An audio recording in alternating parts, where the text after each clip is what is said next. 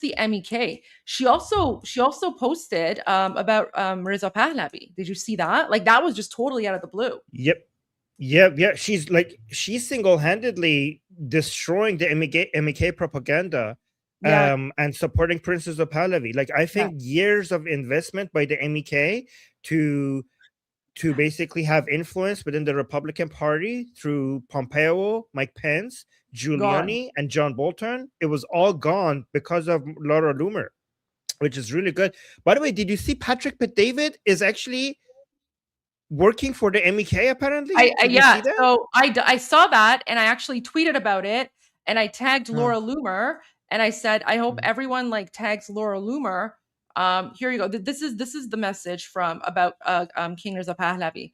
Yeah, so I actually put a post about Patrick Bet David working with the MEK.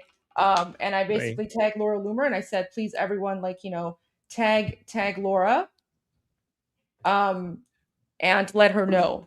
Tag Laura, let her know this is going on so she can take care of PBD and add him to the list. But yeah, like Laura Loomer out of nowhere, she just like came out and she's endorsing Reza Pahlavi. And like she has been very quiet on this, right? I was speaking about this last night and I was saying like Laura Loomer's a very smart person. So I think, given what is happening in Iran, she probably did her digging. And even Laura Loomer, very, very smart person, she's realized that the only person is Reza Pahlavi. So I don't think the Venezuela situation is going to happen in Iran, but we have to Right. continue. Like we have to continue the push Yep. to support His Royal Highness, right? Yeah, because it's exactly because of this push that it's not going to happen in Iran, because the Venezuelan people didn't come out and support Machado in the way that the Iranian people are coming in and supporting Princess of Pahlavi. Like, they weren't shouting her name in the streets. What happened in Venezuela is it was only America. It wasn't the Venezuelan people. But what's happening in Iran is led by it's an Iranian revolution. It's not an Yeah, American revolution. Even though yeah, we appreciate the support, though, but it's Iranian led. yeah. By the way, I saw J.K. Rowling She retweeted me. noticing she retweeted you, she quoted you. That was amazing. Oh, you know what? It gets even better. It gets even better. So just FYI, wait, let me Yeah. pull this up here. Let me go to home. Where's my search thing? Yes. So JK, she follows me now. Do you see that? Yes. Oh my God. So after That's after true. that tweet, yeah, so she follows me now. So, JK Rowling and I, we're pretty much like besties at this point. Like we're Best. BFF. Just saying. And Just yeah, saying. like she's so amazing. So she actually responded. So how did I find out that JK Rowling retweeted me is because my sister loves JK Rowling, like absolutely loves her. Right. And so, she follows her, and then I guess like this popped up on her life, on her, X or whatever. And then she sent it to me and she's like, oh my God. And then, I had a whole panic moment. I had like a fangirl moment. It was all live streamed. So people all saw my live stream. But anyway, so I responded to her. And I said, thank you for using your platform to raise awareness. And then I, give a shout out to my sister. My sister, Rosie Gamari, is your biggest fan. She loves you and loves Harry Potter. And then my sister woke up to this message, and that totally made her day. Give my love to Rosie Gamari and tell her I'm honored. So my sister is having, with Wow. all of the emotional ups and downs, this actually, this made my sister feel really, really good. So this is like, Christmas came early for my sister because now, JK Rowling, um, you know, tagged her and said, give all my love. So that was really nice. But more than that, it's not just that. So not only did she retweet me, she also responded to a comment that I made, um, and that has gone viral as well. So where is it? Let me find that for you. So that's also like giving a lot of Iranian people hope, and like it's just amazing. So last night when she retweeted me, I wrote, JK Rowling is using her platform to raise awareness about Iranians fighting to free themselves from Islamic oppression. Thank you so much. And then she said, I only hope the Iranian protesters know that millions of hearts are with them and how much we admire their courage. And so amazing of her, amazing of her. But not only is that giving Iranian people hope, but it's amazing that she's using her platform to raise awareness about Iranians fighting against the Islamic Republic. So just with these two messages, she has shone a light on what's happening, right?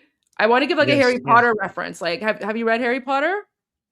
Yes, of course. I used to be obsessed with the books. So she's basically the Patronus. She's the Patronus in the Islamic Revolution, right? Coming in like an angel, shining light to go after the dementors of the Islamic regime. But there you go. So that's that. But okay, let's go to the update. What do you have for us? Can you up? I got two videos, one from Qom, one from Kerman. Do you want to see them? Yeah. Look at that. Is this right now? Yeah. This is right now, Qom. Oh my gosh. So for people who don't know, Qom is the most religious city. Well, I mean, either the first or the second most religious city, supposedly most religious city in Iran. Look at this is just from minutes ago. Yeah. So we have a Kerman one as well. Oh, the Kerman one. Okay. Well, let me. All right, play the one from Kerman. Sorry. Do you?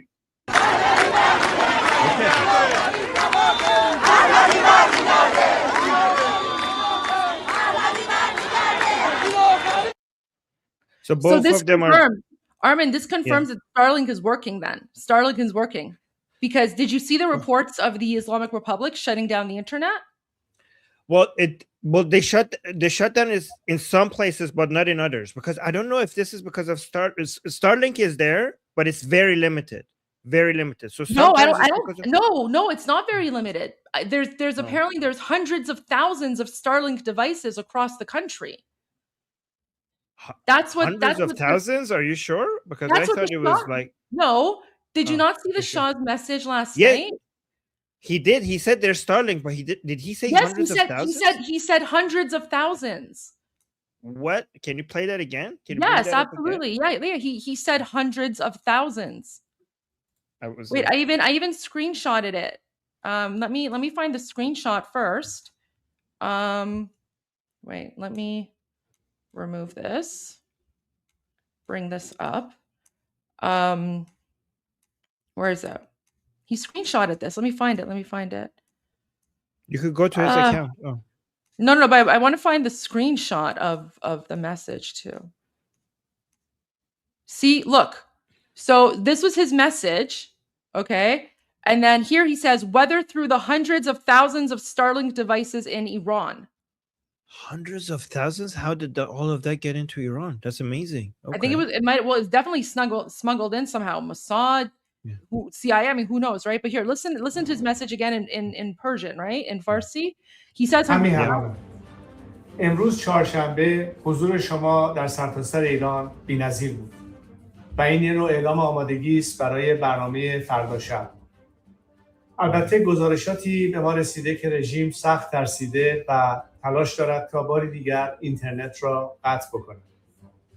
البته بدانید که ارتباط ما قطع نخواهد شد، چه از طریق صدها هزار دستگاه استارلینک که در ایران هست و یا از طریق شبکه ایران اینترنشنال و منوتو. صدها هزار. And then his team translate, because this is the official translation from his team, right? Yep. So hundreds of thousands of Starlink devices. He said that. Yeah, that's pretty cool. What was his last message? Did you see his call to action got more than 80 million views? Like it's now 90. I think now it got to 90 million views on Instagram. 90 on million Instagram. Views on Instagram. Oh yeah, yes. Instagram is huge. A lot of Iranians use Instagram, right? So Instagram is where. But this is historic. 90 million views, like almost the same size of the population of Iran inside and outside. 90 million views is call to action.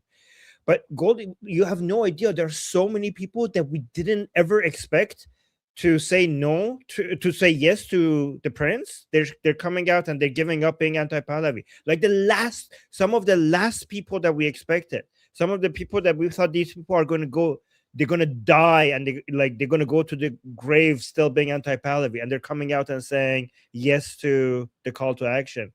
So I think it's over. Like I really think it's over. You think so? Yeah, I think this is the beginning of the end. However, I said on my Persian channel, I told people that don't go home until Pahlavi is home. Oh, of Because course. I said, yeah, I told them that if Khamenei dies, if Khamenei leaves, if the IRGC gives up and surrenders, if you captured Sado Sima, none of this means that we have won. The only thing that the only thing that shows that we have won is when Prince Reza Pahlavi steps off the plane in Tehran. That's when we have won. So don't go home. Don't end this revolution until your king is home. That's what I said.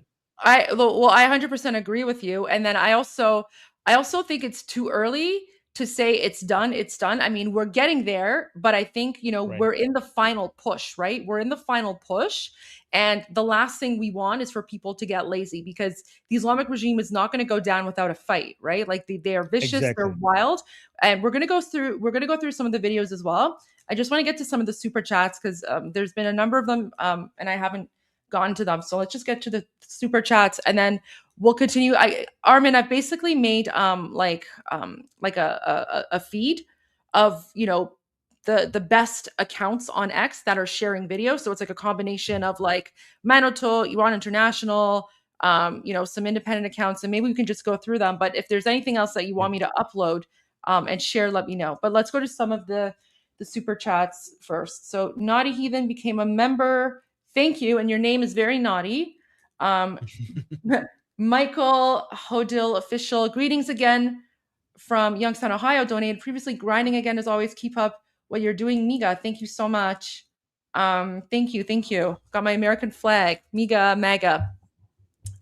Carnivore says, I wonder, since the US president is monitoring, if that means the US has surveillance aircraft watching high up. There are a lot of American military in the area near Iran's border. That much I do know. I mean, that's a very, very good point. Oh, wait, let me. I think Mossad has more. I think Israel has more surveillance right now than United States, in my opinion. I think they're watching everything. From inside Iran. I think Israel and Mossad is watching everything very closely, and I bet you Mossad is actually supporting the Iranian people behind the scenes in ways that we're not going to know, maybe ever, or maybe we will know for like in many years later. But I bet you they're doing. The Mossad is right now inside Iran and is protecting in their own ways. They're protecting the Iranian people. Yeah, I mean that's definitely, I mean, a possibility for sure.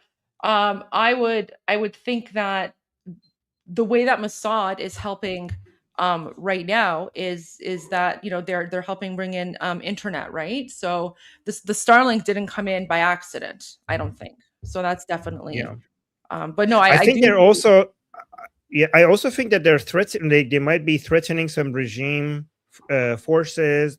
There, one reason why you're not seeing the different regime forces involved, I think they're being attacked, or I think they're being threatened by different Israeli elements right now within Iran. That's what I think as well. Definitely a good point. Well, because we spoke about that, and that's how they were targeted during the 12-day war. So you're right. Yeah.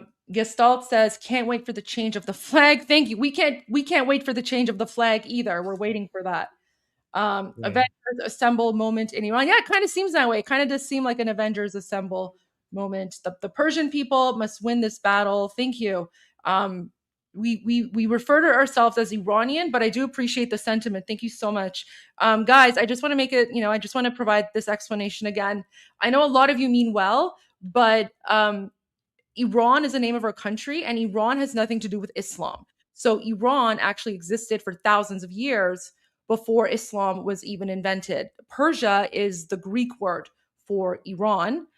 So it's similar to how, let's say, for example, in Germans call the country Deutschland, but in English, the country is called Germany, right? So there's Deutschland, Germany. So it's the same thing with Iran. It's Iran in our own language, and then some people say Persia. So I just want to point that out. So and Iran has nothing to do with the Islamic Republic or Islam. But thank you so much for that. Really appreciate your support. Armin, anything you want to add? Another thing you want to mention is that Iran is 50% Persian or a Yeah. little bit more, I think. And they right now the people who are fighting, they're not just, I mean, they're all speak Persian, but we also have the Kurds fighting, the Azeris are fighting, the Bakhtiaris, the Gilakis. Oh, Goldie's people, the Bakhtiari people, the Baluchi, everybody is fighting. I just got a message from Zahedan telling me that, Armin, we're going to fight. I'm going to send you some videos. So even everywhere. Yeah. Turkmen, Azeri. Oh, Goldie, Tabriz. In Tabriz, people are coming out and saying Are Shah. they? Shah. Yeah, in Tabriz. Okay. And because Tabriz is like one of the places where you'd be shocked that is this pro Pahlavi, right? So a lot of people expect for Tabriz to be not very pro Pahlavi and more cessationist type of people, but Tabriz has risen and they're saying pro Shah chants in Tabriz, and a lot of people were like, okay, if Tabriz is now giving pro Pahlavi chants, then it's over. Like the whole Iran is pro Pahlavi then. So even Tabriz has joined us. That's Well, not even, amazing. especially. Well, Yeah, that's fantastic. I love that. yeah. ترامپ استریت رمز است پیروزی نزدیک است. اینو میخوام به فارسی بگم. اینو باور میکنی شما؟ چون الان دومین کسیه که اینو به من گفته، ولی من نمیدونم اگه این واقعیت داره یا نه. حالا نمیدونم. I have the video. نه I'm not talking about whether or not it's real. این که میگن مثلا رمز پیروزیه or whatever. I don't know. Like I'm just saying این اطلاعاتو من فقط میخوام بگم خوشداریم اینه که کسایی که تو ایران هستند خودشون این حالا اطلاعاتو میدونن چی درسته چی درست نیست. حالا we'll see. But what is he like? What are they suggesting? Are they talking about the sign, the Trump Street sign? They're basically saying like follow the signs, but I just want to like follow the Trump Street signs or something. It could be true, it could be not, but I just want to say like I don't want to give advice or information. Like people in Iran, they already know what's going on, and I don't think it's our place to give info that may very well be false. So my message again is really good point, Goldie. And I think really good point. And I think the only message that we need to be amplifying is whatever the prince, whatever the king is saying. Nothing more, nothing less. Any extra information that is needed, the Iranian people will figure that out inside the streets as they are going through the revolution. But for Iranians outside of Iran, the only messages that needs to be recommended and amplified is whatever the prince himself is putting out there. 100% I agree. And so I just want to add that disclaimer. So دوستایی که اگه تو ایران هستین و دارین نگاه میکنی به این مثلا اطلاعاتی که داره میاد از اینایی که مثلا سوپر چت میدن، لطفاً اهمیت ندین، خودتون اطلاعاتو دارین، ما اینجا نیستیم که بهتون اطلاعات بدیم. You guys know where to get the information from. Very good. Very on point. Well, I just want to say that. I mean, I'm sure it's, it's good intentions, but again, like this is our role here is to give the outside world an insight into what's going on in Iran. Starlink is up in Tehran. Okay, thank you. That's great to know. Vaka says Tehran is entering a digital blackout as internet connectivity falling in various regions in Iran per NetBlocks. So NetBlocks monitors the regular internet. Starlink is separate. So even if like because I already said the Islamic Republic is shut down internet, the IVP6, but that's not going to impact Starlink. And so a lot of Iranians still have access to internet, even though it's been shut down and even though NetBlocks is showing it. Yeah, Armin? And also another thing that Prince has warned, that when the internet gets cut out, that itself is a call to action to go into the streets. I mean, think about it. What do you do? Like the regime is now cutting the internet and also cutting. Sorry, let me just turn this off. And cutting electricity. So what would that achieve? Basically, that's actually good. Like if you were at home in Iran, like scrolling on Instagram, trying to figure out what's happening, shut down the internet, get into the street. Like you shouldn't be scrolling on all Iranians should be in the streets right now. You shouldn't be like on Twitter or on X or on Instagram or on YouTube. So maybe the regime cutting the internet to some people helps them have nothing else to do but go into the streets. So that might actually work in our favor. Yeah. Oh, I agree. Okay, so Amit Yanuka says saw the president of Israel today. Cool. Okay, Apollo Zeus, J.K. Rowling asked me to give you this. Oh, it's a wand. Thank you. Thank you for that. Okay. Ori Deckel, we love you from Tel Aviv. Thank you. Thank you. Love you back. I'm Israel Chai. Cristiano Ronaldo, I just heard the news that north of Tehran has come out. Before it was just the south. Okay. Well, we're going to get to the news in a moment as well. But thank you for that.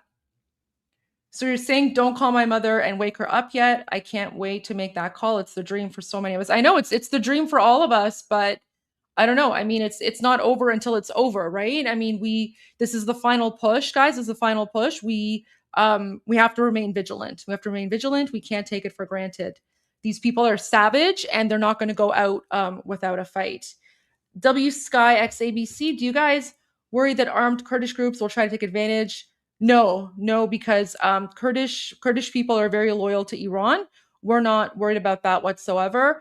The Kurdish people themselves, they will take care of the Kurdish separatists who are actually outside of Iran. They don't live in Iran. The Kurdish separatists are outside in like Iraq or wherever, and Iranian Kurds themselves will take care of the Kurdish separatists.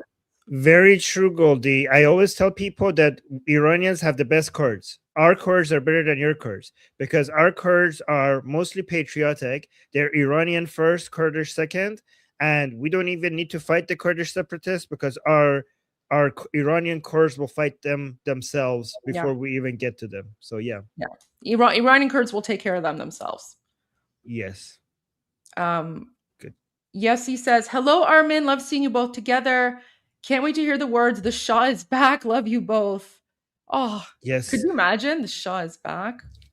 Yeah, and I think that's very symbolic because when the Shah left Iran, there was the title of the newspaper that everybody was holding in the streets, Shah Raft, means Shah left. So it's very symbolic if now people will hold signs similar to the sign that people were holding in 1979 that the Shah has returned or the Shah is back.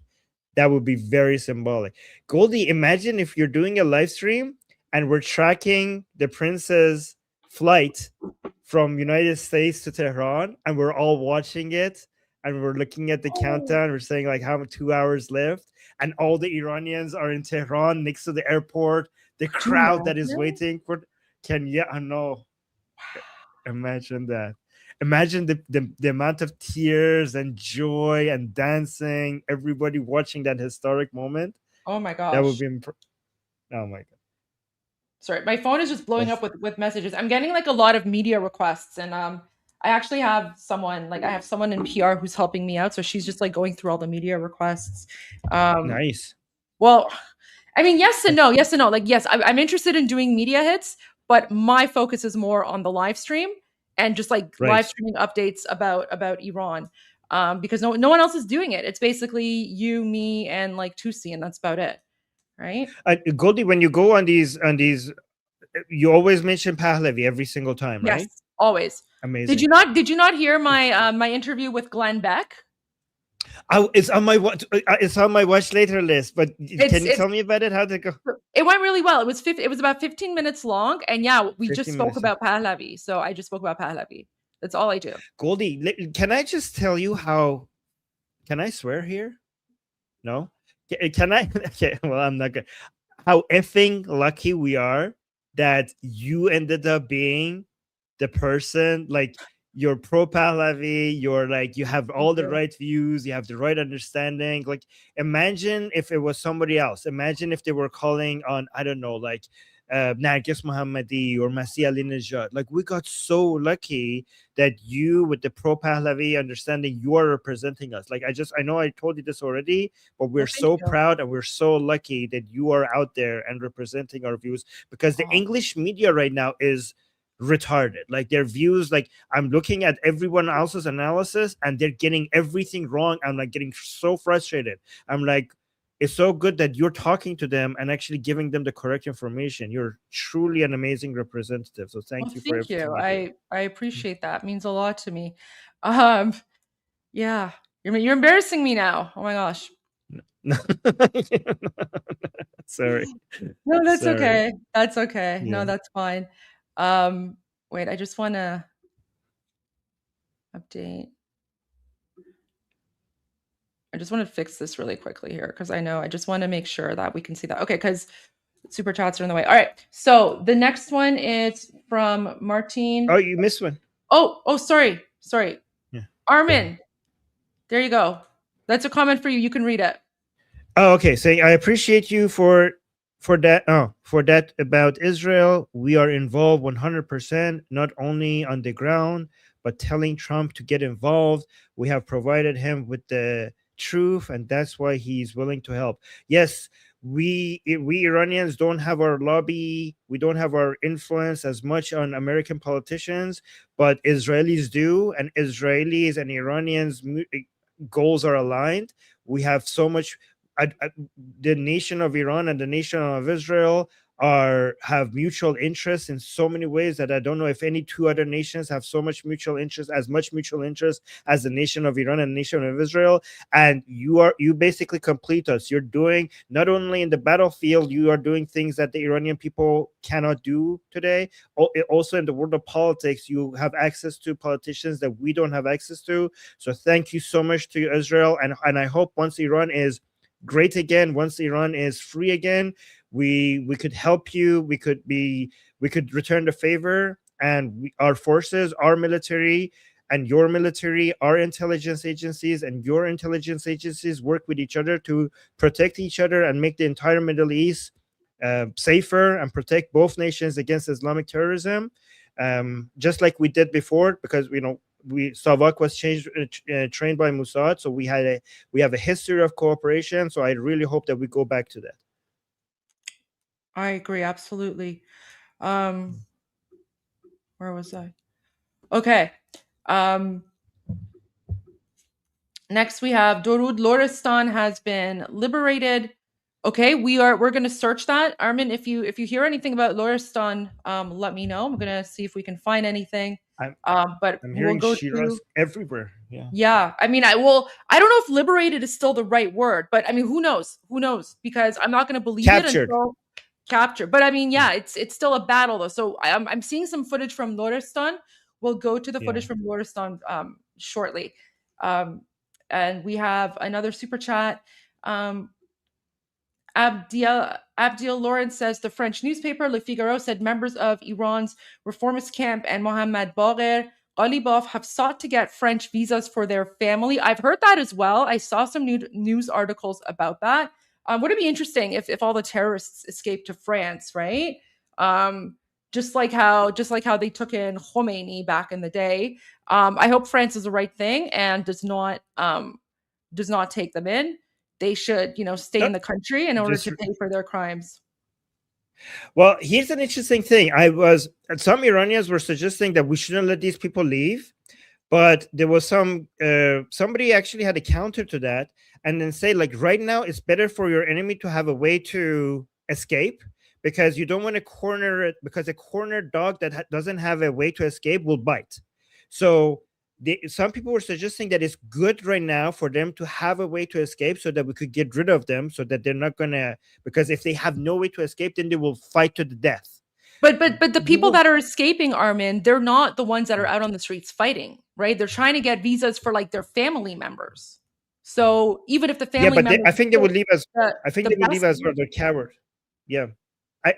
I think if they run away, there's not going to be anybody commanding the Basij. Like when the Basijis and the Sepahi, when they see the leaders are gone, they will be not motivated to fight anymore, because that would be a signal to them that everything is falling apart. So maybe that would be a good sign. I mean, even if they escape, we will worry about getting them back to Iran and punishing them for their crimes later. Right now, maybe you're right, but I think maybe it's not that bad if they actually manage to escape, so that the regime forces think like, oh my god, so this is the end, I guess. So there's no resistance, is futile. Could be. I don't know. We'll have to monitor that and see. Lady Ariana, Iran means land of the Aryans. Our self-given name has been Aryanum or Ariana. Persia is just one of our provinces, like Texas is one of America's provinces. Yeah, we are the Aryans or Iranians, 100%. Yes. And by the way, Armin also means the protector of the Aryan land, my name. There you go. Wow. Yeah. And guys, Aryan doesn't mean the thing that Westerners think it means. That the Nazis changed it to mean something else. Okay. Yeah. Aryan is a way of life. Aryan is a set of cultures and a set of languages. Aryan just means a noble person. It has nothing to do with, genes and blood. It's a set of values and a set of it's a language group. Okay, so it was the Nazis took the word Aryan and they changed it to something evil that doesn't represent what the word Aryan actually means. Aryan is not a bad word; it's actually a good word. Yep. I agree with that 100%. Let me just fix the layout here. Okay, so next one.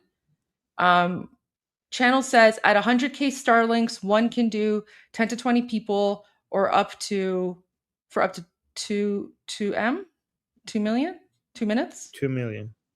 Okay. No, up to 2 million. So you're saying like right. So if once okay. Yeah. So if one Starlink device could cover 20 people, then 100K Starlinks could cover 2 million people. That's what he's saying. Okay. D. Howarth says there are reports that the Islamic Republic of Iran has unleashed Hezbollah, Iraqi militias on the protesters. 100%. That's definitely the case, and we are going to get to the footage. So, guys, we still have some more super chats, but I think I'm gonna, pause it there for now, and then we're gonna go back to the super chats in 30 minutes at 1:30 because that way we can sort of have a structure where Armin and I give news, provide updates, and then we'll go to the super chats for a bit and then continue. So our next super chat break will be at 1:30 in about 30 minutes. So feel free to keep them coming. All right, Armin, what do you have for us next in terms of I have three. video? I have 3 more videos that just came out. These are from minutes ago. If you want to see them. So let me just change the layout on. Let me just change the layout on the stage here. Which one do I want? Here we go. Okay. Literally doing this. Oh no, I don't want that. Okay.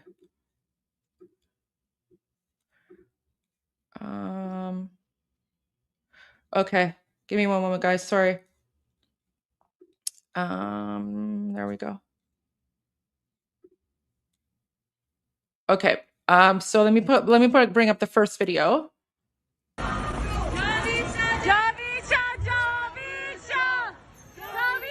So this is Shiraz just minutes ago.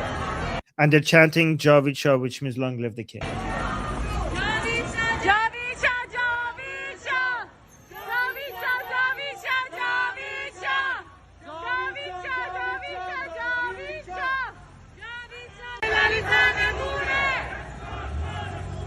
So they're saying Emsal Sal Khune, Sayyid Ali Sarnegune, which means this is the year of blood, and Ali Khamenei is going to be toppled.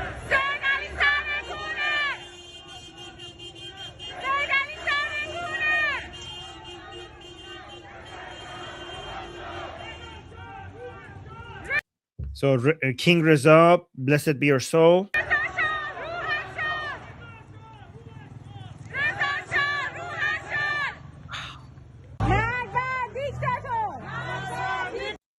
Death to the dictator.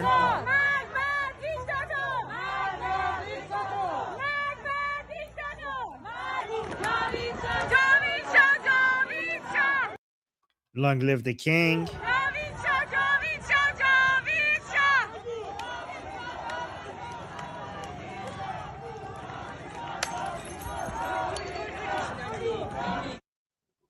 So, by the way, do you want me to keep downloading videos as they come? You can definitely do that. I'm also want to go to like my live stream feed. So let's play the videos that you have, and then we'll go to the live stream feed, and then that way that'll give you some time to download more videos, and add them as well. So I think that would be a good way to do it as well. Great plan. So this is Shahranur and Shahranur, and they're basically saying in آخرین نبرد پهلوی برمیگرده, which means that this is the final battle. Pahlavi will return. این آخرین نبرده. این آخرین نبرده. این آخرین نبرده.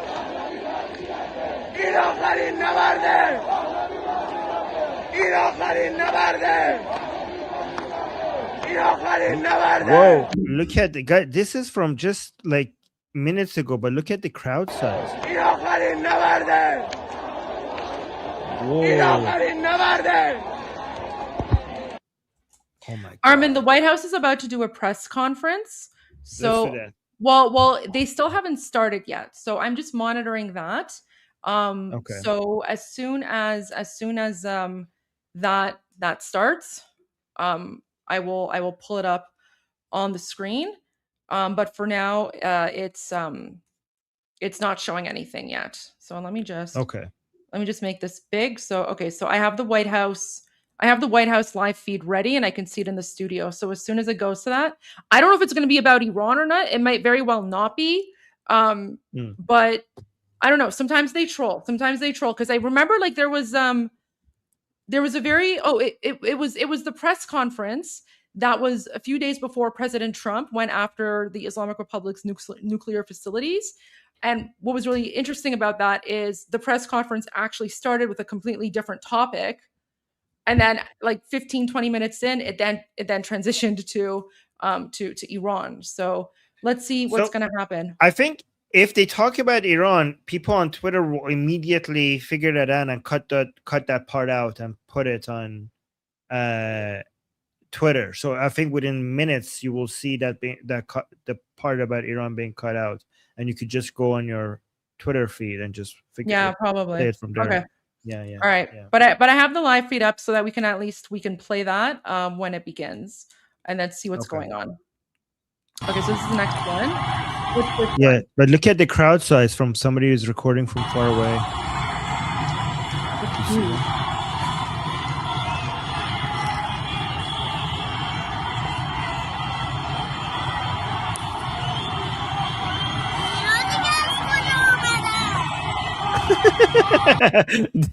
The kid is shouting, "Where did these people came from?" That's so cute. Yeah.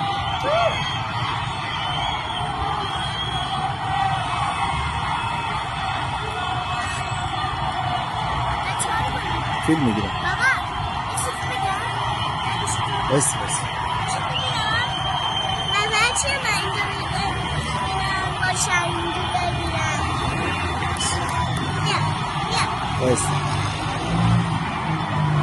The kid is trying to talking to the dad. The dad is saying like, wait, I'm recording this.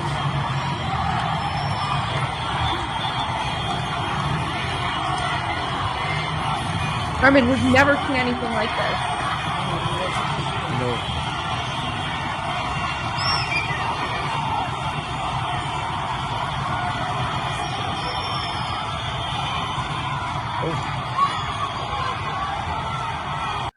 Goldie, are you from Ahvaz? I am. Ahvaziyam. Okay. Okay, I think I just got a video from Ahvaz. Just right now from Ahvaz. Show me my people.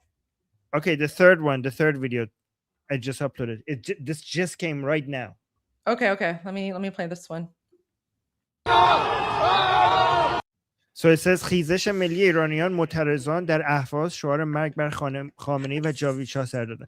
So this is the revolutionaries in Ahvaz city, Goldie city. They're saying death to Khamenei and also long live the king. Yes.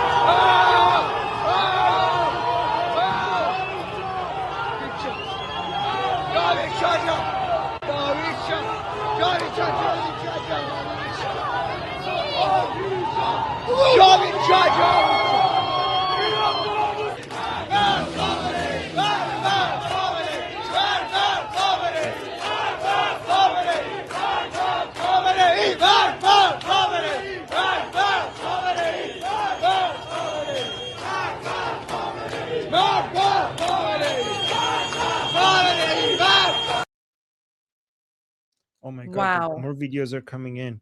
So yeah, go to the next you want to one. do the two? Yeah. Okay. So wait. So this one has disturb. Maybe it's blurred. Yeah, but it might be disturbing. That's fine.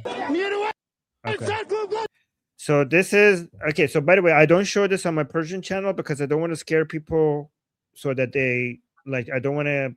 But the world needs to see this. But the Iranian people would try not to highlight people shooting at the regime forces shooting at the people. But this one is شلیک نیروهای سرکوب به شهروندان معترض در کرمانشاه. So this is in Kermanshah, and the regime forces are shooting at the citizens apparently.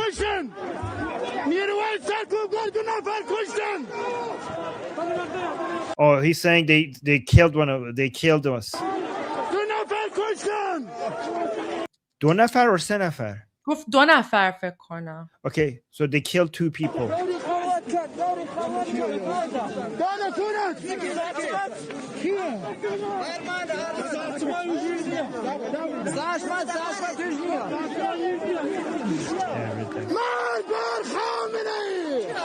So he look at how angry they killed 2 people, and he's saying death to Khamenei, and with such anger.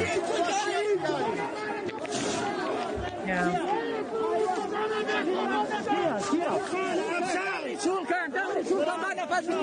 So when it's showing the body, it blurs it out. So that's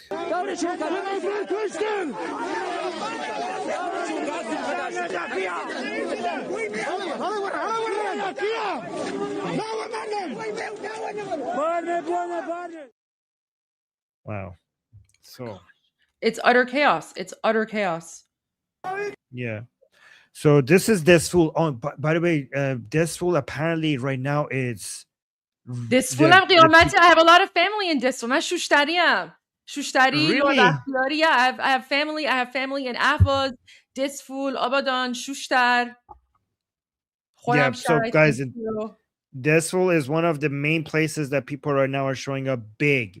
So let's watch this. So they're saying, long live the king, Javid Shah.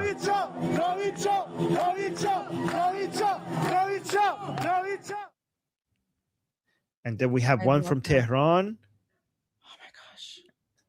Armin, does this I was going to say, Armin, does this mean that like we can go back to Iran soon? Like, are we going to celebrate Nowruz in Iran? Could you imagine? Yeah, no, right? Oh my God. Could you imagine being able to like actually go back to like our home country and not have to worry about being murdered? Right? I'm having a hard time believing that's possible.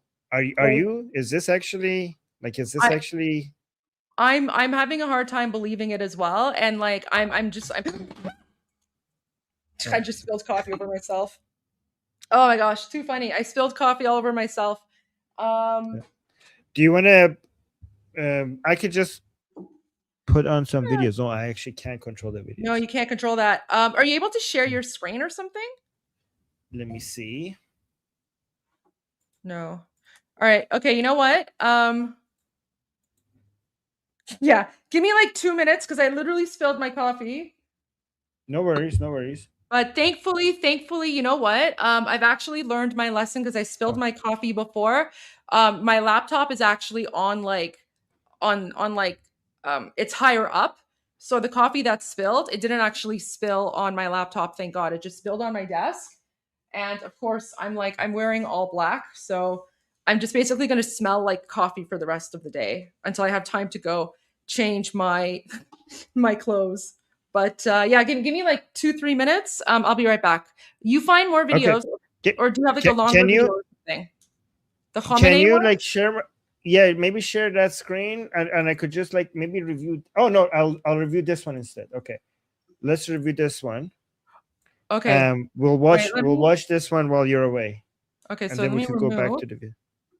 But I think if you're able to share your screen, right, then you can do this for a while. Screen. Oh, perfect. Okay, yeah. So you have control now. Oh, perfect. Okay, we should have done this earlier. Okay. So yeah, you every time you have me on, I could just fill in for you while you're away. There we go. I love that. Well, whatever I spill my coffee, right? So I'll be back. Yeah. I'll be back. I'm sure it happens very often. Oh, jeez. Okay, so let's do this. More than 30 people have been killed and over 2,000 arrested as massive anti-government protests continue to spread across Iran, bringing into question the stability of the ruling regime. Meanwhile, a U.S. senator sent a message to the people of Iran saying, quote, "Help is on the way." So let's get into what we know so far, including what prompted these protests, how the Iranian government is responding, and what to watch for going forward. Now, starting out, these protests were triggered in late December by an economic crisis in Iran that drove inflation to over 40% and saw a corresponding sharp rise in the price of food and basic goods. The Associated Press said, quote, "The protests began first with merchants in Tehran before spreading. While initially focused on economic issues, the demonstrations soon saw protesters chanting anti-government statements as well. Understanding the scale of the protests has been difficult.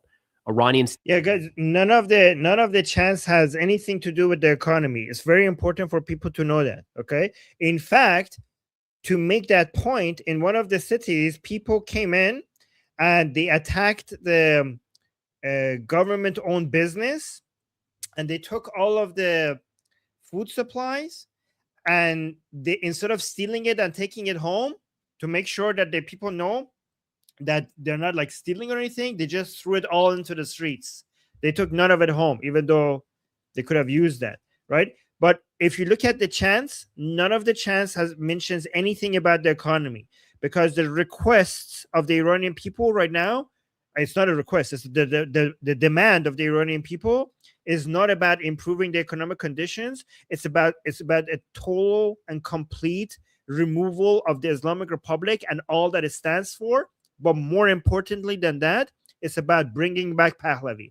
And it's very important for everyone to understand that the Iranian people do not just want to get rid of the Islamic Republic. And this revolution has not been successful, and it's not yet victorious. It's not yet over until Pahlavi is home. Because not only we don't want the Islamic Republic, we don't want anything else that represents the Islamic Republic, the leftist Islamic ideology and the MEK leftist and Islamic ideology that started the 1979 revolution.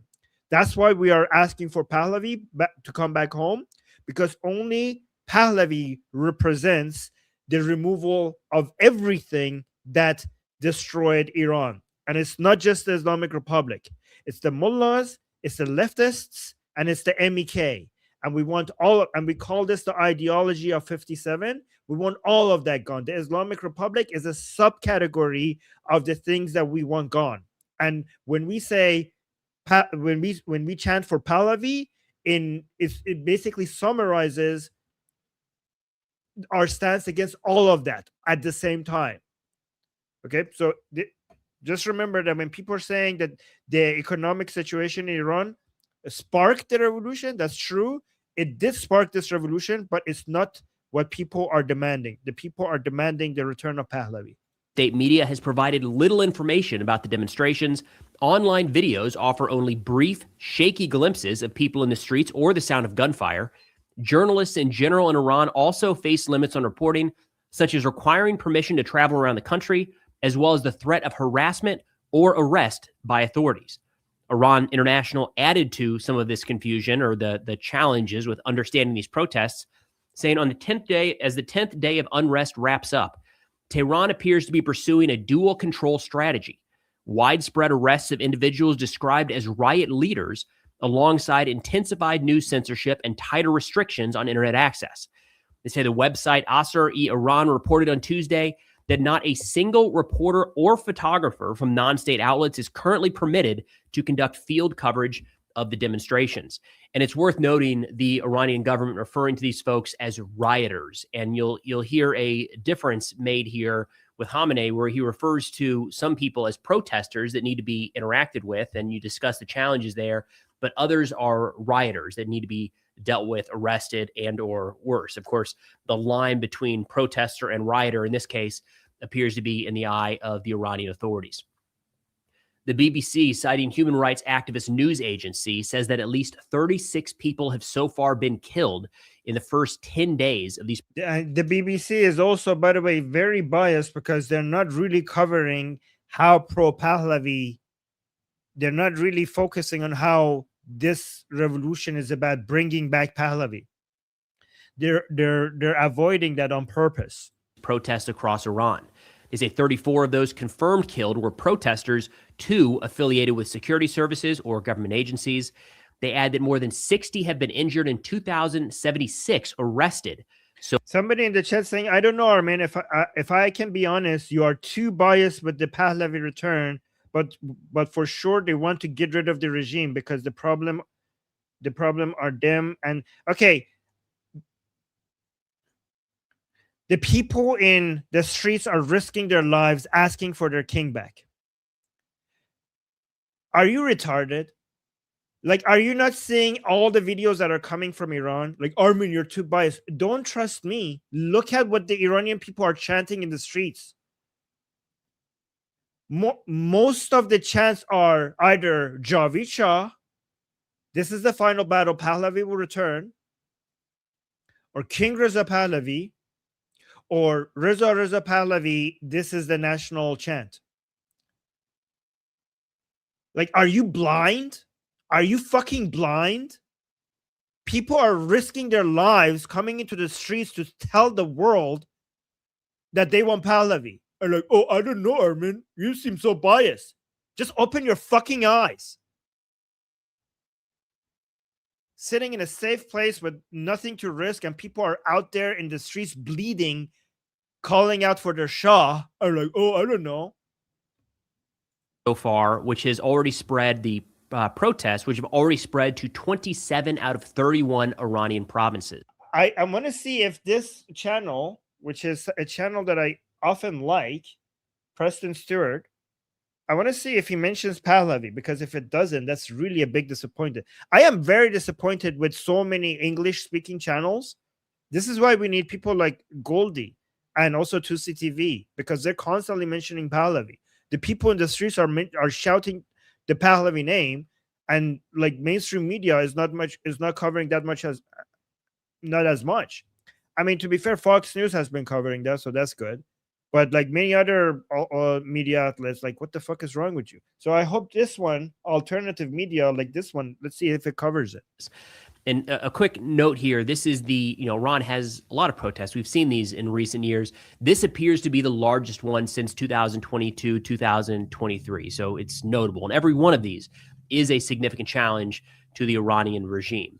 An interesting note is it does look like we're seeing some protesters kind of appeal to President Trump, saying we could use your help. USA, come here, help the Iranian people. There are pictures and videos of Iranians not just calling on President Trump specifically, but actually putting up pictures and pictures and drawings of the president, trying to, again, appeal to the United States to help their cause. Now, real quick, if you find value in any of this report. Yeah, so we need to add something here, okay? When Iranian people are asking for help, please note that the Prince Reza Pahlavi had an interview recently. I think it was with the Wall Street Journal. I think it was yesterday.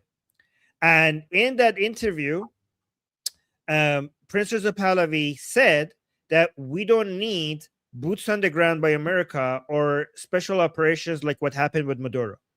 And so many people came out, so many anti-Pahlavi people came out and like, oh my God, why is he doing that? He's so stupid. We need American support right now. He's putting Iranian people's lives at risk by saying that we don't need that. This is exactly when we needed American support. So why is he saying that? And again, let me actually call them out, because these people are retarded. Is Prince Reza Pahlavi himself, when Trump said that he's going to support the protesters by attacking the regime forces if they kill the protesters, Prince Reza Pahlavi came out and thanked Trump for that message. What Prince Reza Pahlavi was specifically saying in that interview is that the type of help that we don't want and we don't need, more importantly, don't need, is any troops on the ground, and we don't need America to come get involved and do a Maduro-type operation and take Khamenei. Leave Khamenei to the Iranian people. What Trump has done and what Israel has done is exactly what we needed. We don't need any American troops on the ground, and we don't need this revolution to turn into an American revolution. Trump has done the exact type of support that we needed, which is scaring the shit out of the anti-riot police by telling them that he's going to come after them. And even if he does something, it's going to be like a missile or a drone or something. There is no boots on the ground. That's the only type of support that we need. It's a type of support that scares the anti-riot police so that maybe they will attack the Iranian people less. That's the only thing we need. Khamenei should be taken by the Iranian people, and the revolution needs to be Iranian. We just need some support. We don't need somebody else to come do our revolution for us. That's what Pahlavi was saying. I want to add something to this. So Dinesh D'Souza, let me pull this up on the screen, and then we'll go back to your screen afterwards. So all right, let me remove your media screen, but keep the screen there because we're going to get back to it in a moment. So Dinesh D'Souza actually explained it perfectly and described perfectly. So yesterday when I put out this message where I said, I'm calling it like this is Iranian Revolution. We're literally in the Iranian Revolution. Like I literally believe this is the revolution. It doesn't mean that we have won yet, right? Like we're still in the midst of the revolution. So it's the final push, and people are out on the streets. The regime is going to be incredibly brutal. So I know that, but like this is it. This is literally the revolution. So it's the final push to see whether or not we're successful. But I put this out like yesterday. It's gotten a lot of attention. Let's see here. Like, I don't know. Oh, wow. 1.7 million views already on X, 100,000 likes, 20,000. Wow. That's crazy. But look at what Dinesh D'Souza. So he retweeted this, and, he has a huge following, right? He's like 5. Oh, he follows me now. Oh, very cool. Oh my gosh. Nice. He's following me. All right. I've been following him for a while. But this is the interesting thing that he wrote yesterday when he retweeted my post. He said, the Reagan doctrine. People should fight for their own freedom. We should not fight in their place, but we should do what we can to help. In this case, helping the people of Iran overthrow the regime of the mullahs is both morally right and very much in our national interest, right? And that's the difference. That's the difference for everyone watching and listening is, that's the difference between doing the regime change yourself versus helping, right? And so when he's referring to the Reagan doctrine, oh, wait. Administration stand fully behind the heroic men and women of ICE and will always uphold ICE, okay. law and order in the United States of America. The deadly incident that took place in Minnesota yesterday occurred as a result of a larger, sinister, left-wing movement that has spread across our country, where our brave men and women of federal law enforcement are under organized attack. Right now, immigration and customs enforcement officers are facing a 1,200% increase in assaults, a 3,200% increase in vehicle rammings, and an 8,000% increase in death threats. ICE agents are faithfully enforcing federal law to protect the safety of the American people. They're not talking about Iran. They're talking about the ICE agents from our country, which is Yeah. exactly The volume what is up as nearly high as it can be, 80 guys. million Americans elected President Trump and Vice President J.D. Vance to do. Radicals in the Democrat Party are furious over this. They don't want our border secured or criminal illegal aliens being removed. As a result, Okay, so what I'm gonna do is I'm gonna continue monitoring this, but let's go back to the video, your screen. Do you want to continue with this, or did you want to? Well, whatever you want to do. If you have more videos you want to share or something, the screen is yours. So you go ahead and do what you need to do. I'm gonna mute my mic, and I'm just gonna like pay attention to what she's saying in the background, so that just in case it turns to Iran, I can. Okay, so actually, let me go back to. I did want to show this to Goldie as well, so I'm gonna wait for Goldie to come back before I show. No, I'm here. I'm listening. I'm watching you. I'm just muting my mic so you don't hear the background noise. Oh, okay. So I'm gonna based on what, like, going back on what Goldie was saying, like I started a campaign, and this was a kind of a tricky campaign. Okay, this was my plan. So a lot of Iranians were sending. I asked a lot of Iranians to send me videos from inside Iran, mentioning that they support, thanking Trump, thanking Elon Musk, thanking Netanyahu, and also saying I'm Israel Chai. But the most important part was to also mention King Reza Pahlavi, right? And the goal was to get a lot of videos out there showing that the Iranian people are pro-Trump, pro-Netanyahu, pro-Israel, and they want King Reza Pahlavi. So, for example, this video did very well. This one, for example, got 6,600 retweets. And like, let me just play it for you guys. And I just want to clarify that this is, when we're thanking Trump, this is not like asking for boots on the ground or America coming and doing a regime change.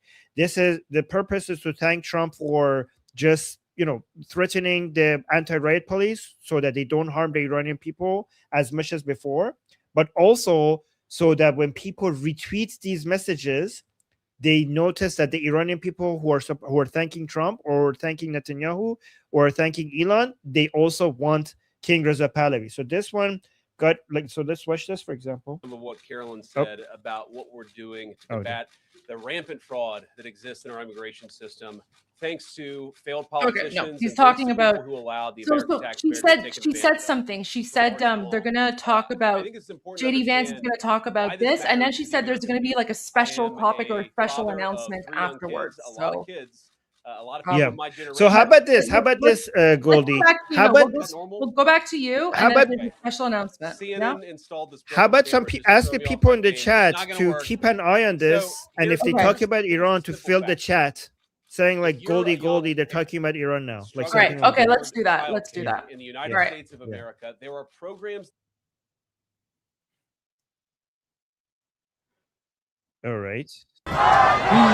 No. Can you do the screen share first? Because I wanted to mention. Share. Moment. The descendants. Well, that one, the screen share. I know. I'm trying to find the screen share. Which one is it? Not that one. The first one.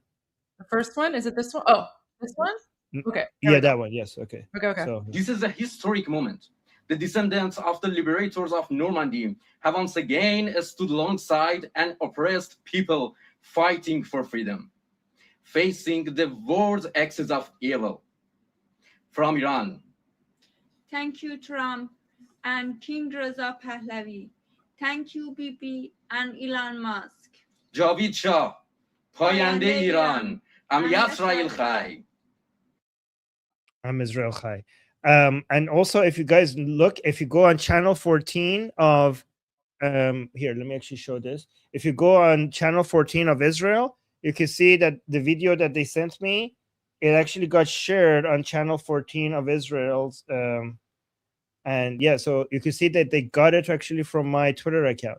And I'm actually, there's a lot of videos like this being sent to me, and I'm sharing them.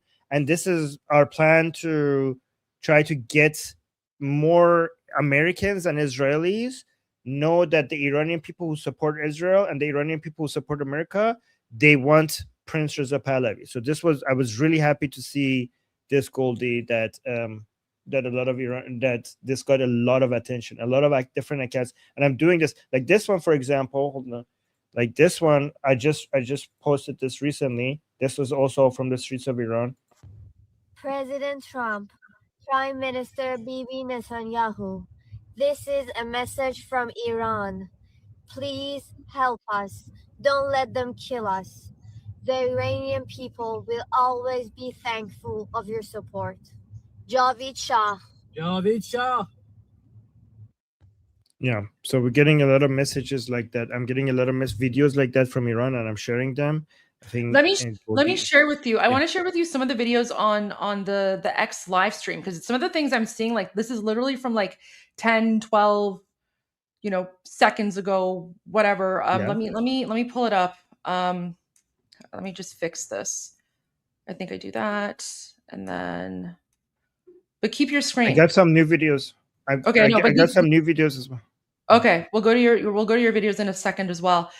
So this is one. Protesters in Cholos have answered the call and decided to chant "Long live the Shah." There's no longer a question. So this is Cholos. Okay. Let me just go here. So.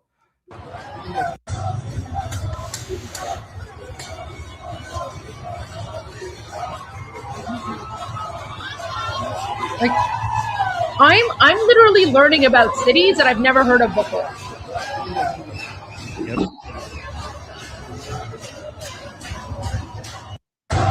I'm learning about cities that I've never heard of before. Guys, it's literally every single part of the country, every single corner of the country. Okay, look at this. So this is اندیمشق. It says حمله تروریست‌های جمهوری اسلامی به مردم خیابان. So the Islamic regime terrorists here, they are shooting at Iranians in the city of اندیمشق. It's happening right now.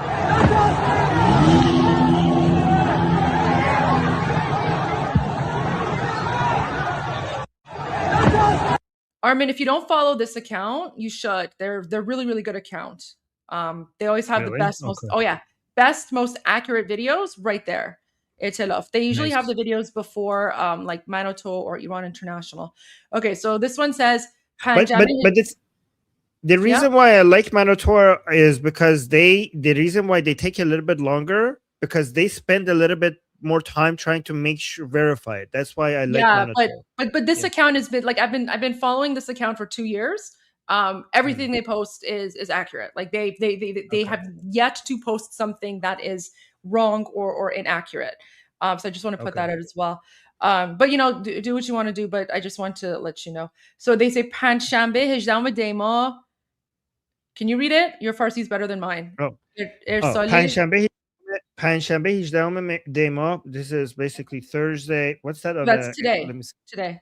That's today. پنجشنبه. So Thursday ارسالی همراهان میهن پرست و پادشاهی خواهان از اعتراضات مردمی در بوشهر با فراخوان اعلیحضرت رضا شاه دوم. So it's saying this is from today. This is our patriotic and monarchist Iranians from basically the city of Bushehr, and they're chanting for Reza Shah Dovom, which is Reza Shah II. That's the current Shah of Iran, right? Yeah. So let's listen. Pahlavi barmigerde. این آخرین نبرده. Pahlavi barmigerde. این آخرین نبرده. Pahlavi barmigerde. این آخرین نبرده. Pahlavi barmigerde. این آخرین نبرده. Pahlavi barmigerde. این آخرین نبرده. Pahlavi barmigerde. There you go. So the chant is that the chant is that this is the final battle. Pahlavi will return. Oh, fireworks. Fireworks from Shahryar. Look at this. Wait. People are putting fireworks in here. Long live the king.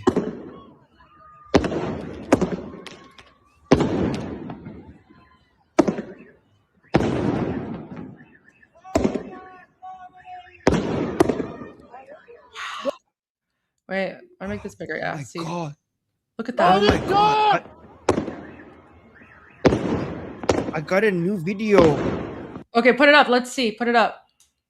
Okay. 1 second. Remove. I'm uploading it. Okay. Look, the third one, the last one that I just uploaded. Okay. Look at this.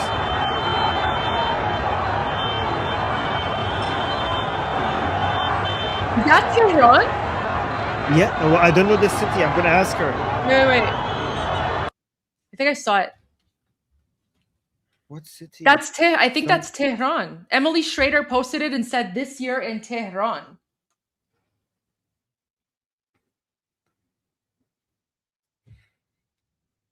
I think this is Tehran, Armin, because Emily Schrader is saying this is Tehran. She just posted the video 3 minutes ago. Oh, wait. Yeah. She's saying this is Tehran. Okay. Yeah. Oh my God. I got another one from Nizam about Tehran. Hold on. Let me remove this one. Guys, look at this. Like in Jama Milyoniye diga. This is it. This is the crowd of million. Look at this guy. Holy shit. Oh my gosh. Okay. The next one? Yeah, Tehran again.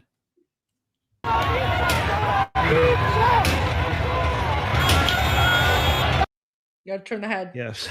Sideways. Yes, I'll turn my screen. I'll turn my screen sideways. Oh my gosh. Wow. That's a massive, massive crowd. Wait, I got more. Hold on. I got one crazy one from Mashhad. Okay. Let me remove this one. Oh, come on. It's taking some time to download. Sorry. It's okay. Okay. I'll go back to the Wait. live stream here. Look Got at it. this. Oh, you got it? It's Okay. here. Yeah, it's my Okay. chat. This one? No, the other one. The other one. Look at this.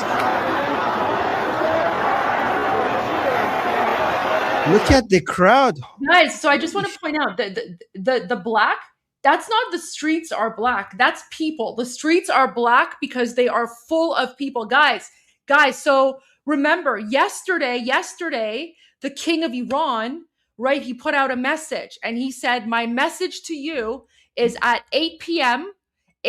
Thursday, you go out into the streets and you call for what you want. And look at this. Millions and millions and millions of people across Iran, right? Across Iran are now out in the streets. The streets are black, right?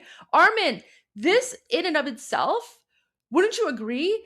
This in and of itself counters any doubt, right, that anyone had as to whether or not Iranians support the Shah of Iran, right? Like this is proof that Iranians only support the Shah, they only trust the Shah, they only listen to the Shah, right? And all those people who are like, oh, he's not the real leader, he has no support. Even Haaretz was like, oh, it's just a few Israeli bots or whatever, right? Look at this.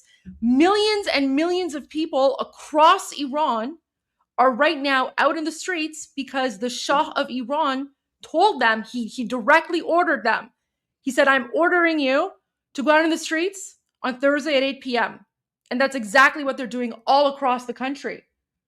Look at this guy.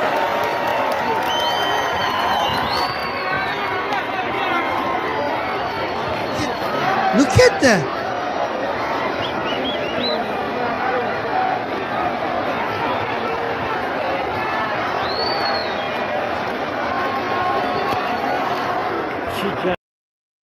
Holy shit. It's over. Oh my God. That's it. But it's the final push. It's the final push because remember his message yesterday said, based on your response tomorrow, he said, based on your response tomorrow and Friday, then, I'll have further instructions for you or a further command or something. So the instruction is very clear. Thursday and Friday at 8 p.m., you go out in the millions in the streets. And that's exactly what's happening right now. By the way, the person that is sending me these, he's saying that he wants me to say this because he's saying this from Tehran. He said, Armin, internet Tehran be kol qat shod. So Tehran's internet is cut completely. And he's saying, Rafiqai man hich kudum internet nadaran. So he's saying that none of my friends have internet. I'm like, then how are you talking to me? Let me see. Yeah. Is he accessing Starlink then? Yeah, I'm going to ask him. Talking to me. Wow. Like, then how are you sending me this? I'm going to ask him. I got one from... Armin. I just want to say something before you joined. I also saw quickly on Manoto News, someone texted in that right before 8 o'clock, the Islamic regime has actually shut down electricity. Narmak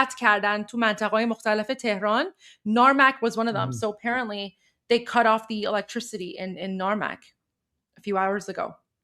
Yeah, they cut the internet in some places and electricity in the other places. Oh, okay. He's saying that he's not inside Iran. He's in outside Iran, but he was getting these from people inside Iran, and then now he has no contact with them because the internet is cut. That's what he's saying. Oh no! Oh, he's saying he's saying there only a few people have internet. I think those are the Starlink people. Yeah, the only Starlink people have internet. The Starlink people have internet. Okay. Okay. So this is significant because this is from Tabriz, and Tabriz was a place that people expected would not join the protests. Okay, because Tabriz is supposed to be like a Turkish, like people accuse them unjustifiably of them being cessationists and anti-Pahlavi. Huh? I said that's terrible that they make that accusation. Yes.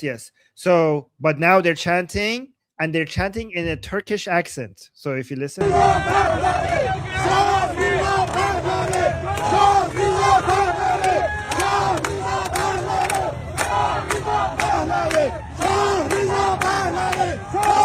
Oh, he's saying Shah Reza Pahlavi, which means King Reza Pahlavi.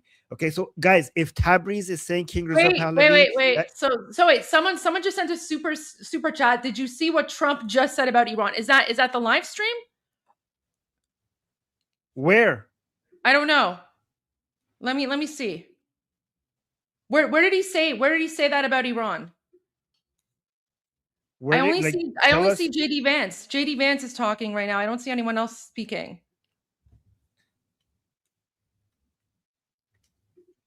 Oh, on Truth Social? Okay. Let me go to Truth Social. Don't you need an account?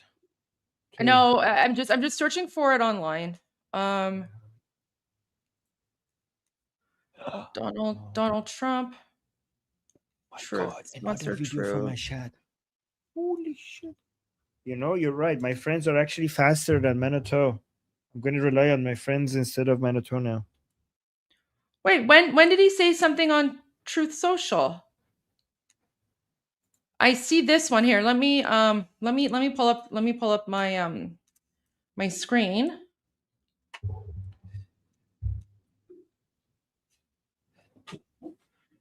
So he put up this Truth Social 57 minutes ago.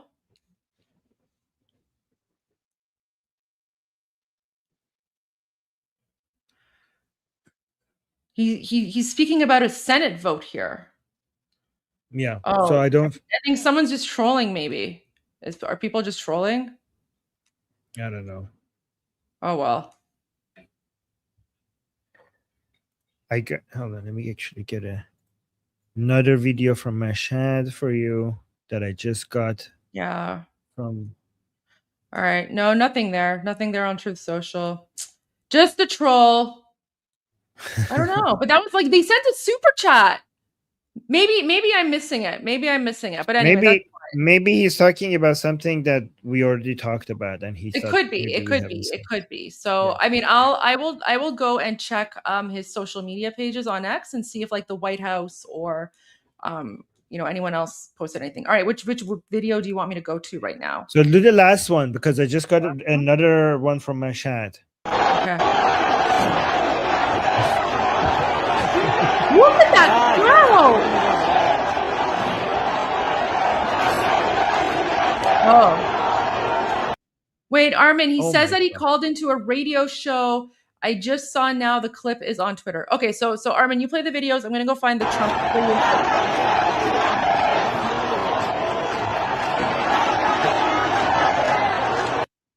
Maybe you could put on my screen so I could just go and look at the feed while you look. Like the X feed, see what other people are saying. Let's do that. Yeah, I think that's probably easier than you just. If it's probably easier for you to just share your screen. Yeah. Than for me to download. Let me just change. Oh, look, Emily. So Emily is putting the video that we showed you from Tehran. Emily Schrader is sharing that right now. Look at that. Okay, let me retweet her. And. So let's see who else. Laura Loomer. Oh yeah, guys, this is the news from Laura. Laura Loomer has become a major asset for us. Surprisingly, all of a sudden, I don't know what happened to her, but I'm not complaining. So Laura Loomer saying Iran's Crown Prince Reza Pahlavi will be at Mar-a-Lago next Tuesday amid the growing anti-Islamic Republic of Iran protests and calls for regime change in Iran. He's speaking at the Jerusalem Prayer Breakfast. No word yet on whether he will be meeting with President Trump. Guys, please pressure Trump so that this happens, so that Trump actually comes and because I know Trump is at Mar-a-Lago right now, I think. So if the Armin, I found the radio clip here. Okay, sure. So this was just like literally a few minutes ago. All right, let's listen into what President Trump just said. Mark Dubovitz, so this is a quote. If President Trump brings down the Islamic Republic of Iran, he will cement his place as the greatest foreign policy president since Ronald Reagan. I think it would actually. I thought I already did that. I was just about to add. With Midnight Hammer, you did that. How much more can I do? You know, we just had Venezuela. We just had Midnight Hammer. Yeah. We settled 8 wars. 8 and a quarter. But I'm willing to accept that. Yeah. You know, I'm willing to accept it. What about Iran? Is the aim with Iran the collapse of that awful 47-year tyranny? Well, I don't want to say it, but I will tell you they're not doing well, as you know, probably better than anybody. They're doing very poorly. And I have let them know that if they start killing people, which they tend to do during their riots, they have lots of riots. If they do it, we're going to hit them very hard. Now, dozens have been killed. I know you don't do red lines, but have you communicated to them what that limit of your patience is? Well, some have been killed by, you know, problems of crowd control and other things. We're watching it very closely. The crowds are so large, there's been a stampede. There's been 3 stampedes, and people have been killed and that, and I'm not sure I can necessarily hold somebody responsible for that. That's not true. They know. That's and not they've been told true. very strongly, even more strongly than I'm speaking to you right now, that if they do that, they're going to have to pay hell. Do you? That was weird. That was Crowd wrong. control? Stampede. They're shooting at people. That's what the regime. That's what the regime is saying. I mean, we haven't seen a single video of like crowd, you know, but you know what though? You know what? I mean, he could be trolling the regime, right? Like he could be saying that as a way to maybe lower the guard and lower the defenses of the regime, right? Similar to how when he attacked the nuclear bases, right? When he attacked Fordo, what he said to the press was that we're going to make a decision within 2 weeks, right? So he said within 2 weeks, we're going to decide whether or not to get involved. But then within 48 hours, right, they had gone after Fordo. So perhaps this could just be, maybe they're trying to, I don't know, catch the regime off guard. I think he might just trying to find an excuse not to get involved right now, and then see if they do more. But just to be clear to your audience, nobody is dying from stampede. All the people who have died so far, they have been killed by the regime. They have been shot at by the regime. There is no stampede. Nobody, Mark not a single Dubovich, person has died from stampede. So I don't know why he's saying that, but I just wanted you guys to know that that's not the reason why anyone is dying. I agree. I 100% agree on that.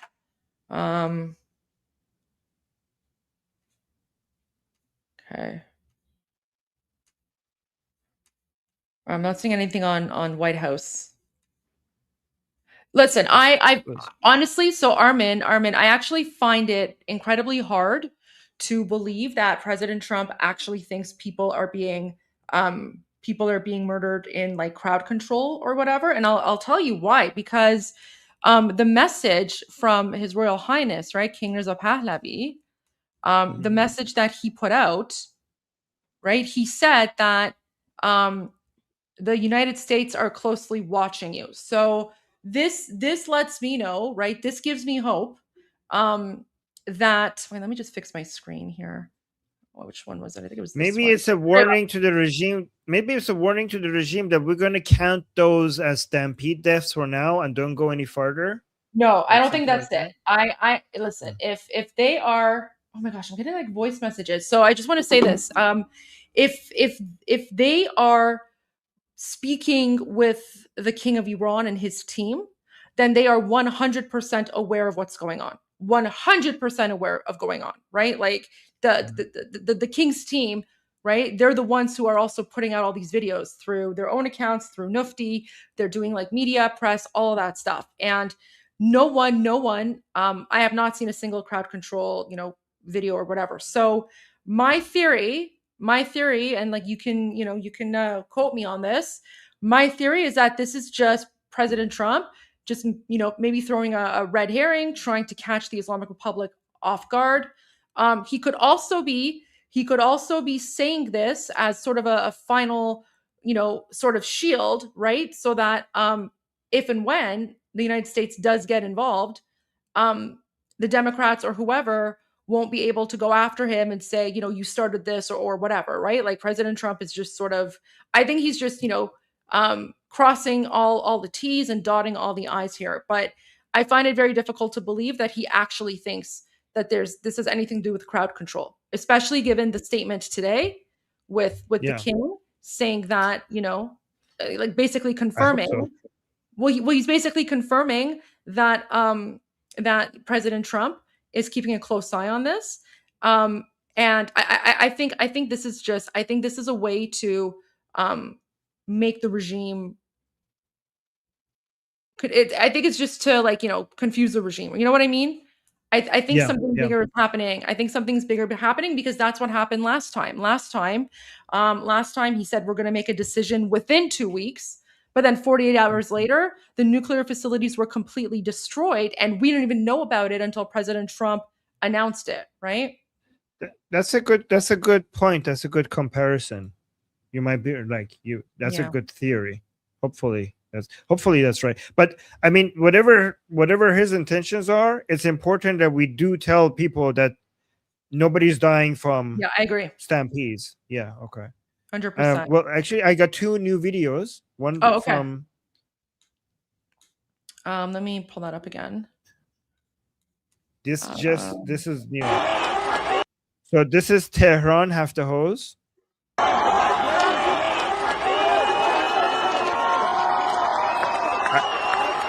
I don't know what is that is on fire. Hopefully, like an IRGC base. I saw this video on the stream somewhere.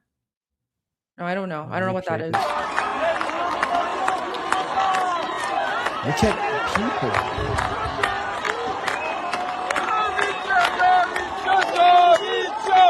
So it's saying Javicha, which means long live the king. Where people are saying where? This is Tehran. This is Tehran, half the host.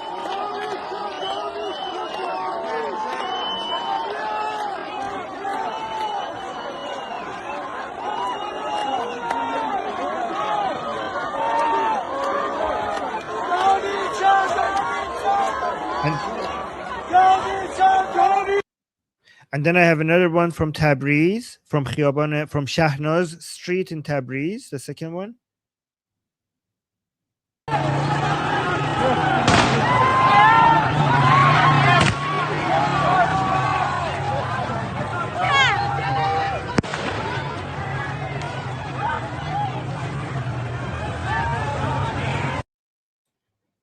Oh, also I have another one from Manoto, a third video. All right, let me know. Okay, I just have to respond to voicemail. Yeah, no worries. Just give me like a minute or so. Okay, then put the screen on so I have more control then. Okay. Yeah, so that you could do that. Yeah. I'm getting like a media request, so I have to. Oh my gosh. All right, I'm getting a media request, so I have to respond to that. Okay, right, you go take care of that then. Yeah, give me like a few minutes and I will be back. Let me just fix the screen for you. There you go. Okay. Awesome. Thank you. All right, let's see what the new updates are. Oh, so this is a new update from the Prince saying, great nation of Iran, the eyes of the world. Oh yeah, this was from an hour ago or 2 hours ago. Great nation. So the Prince just had a post 2 hours ago saying, great nation of Iran, the eyes of the world are upon you. Take to the streets and as a united front, shout your demands. I warn the Islamic Republic, its leader, and the IRGC that the world and POTUS are closely watching you. Suppression of the people will not go unanswered. So let me actually retweet this. And then this is the video that me and Goldie showed you. You see Emily also is sharing that. You saw the crowd sizes. Let's watch this one more time. Look at that.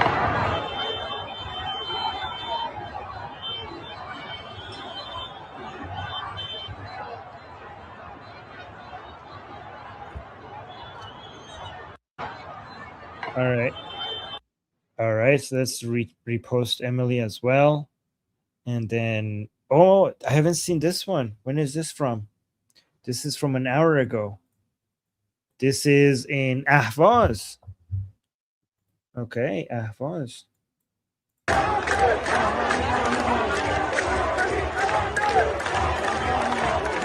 Wow, look at this in Ahvaz, saying that this is the final battle. Pahlavi will return. Amazing, amazing. Let's also repost this one. Where is this one? This is Tabriz. Whoa, where is there something is burning? Tabriz, the protests continue. Let's look at Emily's post here.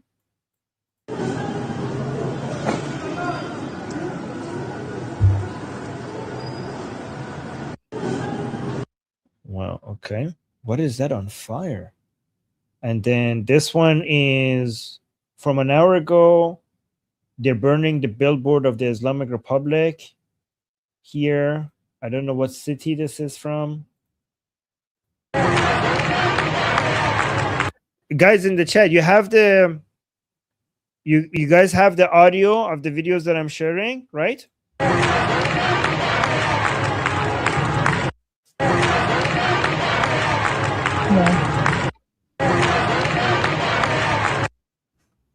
Yeah, we do. Okay, you're saying we do. Fantastic. Okay, good. Yeah, I mean, because I have audio, so I can hear you. So I'm pretty sure people can hear you too.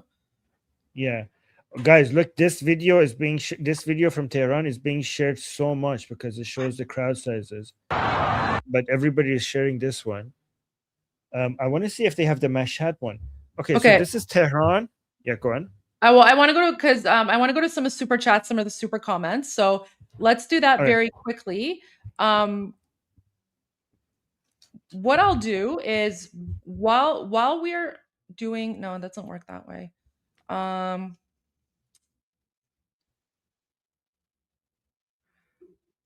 right, wait, how do I do this?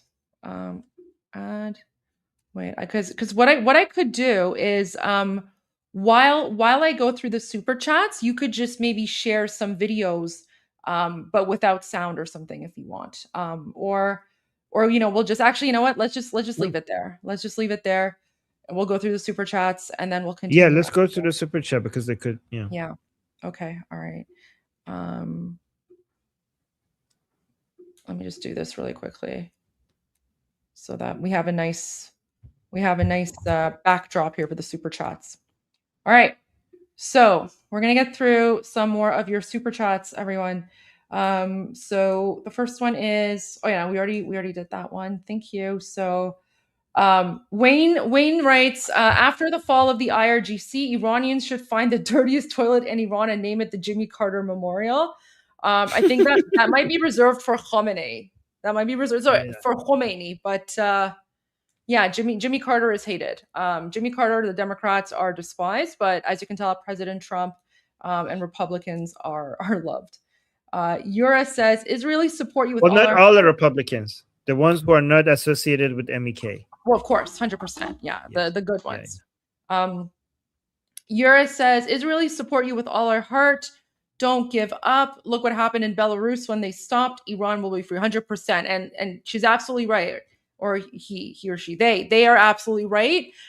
Even though like this is it's the final push, and we cannot give up.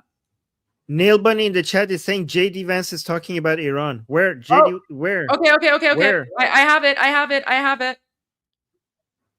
Oh, the press corps. JD. Okay. Thank you, Nail Bunny.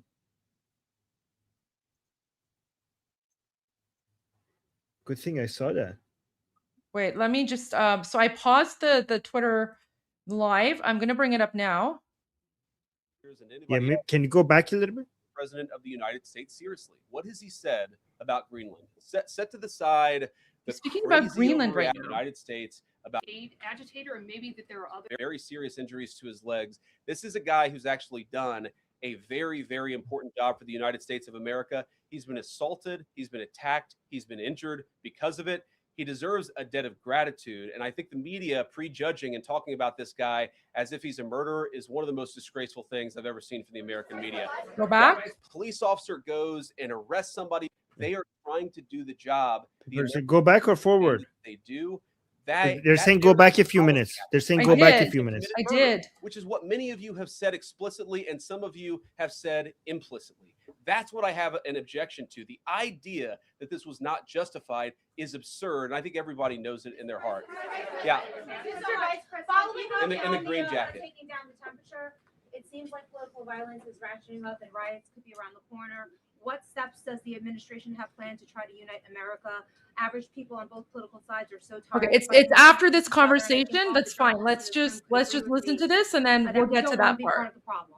Do you have any words to unite America? You know, I know you don't want to be a part of the problem, and I think that's true of a lot of you. I'm not sure it's true for everybody because the reporting over this has been one of the 1 hour, biggest scandals 21 I've minutes. seen in Okay. media. I've never seen a case so misrepresented and misreported when you have a guy who was defending himself and is now being treated as some sort of federal assassin by so many of the people in this room. First of all, let me say about crime. You mentioned violence. One of the things we're proudest about is that you saw violent crime over the last year drop by 20%. Why is that drop by 20%? At least 4 years. So here's the problem. That's not the debate so many people are having. They are actively covering for people who are committing acts of violence against federal law enforcement. Pahlavi. What young mother shows up and decides they're going to throw that in Minnesota, the governor of Minnesota, the mayor of Minneapolis. About disagreement with our policy, don't use your protest as a justification or an encouragement for people to go and incite violence and participate in violence against our law enforcement officials. To the people on the ground in Minneapolis, meaning the local officials in Minneapolis, people and white people, there are Democrats, clear fraud.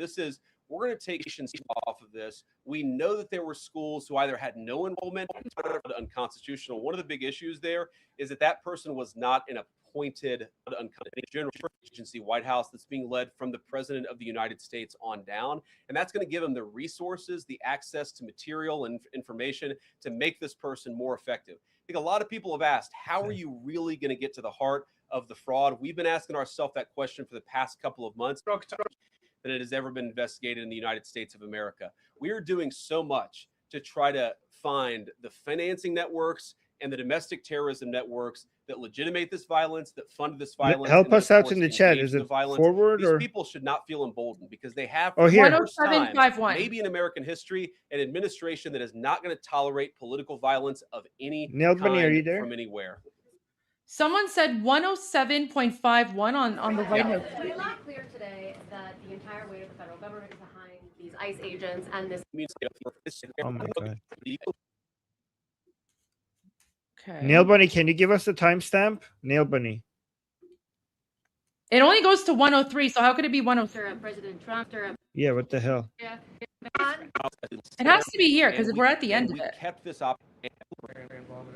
So I've heard a couple of things. One, that I was kept out of the planning for the Venezuela in violation of our immigration laws, then we have the mandate. And in fact, we have the legal duty to enforce those immigration laws. Whether he's been placed on administrative leave, I don't know the answer to that question. I'd refer it to the Department of Homeland Security and they can follow up. I will say, look, I would appreciate everybody saying a prayer for that agent. Look, in the past, So it's the last 4 minutes, I think. I don't know. So here's what's going to happen. So the Twitter live stream is what? It's like, 103.56. So if someone can give us the timestamp, we'll do it. We'll play it. But otherwise, we're gonna just go back because if it was just one question, or I think that's not really. People are saying he didn't really say much. Yeah, he didn't say much anyway. All right, so let's just go back. Let's just go back to the super chats then, so we can answer some more of the questions here. Wait, where's the layout? There we go. Okay, so the next super chat is, oh yeah, so we did that one. Thank you so much. We need to tag President Trump and people close to him to meet with Reza Pahlavi. That'll give a clear message to the MEK communists to step out. I think Laura Loomer is on that. So her tweet from yesterday, I think that was big, right? The fact that Laura Loomer is now on this, and she's even saying that Pahlavi has to meet with President Trump. And I think the fact that he's now going to Mar-a-Lago, I think that's huge. That is significant. The problem with the MEK is that they have a lot of money, and I don't know from where, maybe from Saddam or from Saudi Arabia, but they have so much money and they are buying a lot of politicians with it. So that's why we have to be careful with them. I have a feeling Laura Loomer is going to expose all of that because she hates Islamo-Marxists. So good for her. Good for her. We have Laura Loomer on our side with that. DSS says, love from India. How soon do you think Iran will be free from Islamic regime? Protests have been there for decades. US and Israel helped, but still won. I mean, hopefully sooner rather than later. We're in the push. So what do you think? The way you need to look at it is that we have a tree and we're swinging an axe on it, okay? And we have no idea which swing of the axe is going to make the tree fall, but we know if we keep swinging, it will fall. But there is no way to know which of the swings is going to do the final job. But we are sure that if we keep doing it, eventually it will fall. That's how you need to look at it. Yeah. Oh my gosh, I'm just going to the top here. There's so much coming out. It seems very close. It seems very close. It seems like it's going to happen very close. So yeah, we're closer than ever. That's for sure. New member, thank you so much for joining. Harsh history. I'm looking forward to watching the return of the Shah and freedom to the people of Iran with you and the wonderful people in the chat. Let freedom ring. God bless you all. God bless all who fight for freedom. Thank you so much. And thank you guys, everyone, for being here with us. For those of you who just tuned in for the first time, like I'm not a news reporter. I'm more of like a political commentator / analyst, but there really isn't anyone else kind of like live streaming what's happening in Iran. So what I decided to do today is just, instead of just looking at the videos on my own, on my laptop and just doom scrolling, instead I would look at the videos while I'm live streaming so that at least people can join in and you guys can see all the same thing as me. So, if you're wondering why it's sort of, chaotic or not as organized as like professional news channels, it's because I'm literally not a news person. Armin is usually way more organized than me in all of this, but thank you everyone for this is here. A lot more authentic. Don't make it too professional because I think this is more relatable when you're doing it like this. It looks more like, I guess. Yeah. We'll if see. It's too But clean. Yeah. All right. So Mega says, do not worry. We have Persian Jews in the US lobby. Nice. I love that. Iranian Jews are 100% pro Pahlavi. I love that. Yes, of course. Nail Bunny, Dude, Goldie, and Armin. Do you think Reza Shah will fly his own jet to Tehran? Love you both. I don't think he has a private jet. He doesn't have a jet. He's not that rich. I think I would only trust if Israel flew him in. Yeah. Like if I had to pick like a country or an airline that would provide like 100% security, I would say Israel first, America second, but definitely Israel. So Nail Bunny is saying he's a pilot. Yeah, I mean, he's a fighter pilot. But he doesn't have a plane. He's a pilot for fighter jets. Yes, but he doesn't have a plane. So when King returns, Goldie for Iran representative. I don't know about that. I don't know about that's too funny. Maybe Armin. No. I think we're happy with what we're doing right now, aren't we? Like I think we're just gonna continue doing what we're doing. Probably. That's the thing. Yeah. Jessica, I don't know, but Goldie, I would love to see you being a ambassador or something. Oh my gosh. It's way too early to talk about that kind of stuff. I mean, honestly, those decisions are up to the Shah's team, and I have full faith in Reza Pahlavi's team to decide who is best for what position, and who joins transitional government, who doesn't. It's not my place to judge or anything. I think you should be the ambassador of Iran in Canada. That would be kind of cool. Yes, that's what you should be. Yeah, that's what that guys. Goldie for ambassador of Iran in Canada. That would be yeah. That'd be kind of cool, wouldn't it? Yeah. Wow. Okay, so the next one, Sarah Gold says J.R.R. Tolkien pointed the true Aryan out to the Germans in one of the neatest smackdowns. Oh, cool. Okay, I didn't know that. Let me make a note of that. I'm gonna see if I can find that video. So J.R.R. Oh, really? Tolkien. I didn't know that. Is that true? I don't know. I'm gonna look it up. True Aryans to the Germans. Yeah, because we are the actual Aryans. It's just I don't know why like Hitler took that name and just took it for their own. It was so weird. He did the same thing with the swastika. He took it Yeah. from the East Asian religions, which was supposed to be a symbol of peace, and he used a mirror image of that to the swastika was basically taken from Buddhism as a symbol for peace, and the word Aryan was taken from us. And these things had like the origins of these things were actually peaceful and noble, and he just destroyed them. Like it Wow. doesn't really mean, yeah. All right, Armin, you're keeping an eye on the live chat, right? While I go through the super chats, because I can't have both tabs open. Oh, okay. You'll Okay, I will let me do know that. you'll let me know if like there's a crazy message or like some breaking news while I go through the rest of the super chats. Lazy Okay. Hunk says, "Will new Iran help India against Islamist Pakistan?" I think that I can't speak on government foreign policy, but I know that Iran wants to have peace with everyone. But I do know that the new Iran will take a very, very strong anti-Islamic terrorism policy. So I think that in that sense, the new Iran will definitely be collaborating with all countries, including India, to combat Islamic terrorism. 100%.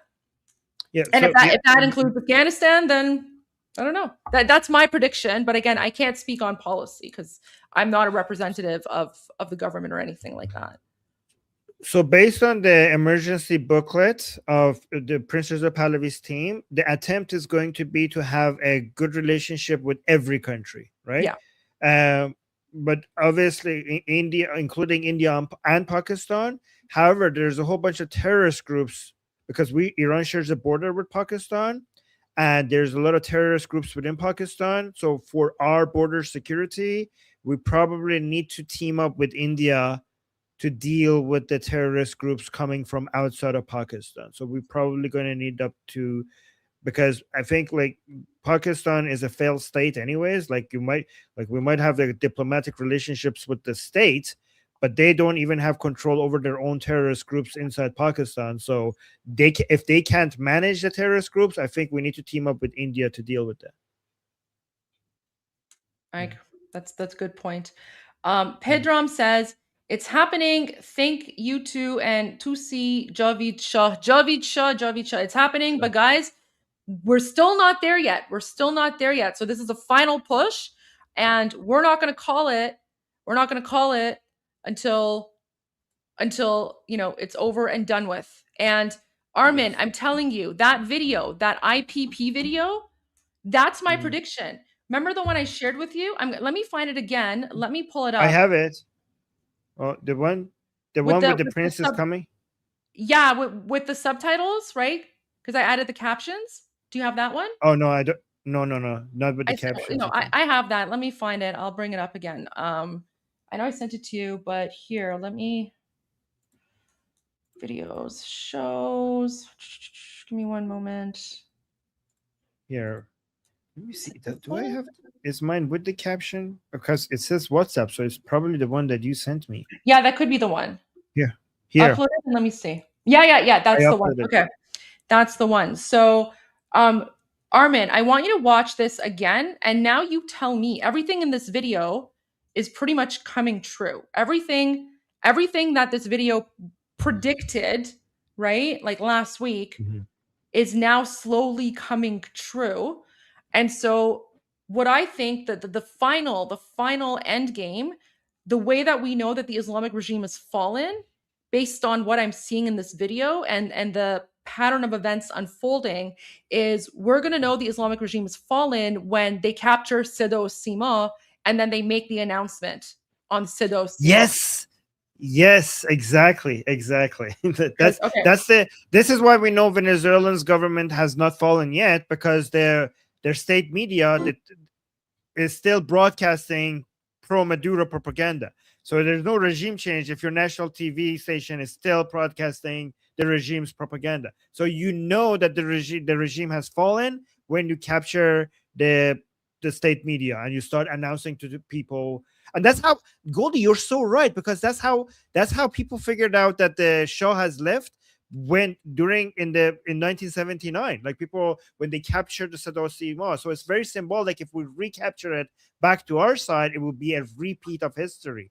Armin, I'm Exactly. always right. I was in politics for 10 years, right? Yes, I know of these course, things. of course. I know these things. Yeah. So guys, like every Yes. Armin, everything that I've predicted so far has come to pass. Even like last week when I was like, the internet is still on, I think there's Starlink or something inside. Even that theory was confirmed last night by the Shah. So let's watch this, because I'm telling you, this right here, this is basically giving us the roadmap. This is showing us, and some of these things have already happened, some have not yet happened, but just watch and let me know what you think.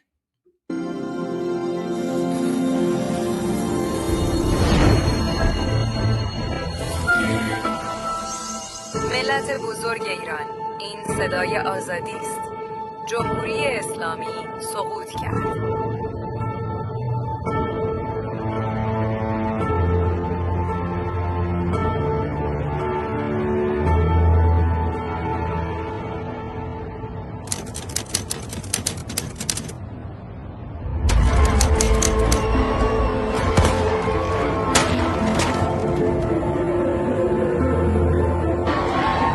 مسئولین کشور و همه So wait, I want to go back because guys, I want to point out something to you. So this building, where is it? Let me bring it up. That's the National Broadcasting Building, right? So as you can see, the building here in this video, it's damaged, right? So you can see that it looks like it's been damaged a little bit or something, I don't know. But it's surrounded by people, right? This is significant, guys. I think that this is a code. And this goes back to how do we know when the Islamic regime has fallen? I think the moment that it's broadcast on Sada Sima, that's when we're going to know for sure. And actually, that reminds me, I have to like open up my Sada Sima, like links to Islamic Regime TV, so I can monitor that and keep an eye on that. But anyways, I just want to point that out. So guys, this building that you're seeing in this video, it's not random. This is the building of the National Broadcasting System, right? So there's a reason that the King's team chose to include this building in their video about, the Iranian Revolution. All right, so let's go back a little bit now.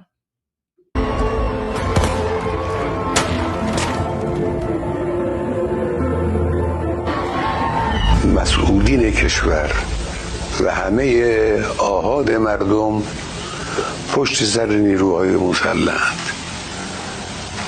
امروز از همه جناح‌های اونا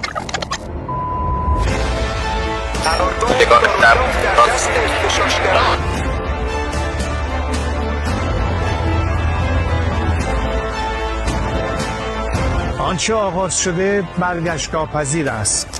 دستگاه سرکوب رژیم در حال فروپاشی است. خطاب به نیروهای نظامی و انتظامی و دولتی برای حفظ رژیمی که سقوط آن آغاز شده، روبروی ملت ایران نایستید. با ایستادن در کنار ملت جان خود را حفظ کنید. باشد که به زودی در کنار شما باشم.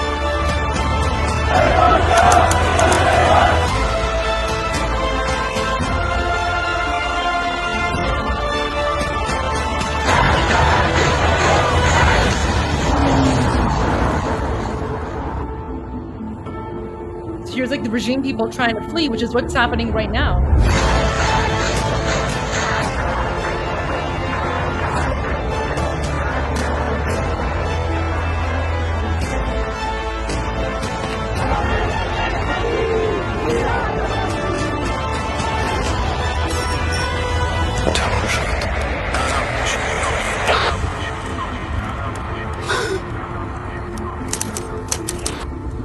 اینجا دیگر صدا و سیمای جمهوری اسلامی نیست. این صدا و تصویر تلویزیون ملی ایران است. ملت بزرگ ایران، این صدای آزادی است. جمهوری اسلامی سقوط کرد.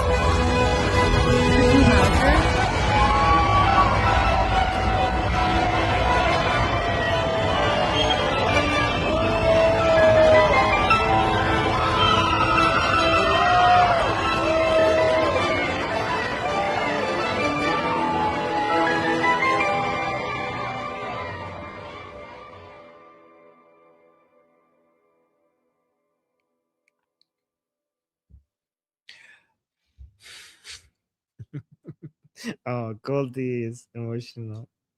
Same here. We will see this soon, and it will be on live TV. You know what's interesting about this, Armin? There's a countdown. There's a countdown. So my question is, did the countdown now start? Because watch this again. I want to play the video again. And you see it says 3 days ago, okay? But Right. but when the video was made, the video is from like the future, right? And when you Right. look at when you listen to what the king said, he said on Thursday night and Friday night at 8 p.m. you go out, you claim the streets, you fight, okay? And then he said, based on your responses and reactions, I will give you an updated command. So right now, the you know, and I'm gonna go back. I'm gonna show you like we'll watch it again, but look at the images from the third day, because the images from like the countdown for the third day, okay, it kind of looks like what's happening right now on the streets, where you have millions of people have come out, but the Islamic regime forces are still shooting. Before you play it, also pay it, because Nail Bunny in our discussion group, she was discussing, the part where they take at the mullah when he was shredding the papers. She pointed out that's also very symbolic, because probably that represents that we're going to come after you. Yeah. And there's once we take over, there's a lot of secrets. There's a lot of information that Islamic Republic has that is going to expose a lot of the crimes of the regime that they probably would try to get rid of. So that is also a very symbolic point, because you see the mullah trying to shred documents. That is a sign that once we take over, all the data and all the files that the Islamic Republic is holding, they will be used against the regime in courts as evidence against them, as evidence for the crimes that they have committed for the Iranian people. Oh. I agree. I had to go get my flag. But no, you're absolutely right. Like so, and I think that's what's happening right now. Like all these mullahs are basically, they're shredding documents and all this stuff, right? Because they want to hide all the evidence. So I think there's a lot there. So okay, so let me play this again and look at this countdown. Pay attention to the countdown. Now again, I don't know if this is true or not, right? Like this is just my theory, but it just seems very interesting that this video provides a 3-day countdown. Yeah. And so my question is, when does the countdown start? I think it started today. Maybe. I mean, but the thing is, like, I also don't want to get like anyone's hopes up, right? So this is just like a personal theory. This countdown could be absolutely nothing. I don't know. I have no idea. But it just seems very interesting that the everything in the video is coming true. It's coming to pass. So let's watch this again.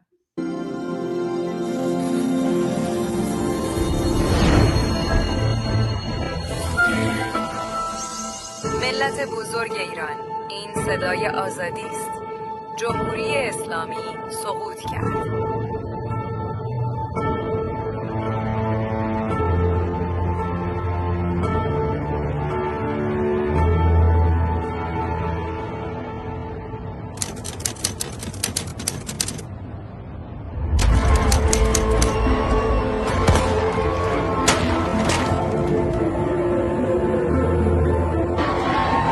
مسئولین کشور و همه آحاد مردم پشت سر نیروهای مسلحند. امروز از همه جناح‌های گوناگون قرارداد در دست احتجاجگران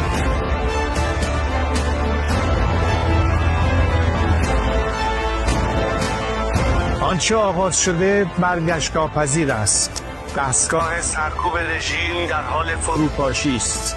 خطاب به نیروهای نظامی و انتظامی و دولتی برای حفظ رژیمی که سقوط آن آغاز شده روبروی ملت ایران نایستید، با ایستادن در کنار ملت جان خود را حفظ کنید. باشد که به زودی در کنار شما باشم.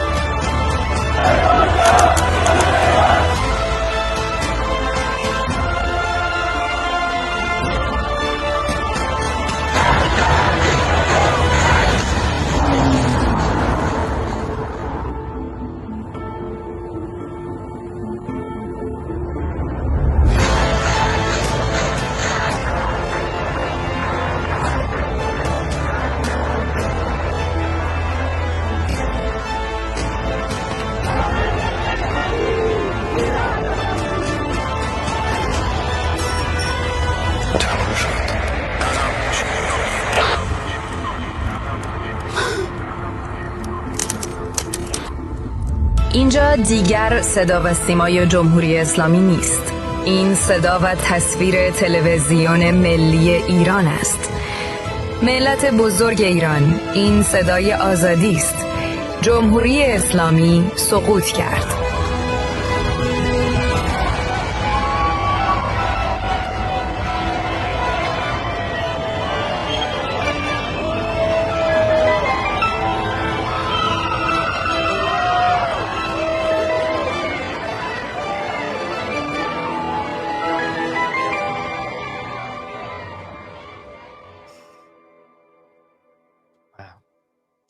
So Wow. I think that's the 3-day countdown. Maybe, I don't know.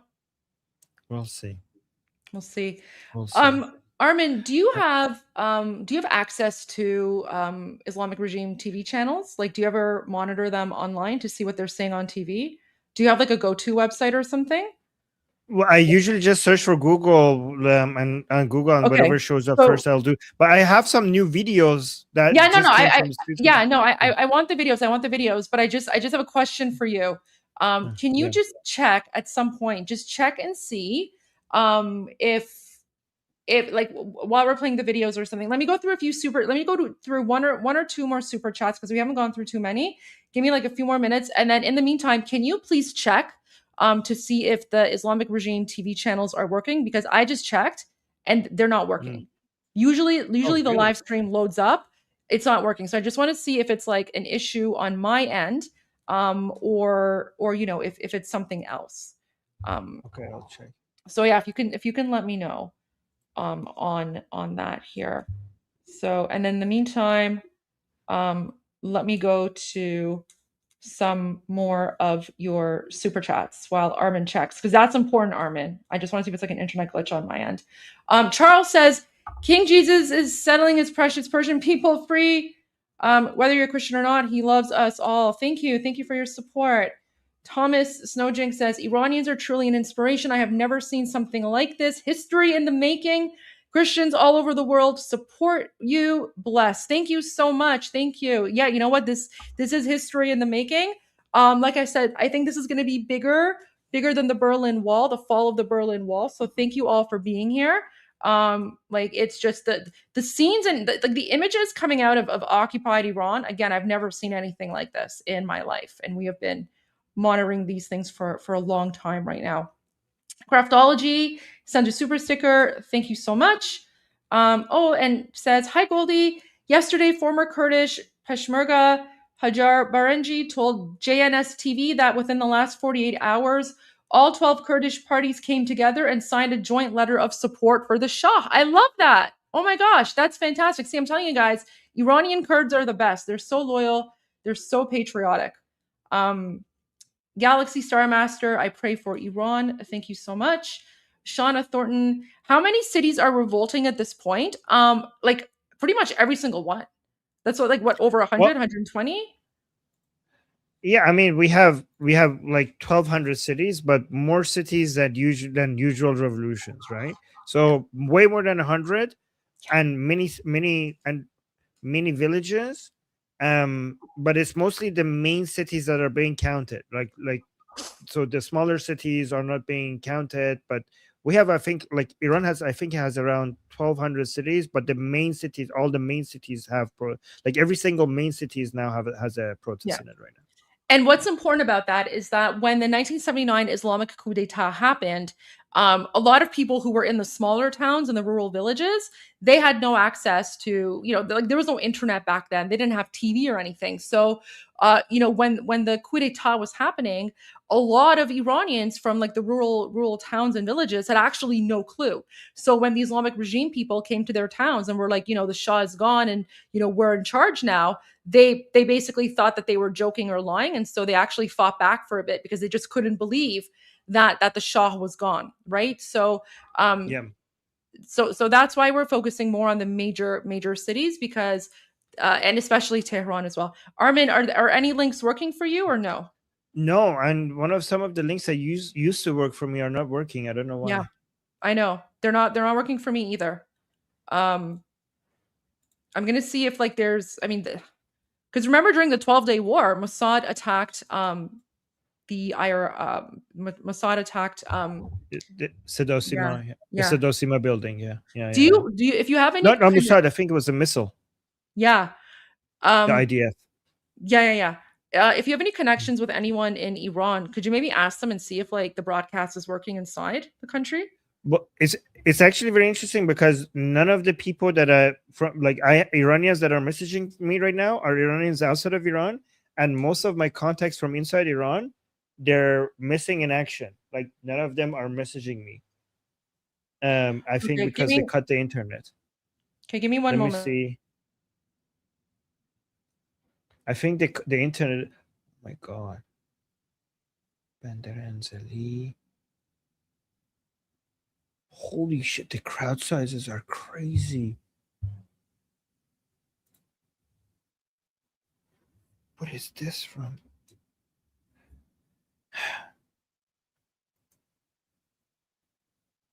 Goldie, I have some crazy new videos. Okay, all right. Let's go to your videos.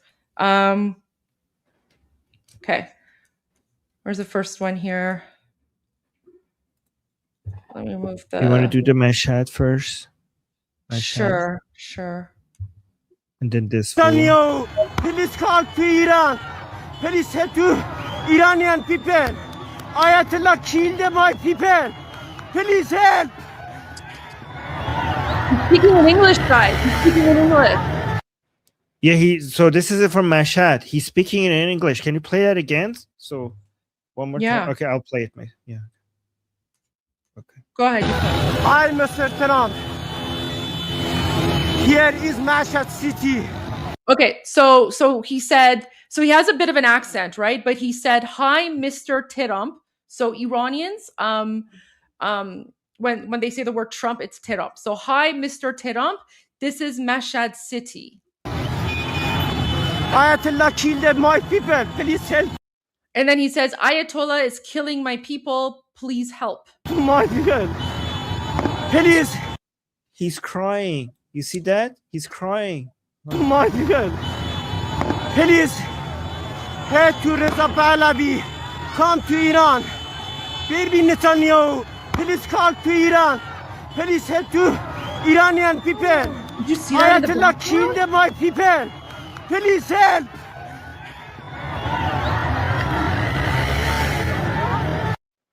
She's saying the Ayatollah is killing my people. Bibi Netanyahu, Trump, please help. It's a war zone. It's all out, like you can hear the gunshots in the background. There's like fire. There's like fire. I don't know. Did you see that? Like that fire thing? I don't know, from like a weapon or something. It's just gunshots and screaming. That is what's happening there. Let's play that one again. I'm Mr. Trump. Here is Mashhad City.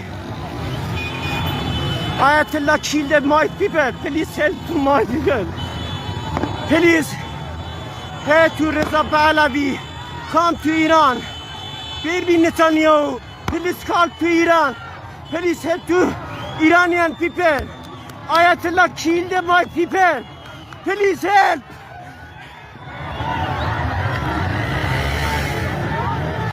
So he's saying, please help to my people. Please help to my people. Right? So he's saying, Trump, please help to my people, right? So, but look, like and Iranians, like guys, you will never see Hashtag. this in the mainstream media. Iranians, like they're now like they're so like desperate for some sort of help.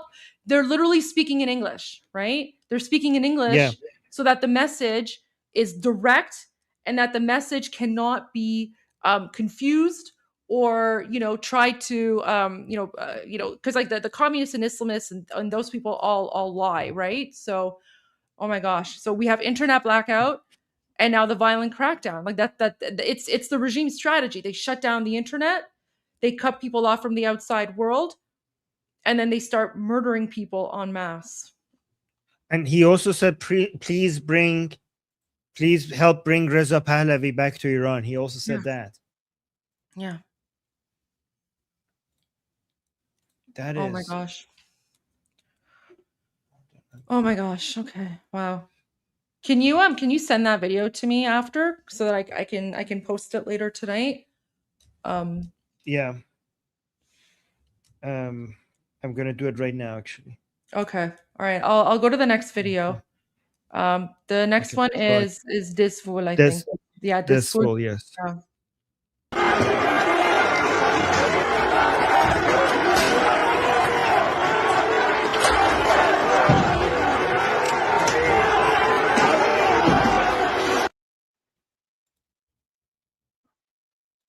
So, and then the next video is Normac. I'm gonna keep uploading these for you. Okay.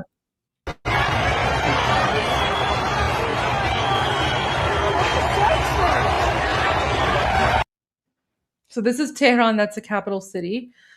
So do you see, Armin? Do you see how all the lights are out in Narmak? Oh shit! You're right. Remember, I told you earlier that when I was looking at the live feed, Manoto News said that like this was right before 8:00 local time in occupied Iran. Someone sent a text to Manoto saying they've shut off the electricity in Narmak. So they said there's literally no electricity in Narmak, and that's why this video is so dark, because it's a total blackout. Because the Islamic regime is trying to prevent people from going out, and yet Iranians are still going out, but it's pitch black. There's like maybe one or two emergency lights.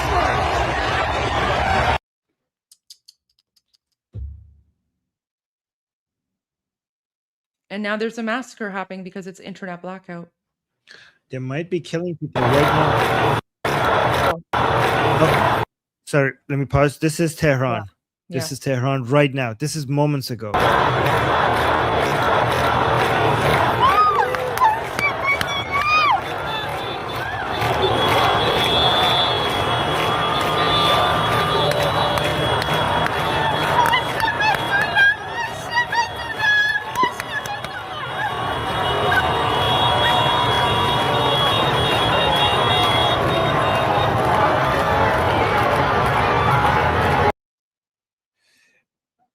I'm going to post a Mashhad video on Twitter because I think that man's message is urgent.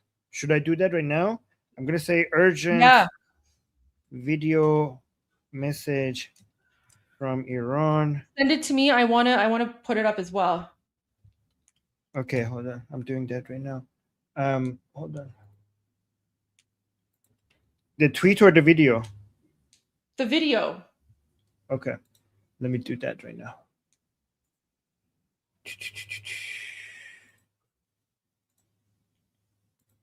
There we go. Video Mashhad. I'm sending it to you on WhatsApp. Is that okay? Yeah, WhatsApp is perfect. WhatsApp is perfect. Okay, coming your way right now. Okay. Okay. Do you want me to add your screen or? No, I'm posting this as well. The message: Ayatollah killed my people. Please help to my people. Please help. Please help to Reza Pahlavi. Come to you. Oh, there needs to be.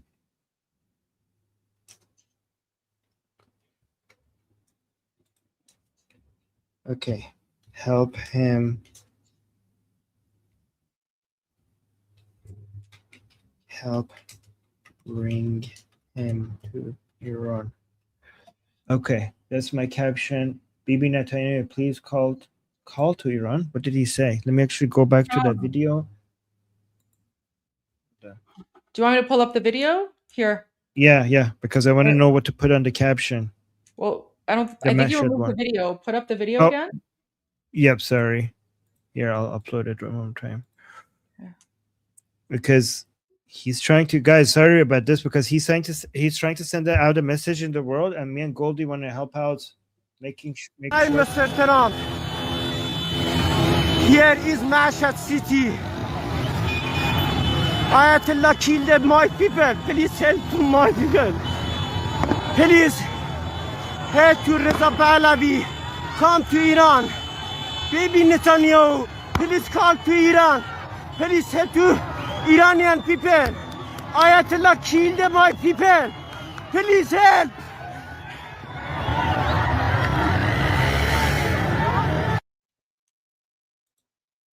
Okay. So my caption is going to be urgent video message from Iran. I think that would be a good caption. I'm going to put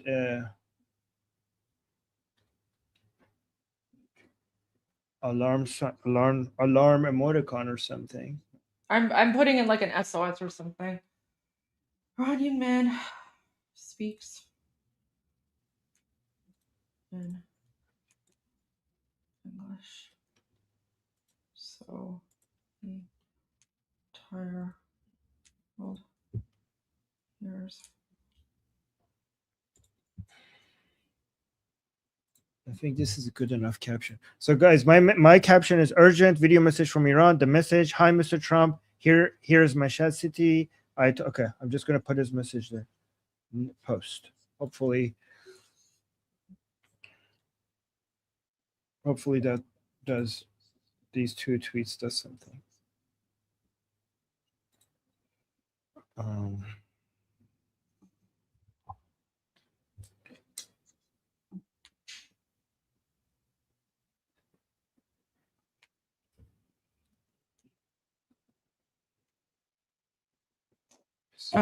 Yep. What video? Wait, let me just listen to this again one more time. Hi, Mr. Trump. Here is Mashhad City. Let me just put this. I could give you the transcript that I have. Yeah. Okay, send it to me. Yep. Okay, send it to me on WhatsApp.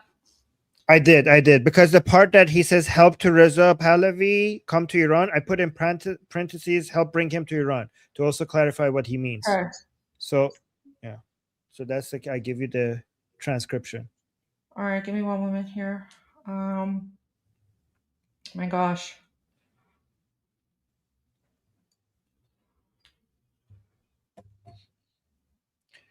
Guys, go check out our Twitter, Armin Navabi and Goldie Ghamari, and please retweet this tweet.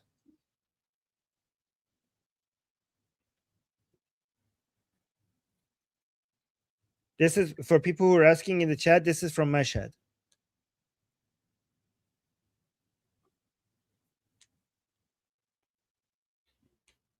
Oh my gosh. Shit. I'll link in the chat. I don't have access to the chat. Here, I'll do it.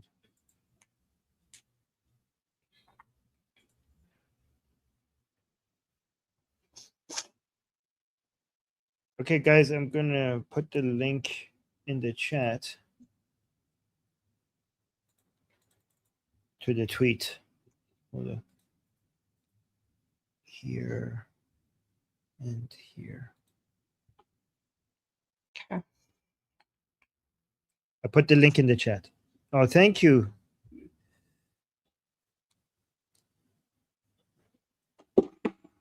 All right. I just posted it. Sorry. Nice. You know what? Let me I'm just gonna go retweet you. Okay, I just want to post this on Instagram as well because I do have I have a bigger following. I have a bigger following on Instagram. Oh, by the way, the people who are in I need to go tell my discussion group that I'm gonna have to stay here Guys from the discussion group, from our discussion group, would you guys be able to have the discussion group today without me? Would you guys be able to do that? Because I'm going to stay here with Goldie. Can you let me know in the chat if it's anybody is going to be able to go manage the? It starts in 10 minutes.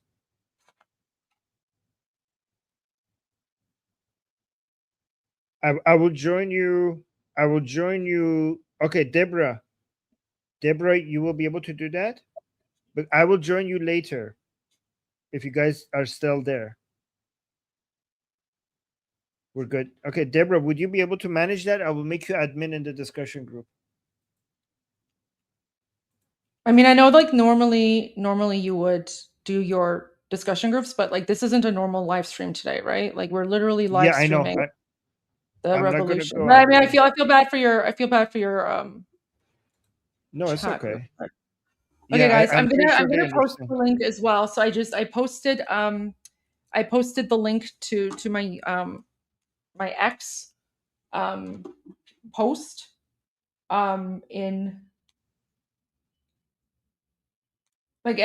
usually I would even add like captions to this video, but like this just needs to go out right now. So oh shit. Okay, somebody is telling me that I need to really read the messages that he's sending me. It's very important. Okay, read the messages. Okay, so why don't you like read the messages, regroup. I will share my screen with some of the most recent updates while you read the messages, okay? Oh my God, the Islamic Republic is broadcasting Tucker Carlson, is airing Tucker Carlson. What? Are you sure? What? Where? Yeah, I'll send you the link. Hold on. Are you fucking kidding me? Sohail, is that real? Okay, I'll send you the link. Okay, let me pull it up. What is this nonsense? Yeah, they're airing. It's live on the Islamic Republic's. They're airing on Sedo Simo on Islamic Republic's TV. They're airing live stream. Show that. They're translating it in real time in Persian. چه کسی مسئول این افتراهاست؟ چرا اسمش رو نمیتونم بدونم؟ جوابشون چیه؟ با یه جمله خشک و خالی جواب میدن که طبق سیاست‌های بخش ویرایشی ما. Guys, so when I tell you that Tucker Carlson is Islamic regime propaganda, look at this. The Islamic Republic is now taking, right? They're taking. They're literally taking his garbage interviews and they're translating it because this is propaganda. فقط یه توجیه نادرسته. در واقع دارن میگن ما هویتمون رو مخفی میکنیم. چون قانون خودمون بهمون اجازه رو میده. آقا این که منطق نداره. فکر کنم ریشش برمیگرده به فرهنگ اینترنتی دهه 90. Like imagine how much of a traitor you have to be to your own country. To the point where the Islamic Republic is literally, guys. You know what's crazy about this? Wait, let me pause this for a moment. تو همه جای ویکی‌پدیا می‌بینی. What's crazy about this is that it's literally civil war. It's civil war in Iran right now. Like we're seeing all these videos of like people out in the streets in the millions. People are being massacred. You heard that man from Mashhad. He's literally begging President Trump.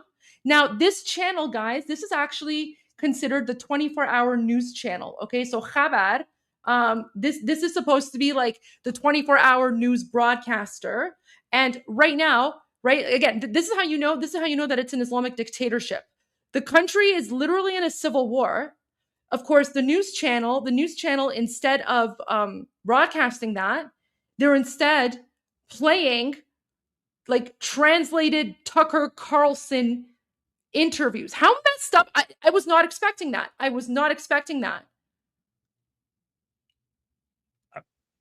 I actually couldn't believe it at first. I had to go double check.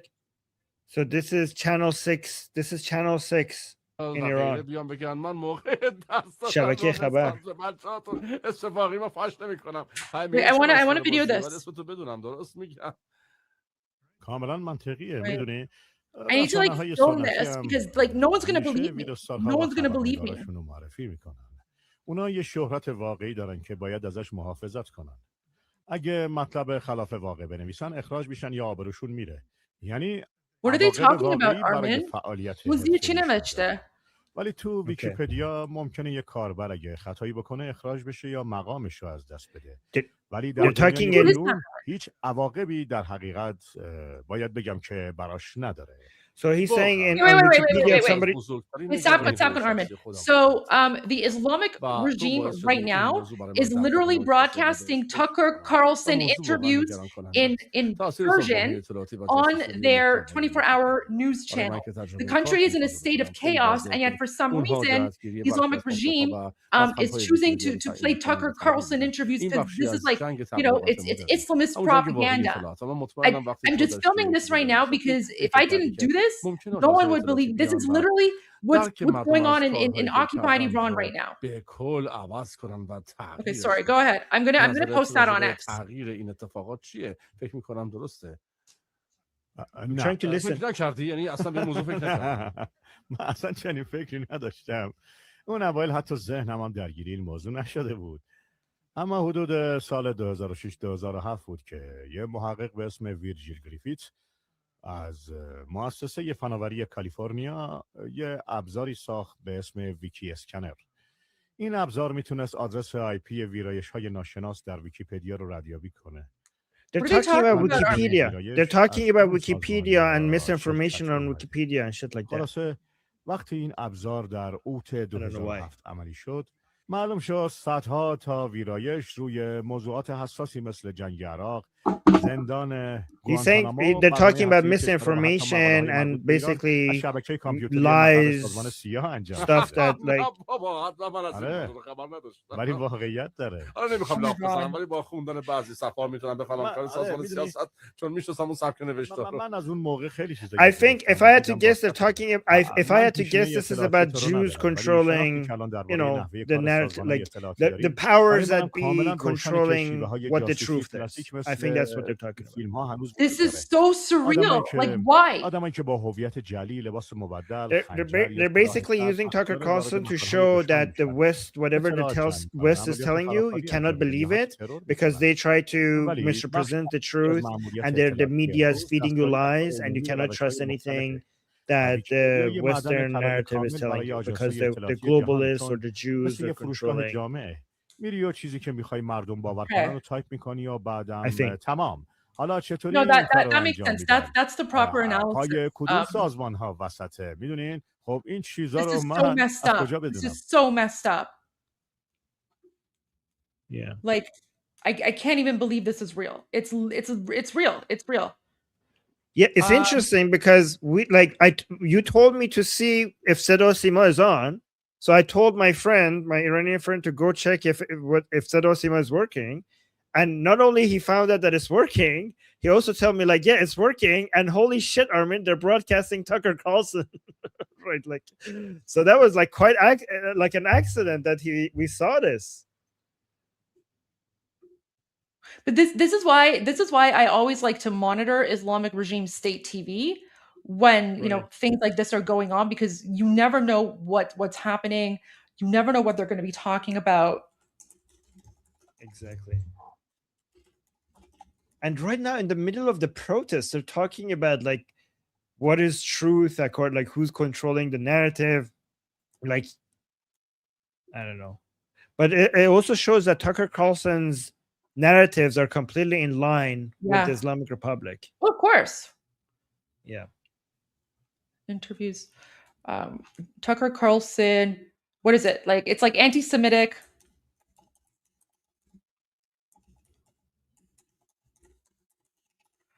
Why is the Islamic Republic state TV currently casting Tucker Carlson's? Sorry. That's okay. Anti-specific theory.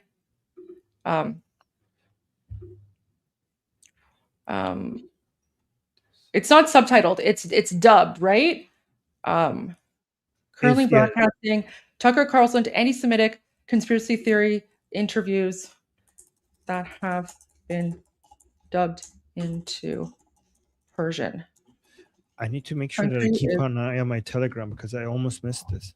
Thank you, Sohail. Sohail is in the chat, by the way. Thank you, Sohail, for sending me this. Is By the way, tagging Trump doesn't really help because Trump is not on X. Trump is on Truth Social. So tagging Trump rarely helps.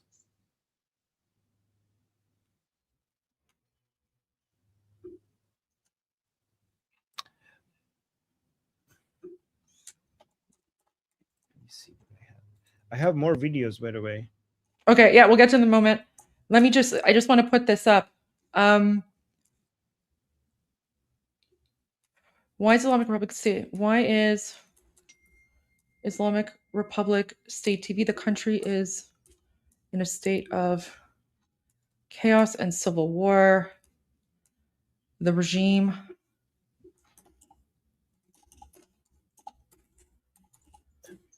is broadcasting Tucker Carlson's anti-West propaganda right now. It burned out a IRGC police station. Oh, really? Yeah, I just got the. Okay. Let me just put this out there, and then I'm also going to add the link.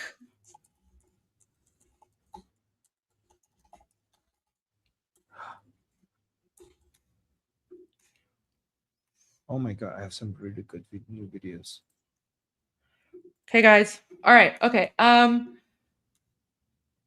That's insane. That's insane. Okay. What do you want me to pull up? Okay, so I have 3 videos down there. Okay. If you want to show those 3, and then I have more. Look, so they have you can see here that they have the lion and sun flag of Iran. And where is this from? This is from in Tehran. So the lion and sun flag of Iran in Tehran, being risen in Tehran. Watch this. Wow, look at the flag. And they're chanting, "This is the final battle. Pahlavi will return."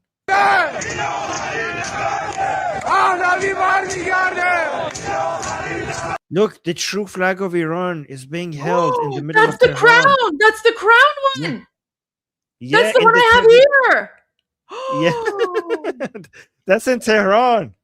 That's in the streets of Tehran right now.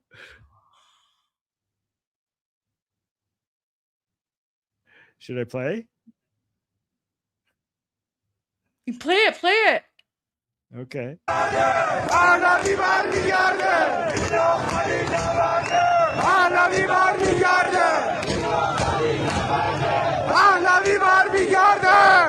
Look, in the corner they have Pahlavi. Princess Yeah, of they Pahlavi's have his picture in the image corner. there.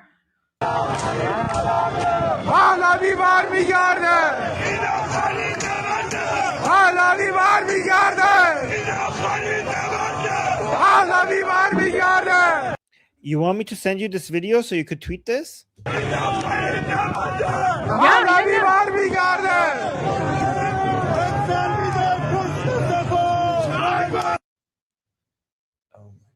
me send this to you as well. Oh my gosh. Honestly, so I can confirm it's total blackout. Even like not just in Tehran, but all across the country, because I just asked a few people who have family members in different cities across the country, and they can't get in touch with anyone.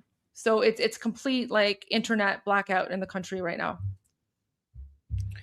Okay, so I have another one from Gorgon, the second video. Okay.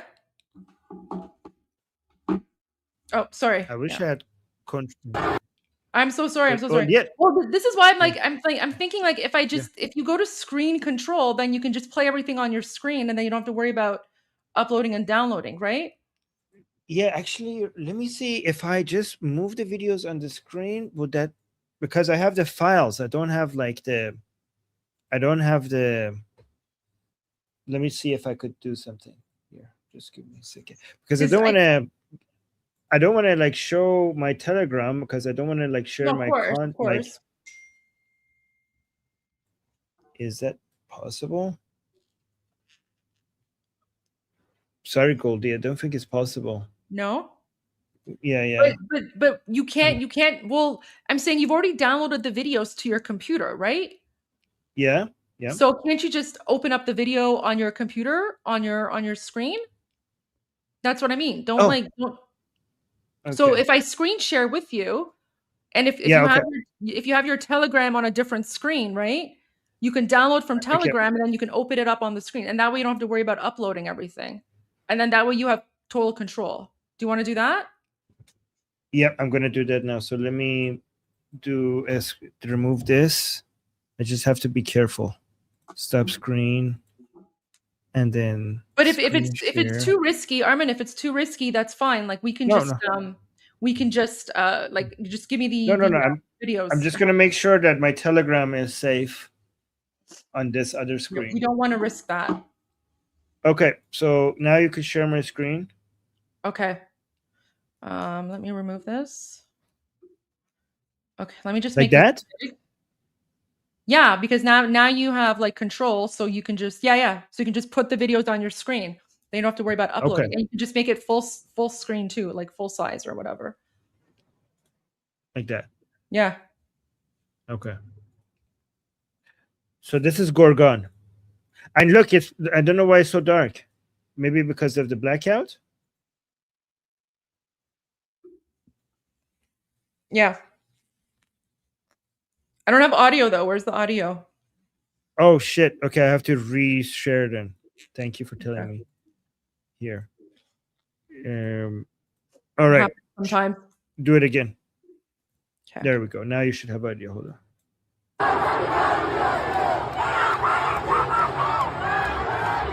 Okay, you hear that woman with the way she says Pahlavi barmigerde? Do you see the force, the power in her voice? Like she's like Pahlavi barmigerde, like Pahlavi will return.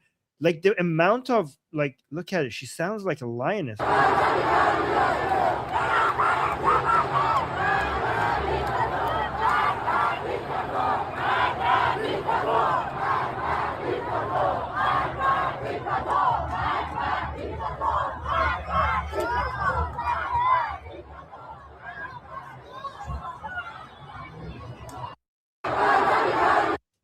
Okay, so now let's go to the next video that I have.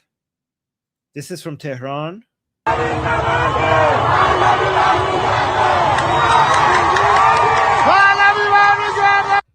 This is Pol Rumi in Tehran. Look at the crowd size, guys. Look at this. Oh, look, I think this is, hold on. Let me make sure that I don't misinform you guys. This is the one where they're running away. Oh. Yeah, I think so. I think they start chasing people here. Let me make sure that I'm not misrepresenting. Oh my God. I have too many videos. So that's Tabriz. That's چهارراه طالقانی، تبریز، سید خندان، شاهین شهر، پونک تهران. مردم میگن okay, not that one. Like me, guys, give me a second. I want to make sure that I get this information correctly for you guys. So hey, let me know in Telegram if I'm correct about this, because it seems like they start chasing people away. That's Tabriz. I don't know where that is. So let me see. Let me look at this. Maybe I think I know who sent this to me. Yeah. So look at this. Look. Yes, guys. It says Kharkos Harumzadeh. They're starting chasing the guards.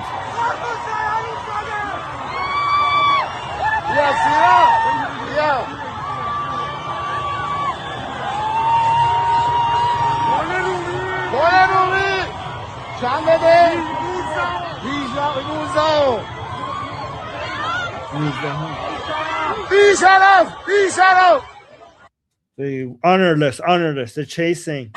Guys, these are from hours ago. He's saying it's 18. It's been like, no, it's 19. So it's basically, this is from hours ago.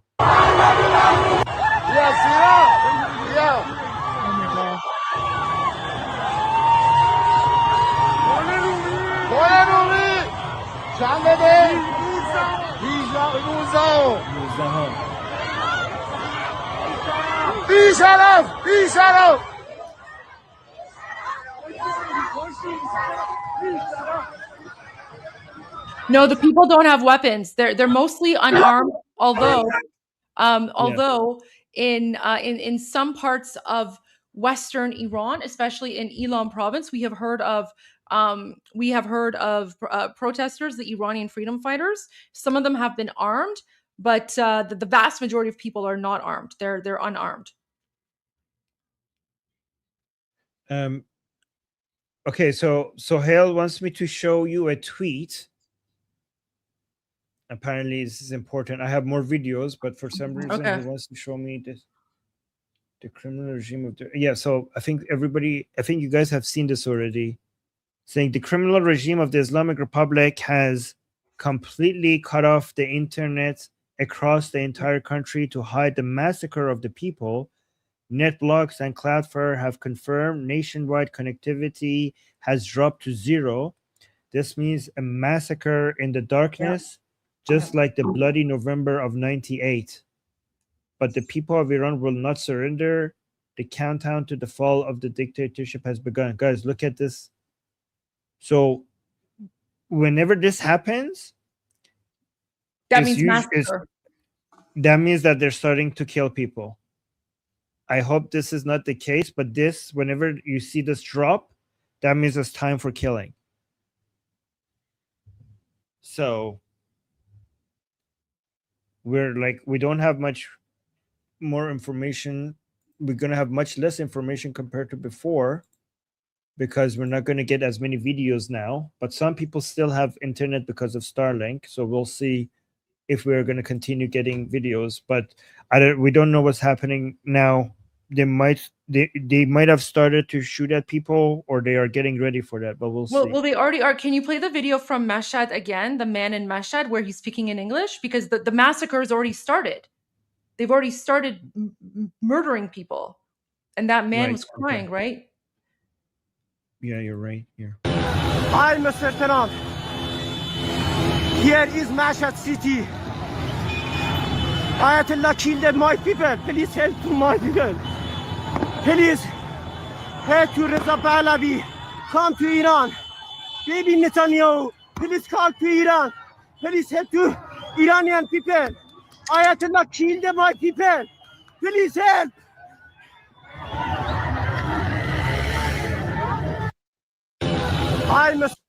Guys, please help us get this message out to the world, because I don't want people to saying that this is a stampede anymore. Okay, if the internet is cut and the Iranian people are now in darkness, they might be dying in large numbers right now. We need Trump and Netanyahu to come help us out now, if that's what's happening. So we need everyone on X right now to be posting, to be go on Goldie's X account. Go look at her. I just posted the link in the super chat. Sorry, not super chat. I just posted the link in the live feed chat. And yeah, for everyone following me on YouTube, on X. Sorry, everyone watching on X. Of course, you all have access to my X account. So yeah, please go follow that. I'm actually, you know what? I'm gonna pin this to the top of my profile. Because this is like, everyone needs to know this, and it's not getting that many views. Guys, if you have a Truth Social account, I don't know if that helps, like getting this to Trump or like POTUS or something, like whatever you can, because Trump promised that if they start shooting the Iranian people, he's going to get involved. They're calling out his name. They're calling out Trump's name. They're saying that we're being killed. So please, if you can do anything you can to get the message out, make it amplified as much as you can. I have another video from Tehran that apparently the IRGC and IRGC base has been burned. And this is from Tehran. So let me actually. Look, it says مردم میگن کلانتری پاسداران آتیش زدن. So IRGC base has been burned. Okay.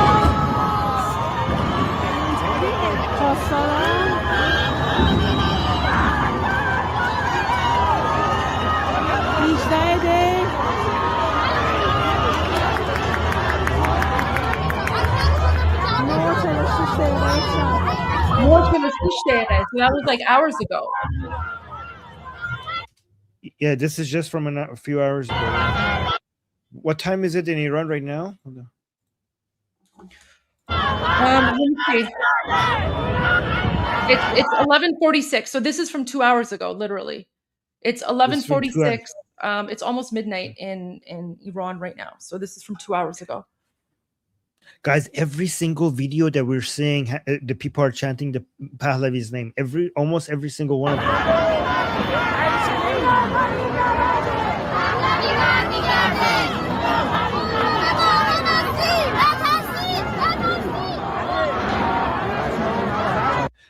So that lady was shouting, "Don't be afraid, we're together." سمت کلانتری صداهایی داره میاد که مردم متوقف شدن.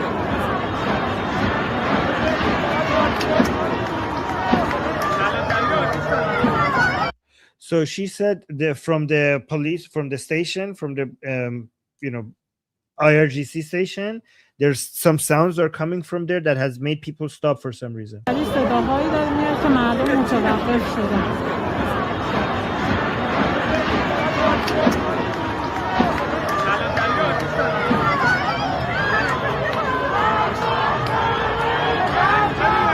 So now they're chanting death to Khamenei.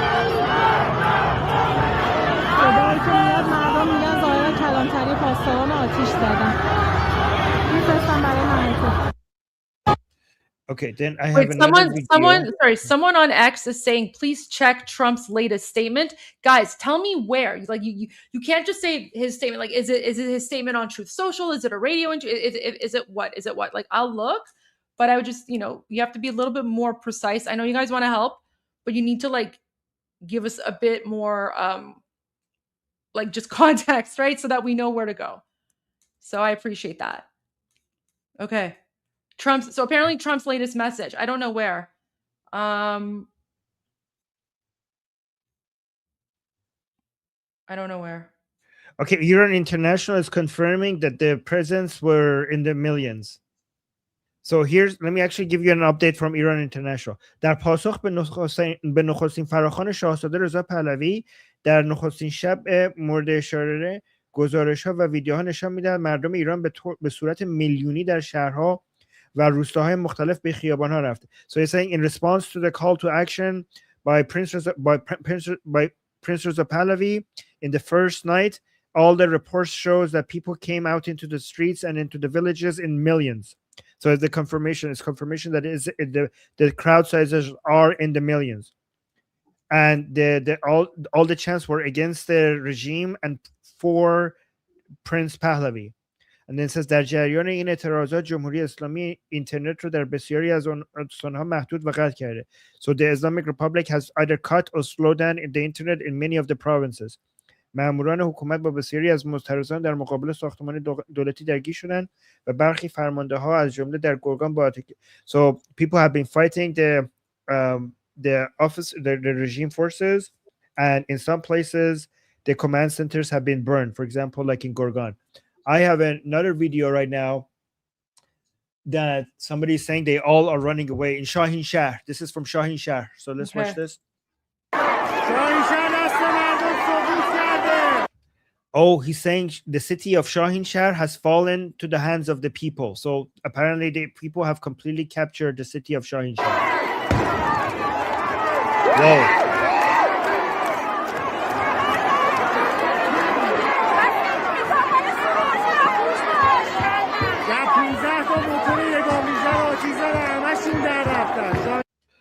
So you're saying they burned 10 to 15 motorcycles from their special forces, and all of them have run away. All of the special forces have run away.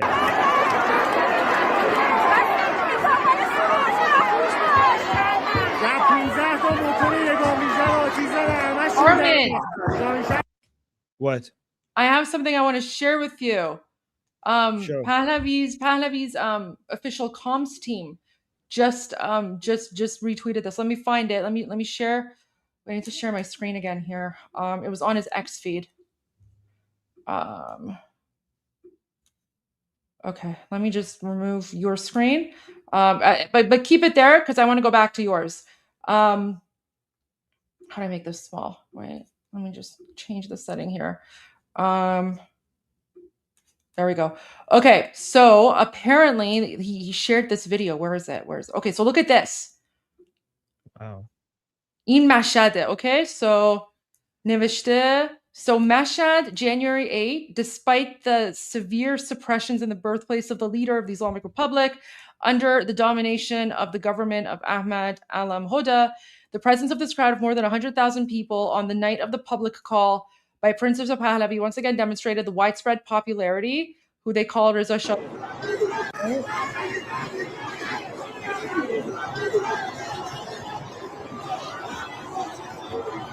Whoa. Look, it goes as far as the eye could see.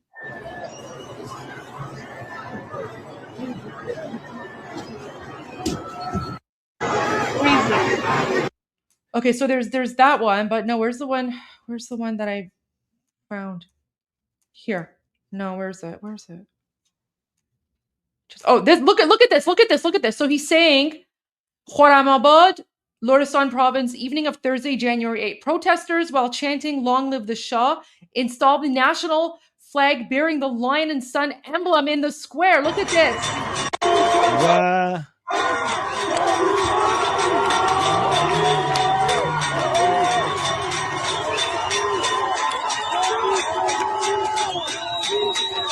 Is that Ferdowsi?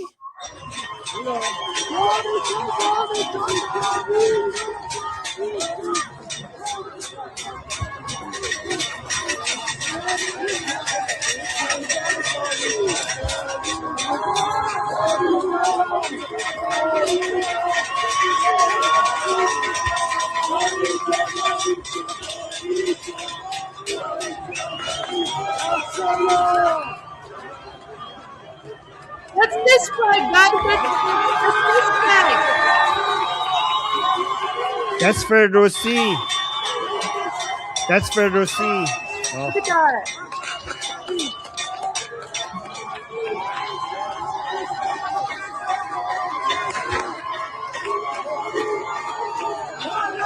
So guys, that is very, very symbolic. Let me explain why. So Ferdowsi, he's a national hero. Okay, so Ferdowsi is pretty much like our version of Shakespeare, and Ferdowsi is the reason that we Iranians can actually speak Persian today, because when the Arab Muslim invaders came and conquered Persia, they banned our language for 200 years. So not only did they force everyone to like convert or die, but they also banned Persian because they wanted to Arabize us, right? But we resisted, and then 200 years later, Ferdowsi wrote this epic book, right? So Ferdowsi, again, he's literally like our Shakespeare. He wrote this epic book that it took him like 20 years to write or something, and with that one book, he basically revived the Persian language. Okay, so he revived the Persian language. So Ferdowsi is a really important sign of Iranian nationalism, Iranian symbolism. Ferdowsi represents the Iranian victory against Arabization, right? So the fact that they are raising the lion and sun flag over the Ferdowsi statue, that's huge, because Ferdowsi, he symbolizes the Iranian Renaissance. He symbolizes the Iranian fight against Islam and all that stuff, right? So it's very significant. Iranians have a lot of respect for Ferdowsi. Is that accurate to say, Armin? Very accurate. However, I have some breaking news. Okay, let me go back to your screen. I just want to share that. Let's go back. Sedo Sima in Isfahan was just burned down. Apparently, according to Emily.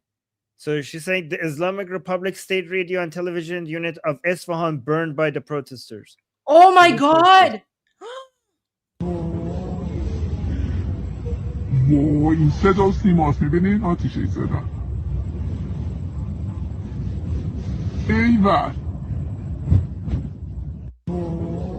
So guys, again, so to give you context, right? So Sido Sima, that's basically like the national broadcasting, right? So think of like CBC or BBC or whatever, right? It's like the state broadcaster, but of course, because the country is under occupation by an Islamic dictatorship, Sido Sima, like the state broadcaster, is basically a mouthpiece for Islamic terrorism, right? So people hate the state they hate all the TV channels, right? Because everything is controlled by the Islamic Republic. So that's actually incredibly symbolic, that they're burning down the communication channels of the Islamic regime, right?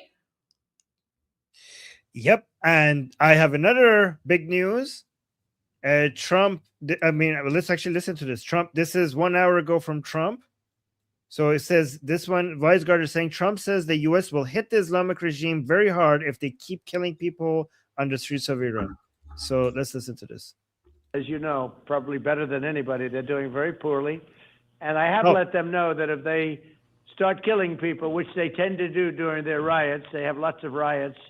If they do it, we're going to hit them very hard. So that was basically part of what you played already, wasn't it? Or is that something new? that was that. Okay. Some people are asking me to check to see if Tucker Carlson is still being broadcast on state TV. Yes, he is. It's just what the fuck?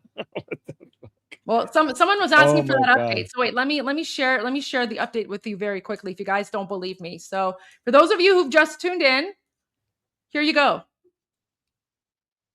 Literally. There's the Islamic Republic.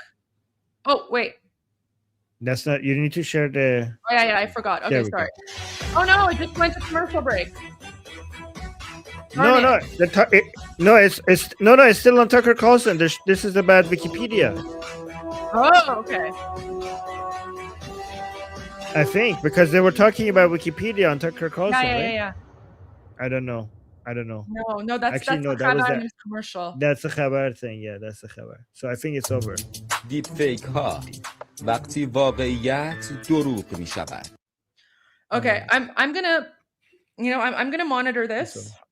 I'm gonna keep an eye on this. And then as soon as Tucker Carlson comes back, I think they might be in a commercial break, Armin. So they're talking about deep fake, so I don't know what commercial would that be.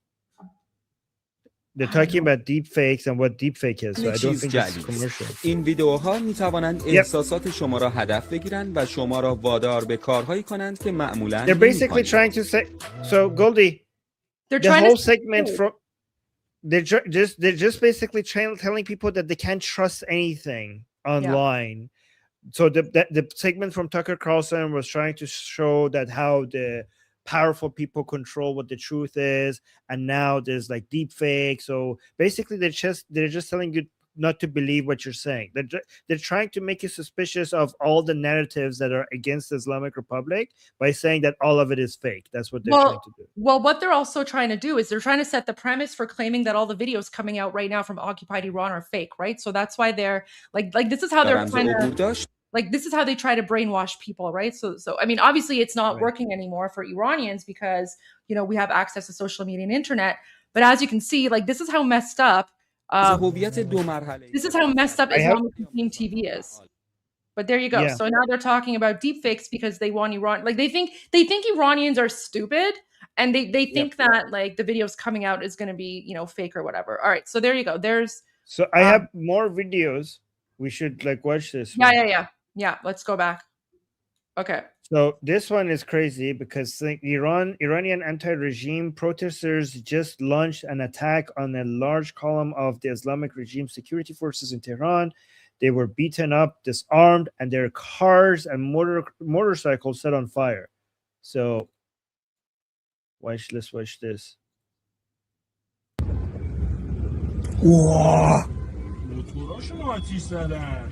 So it's saying motorashino atish zadan, which means they burned their motorcycles. So these are the regime's motorcycles that were set on fire.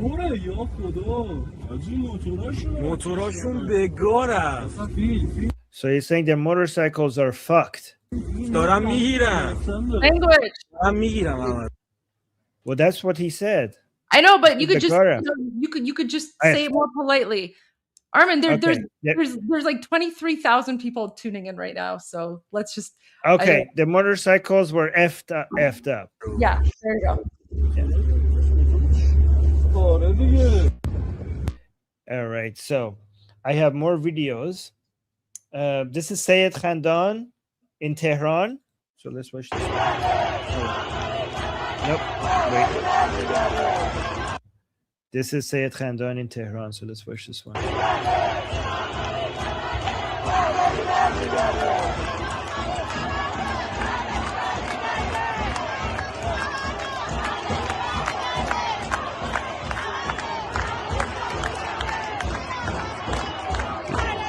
So they're chanting, "This is the final battle. Pahlavi will return." Guys, almost like the vast majority of the chants have Pahlavi in them. You can see like almost most of the chants are focusing on the return of Pahlavi. You can see that the Iranian people are risking their lives, not just against the Islamic Republic, but for the return of Pahlavi.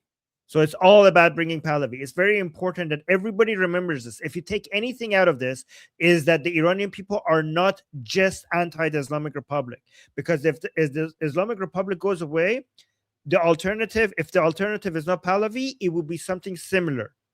It would be something similar. So the only way the Iranian people could be sure that they have gotten rid of not just the Islamic Republic, but all the ideology that is responsible for the 1979 revolution, all of the mullah, leftists, and the MEK ideology, then the revolution hasn't been successful. The only way to be sure that the revolution has gotten rid of all of that ideology is by the return of Pahlavi, and this is why they keep shouting the name Pahlavi. But here, it's good.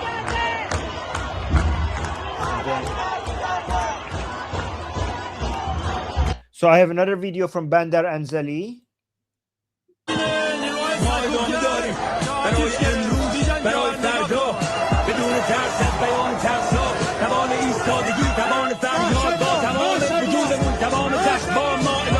Wow. You see the crowd size? Someone's saying, yeah, someone in the chat said Rasht Qiyamate. Rasht Qiyamate. Rasht? Okay. I will bring videos from Rasht. We'll get to, but they're saying that. Look, listen, it's Qiyamat all over. Yes. All over. Well, I got the Vakilabad Mashhad. I got some new videos from Mashhad. Play the ball. I mean, we'll get to them. You know, we'll get to as many as we can. Like, listen, I plan on being here like all day. So, you know, got started at 11. Here we are. We're just gonna keep on going. So, we're gonna play all the videos. I don't know how long Armin's gonna last though, but no, I'm gonna be with you if you'll have me. I'll 100%. be here all day. Oh my gosh, that would be fantastic. Because then we could like take shifts or something. But in a few hours, what we're gonna have to do is we're gonna have to turn off my live stream, and then I can I'd have to turn it off and restart just because I think the maximum is like 12 hours, and I think close to like 8 or 9 hours the live stream gets wonky or something. So but we have another 4 hours to go. But grab a coffee because we're gonna take shifts then. We're just gonna be here 24/7 until there we go. Sounds good. Sounds good. Does Tommy Robbins say we're the media now? Yes, exactly. Oh my God. Yeah. Okay, let's continue. Send him a link. Maybe he'll join us.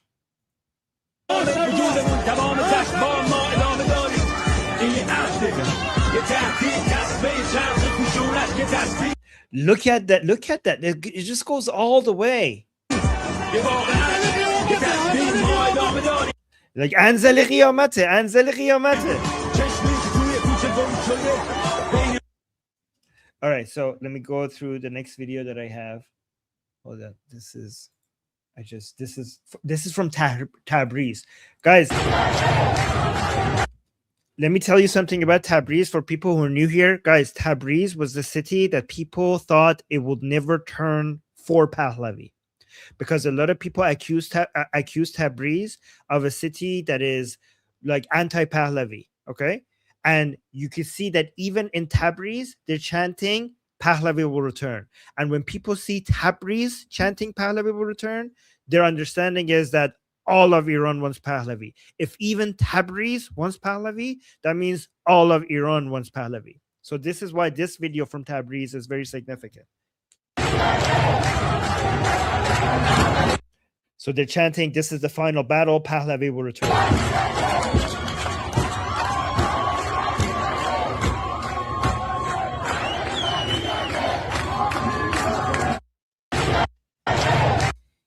Yep. So these are more Azeri Turkish people of Iran, and they are saying Pahlavi will return.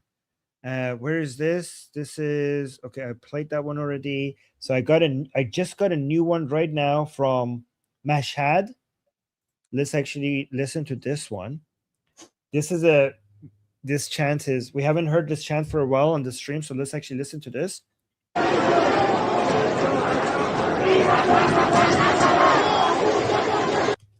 Okay, so this is from Mashhad, and they're chanting Ta akhun kafan nashavad in vatan nashavad, which translates to until the mullahs are not put in their graves, this nation is not going to turn into a nation. So meaning that Iran will only turn into a proper nation when all the mullahs meet their grave. Okay, that's what he means. That's what the chant is.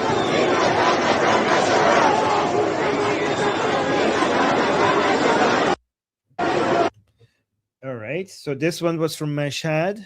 These are just from a few hours ago. We got another video just right now from Pahlavi Street in Tehran. Let me see if this is what's happening here.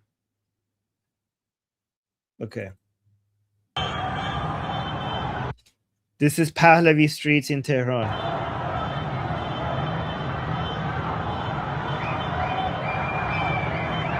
Oh, that's the beginning of the crowd coming into the street. You can see.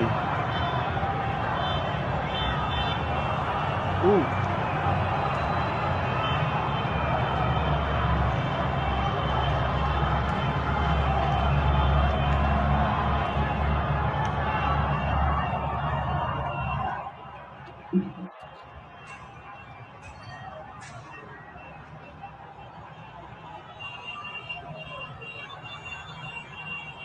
This is what this is in Gorgan. This is where they burned down the command center in Gorgan, in the city of Gorgan. فرمانداری گرگان مردم آتیش زدن. So this is the Gorgan command center. Like I think it's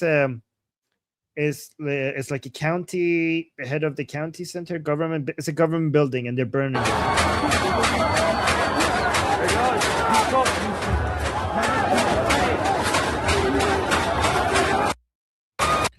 This just happened. This just happened a few hours ago. Like only a few hours ago. Hold on. Armin, are all the videos that you're getting vertical? Yes, because the people. Okay, no, that's fine. I was just asking because if they're vertical, I'm just going to change the format here to make our faces a bit bigger, so people can see us better when we're speaking. There you go. Okay. All right, let me show you one from this fool again. This one was iconic.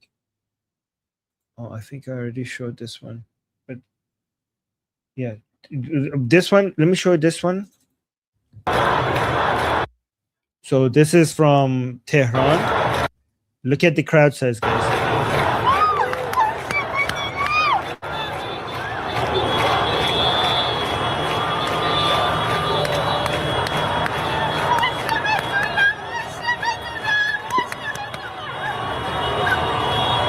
So the lady is so happy. The lady, like you could see her in her voice that she can't believe the crowd size, and she's showing she's appreciating the people showing up.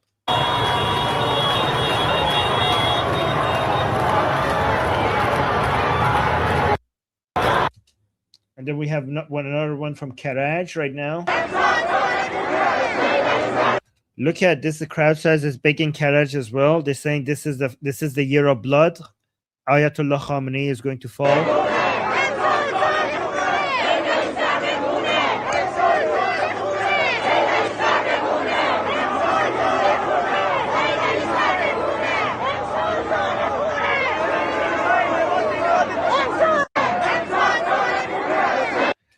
Okay, so apparently Tom Togenhunt, I don't know, the Minister of Security of the UK, the previous Minister of Security of the UK, has just announced that the regime is definitely falling, apparently.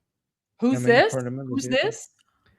Tom Togenhunt? Okay, I don't know how to pronounce his name because I'm reading in Persian. He's the current member of parliament in the UK and the previous security minister of the UK.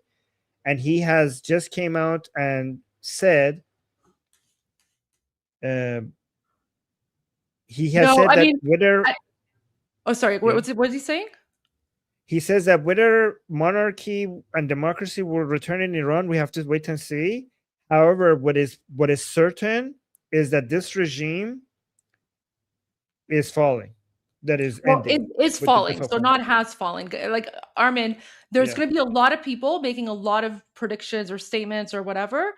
The only person that we can trust is Reza Pahlavi, right? So until Reza Pahlavi says something, every other person out there completely like irrelevant what they're saying, right? So, but a lot of people are going to be making predictions.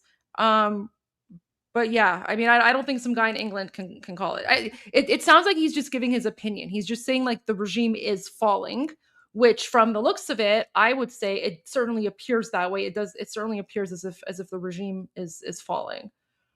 Yeah. I wasn't trusting him. I was just reading. Oh yeah, no, that's a good point. Yeah. All right, but hold on. This is Armin. Are you okay if I've been live streaming for almost 5 hours? Would it be okay if I took like a 20-minute break and then you just kind of take over until I get back? Okay, but can you give me a 30-second break and then you take a 20-minute break? Sure. All right, you take your time. Yeah. Okay, because I need to use the washroom. I'll be right back. Oh, okay. Go ahead. Okay, guys. Oh my gosh. Guys, if you haven't already done so, can you please help me share my Tucker Carlson tweet. Guys, like that's huge. Tucker Carlson has been one of those mouthpieces for the Islamic Republic, right? And he's always, he claims he's America first or whatever nonsense. So guys, I just put the link. I put the link to my video message about Tucker Carlson in the YouTube live chat. So guys, do me a favor, like it. Like if you're on X, like it, retweet it, share it with everyone. I'm gonna take like 20 minutes to upload some videos. I'm gonna put some things on Instagram and Facebook as well. I have no idea. Why he's no, actually I do know why. It's because you have to follow the money. Look at the people who are funding him. Look at the people who are funding Tucker Carlson. They're all like anti-West Islamists, right? So he's being funded by the same people. He's being funded by the same people who want to destroy the West. So there you go.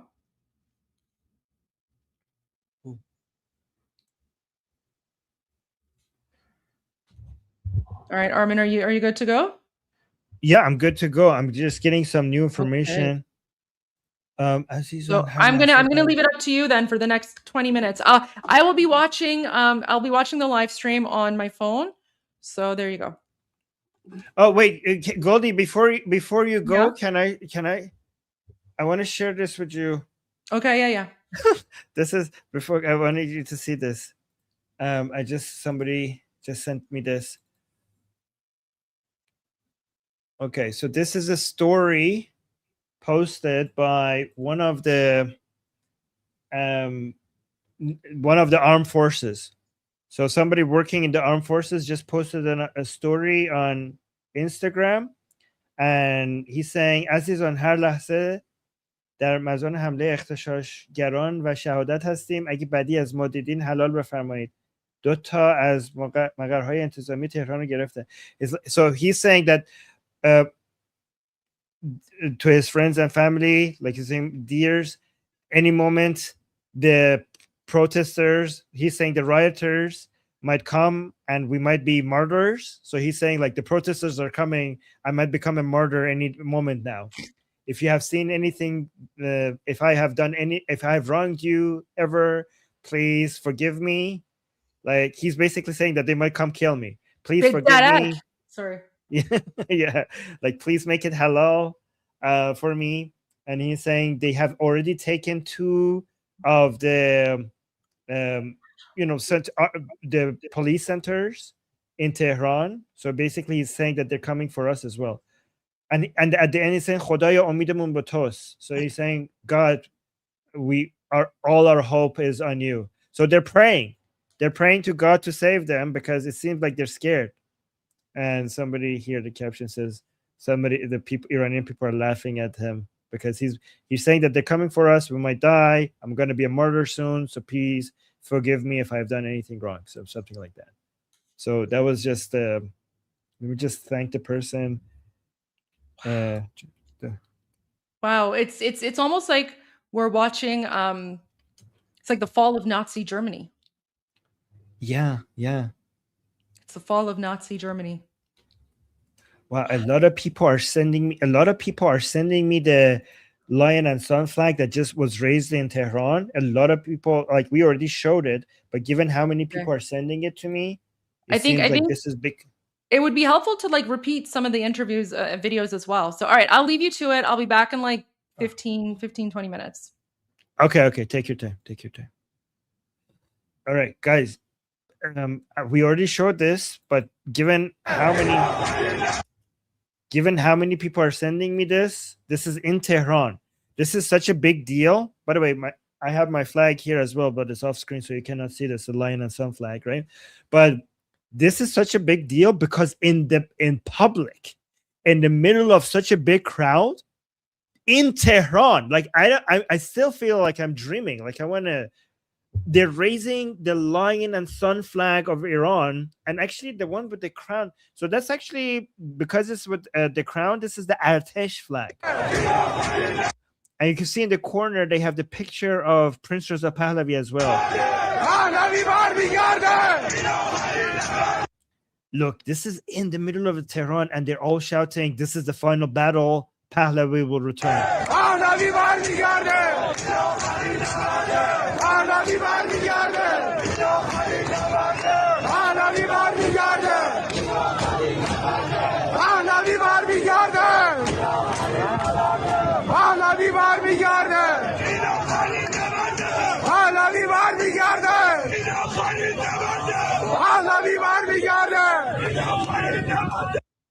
Hold on, let me see Tabriz. Oh, what the hell? Not Tabriz restaurant, you idiot. Tabriz, the city. Okay, there we go. Okay. So some people are saying, why is Azerbaijan quiet? Azerbaijan is, look, I showed you here, Tabriz. So this is the Iranian Turks, the Iranian Azeris are also supporting Pahlavi.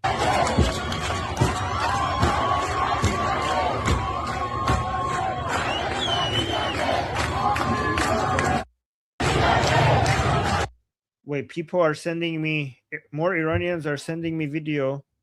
So, okay, so, so this is the continuation of Tehran Pul Rumi. Armin, Edame video. I think I've already, let me actually show this one more time to you guys for people who just showed up.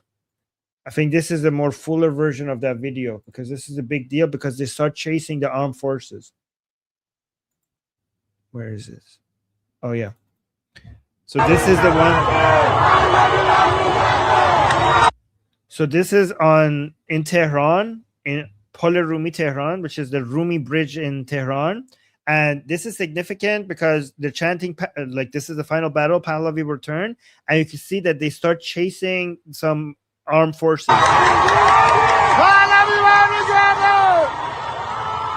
Like, you can see that people are running towards, people are not running away, but they're running towards the armed forces and making them run away. They're overwhelming them because of the size of the crowd. So they're swearing at them. Okay, I would translate the swearing, but Goldie told me to be polite on her channel, so I'm not going to translate what they just said.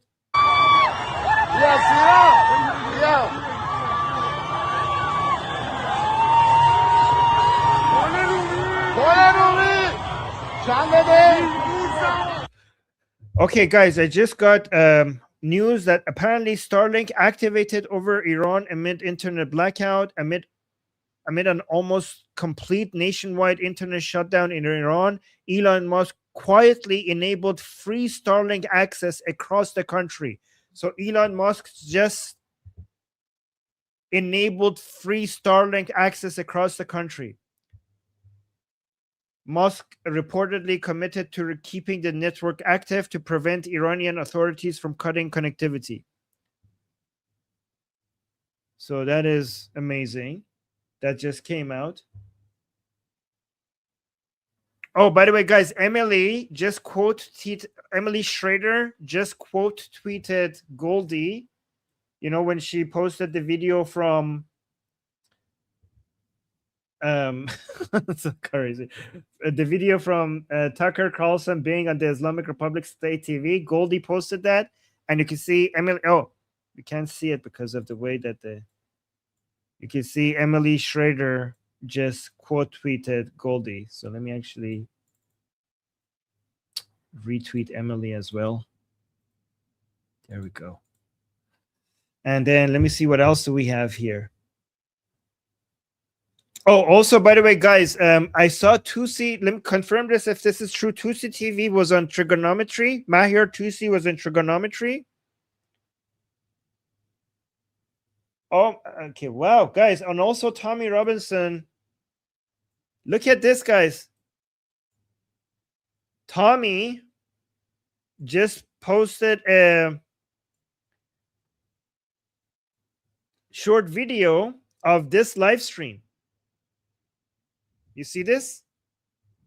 Tommy Robinson of the live stream that we're on. And Tommy was saying, look who the Islamic Republic are using to spread their propaganda. So let's retweet Tommy here. Repost. Elon, repost. It's not retweet. Guys, we should respect Elon's decision now. So if I ever say retweet, I'm sorry, I meant repost. Okay, forgive me. Okay. Okay. All right, so let's go. We got new videos from inside Iran. Oh, تصاویر شاهزاده در قلب دسفول. امروز شما به دنیا نشان دادید که خواست شما چیست. Whoa, guys, pictures of the prince are being risen inside this fool. So let me show you that.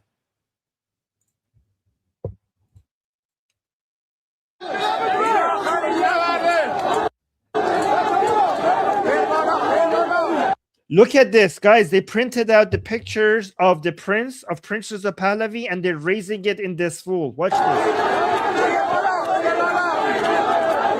Look at that.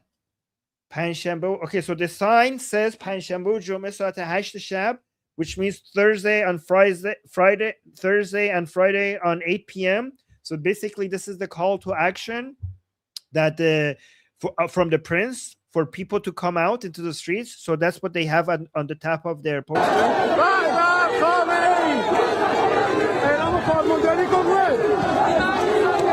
Look at this. Look at this. They came prepared. Guys, do you know why they're doing this? This is on the Persian channel. I was telling Iranians on my Persian channel, right? I was telling Iranians that when they go out, I recommended the same thing, to print out the pictures of the prince and bring it out with them, because Western media is not translating a lot of your chants that suggest that you want Prince Reza Pahlavi. They're mostly translating when you say death to the dictator or death to Khamenei, but they're not translating, and some of them are not translating your chants requesting Pahlavi back in Iran. So I told them that you need to take pictures of Pahlavi with you so that when they record you or when they have pictures of you as out there in the media, they could see with their eyes that you want Pahlavi back in Iran.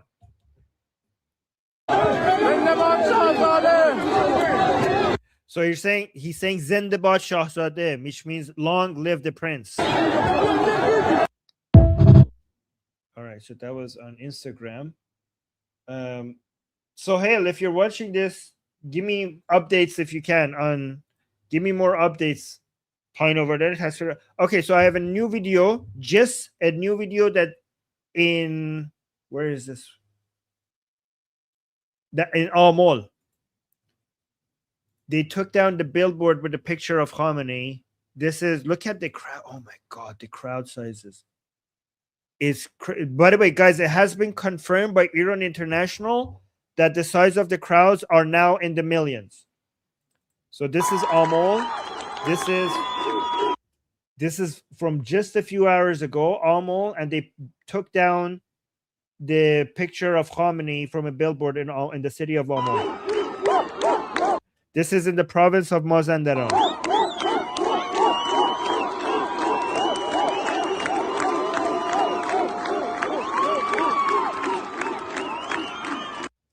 Guys, I see somebody in the chat is saying that there's reports that Khamenei has ran away to Moscow. That might be true, but it also might not be true because in the previous, in 3 years ago, when we had the Mahsa Revolution, the regime itself would put out fake information out there to get people to go home, right? So it is possible that he has run away, but it also could be regime propaganda. Because if they tell the Iranian people that Khamenei has run away, they might prematurely think that they have won and go home. So we have to be careful, because when we say Khamenei has run away or Khamenei is dead, it might be the regime's way to give a false sense of hope to the Iranian people. Because in the last revolution that we have had, in the last wave of protests that we have had, they killed Khamenei like 8 times. They tell us so many times, they told us Khamenei is dead, right? So we have to be careful with that, because we're not sure.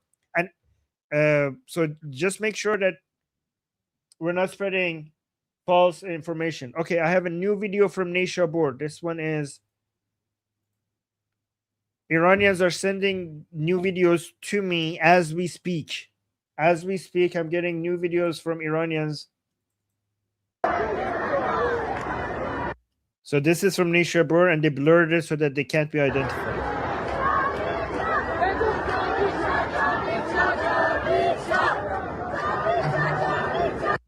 So they're saying Javid Shah, Javid Shah, Javid Shah, which means long live the king.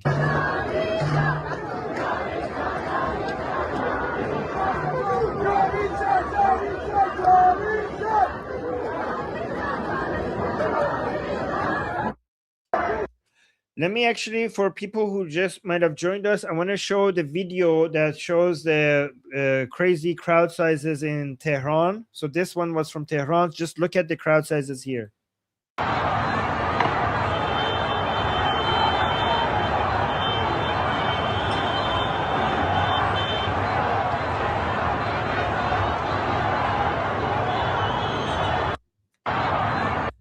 And let me show you, I think this was one.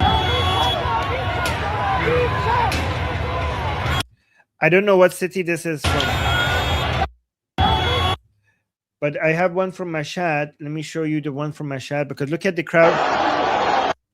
Look at the crowd. You see all of that black? Those are all people. Look at the city in Mashhad. Look at the crowd size. And they're all shouting Javid Shah, which means long live the king. Now they're chanting "In akharin nabarde Pahlavi barmigarde," which means that this is the final battle. Pahlavi will return.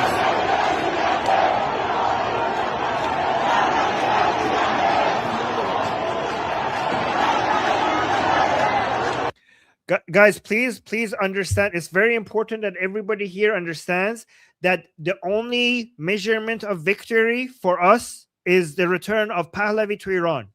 If the regime falls, if Khamenei dies, if Khamenei runs away, if the IRGC surrenders, if the armed forces lay down their weapon, that is not total victory. Even if the Seda Sima is captured by the Iranian people, that is not total victory. Total victory only happens when Pahlavi is back in Iran. Remember that there are many people who are trying to steal this revolution and turn it into something that it's not. And they're all anti-Israeli, they're all anti-Western, they're all isolationists. They're all the pro-Palestine people.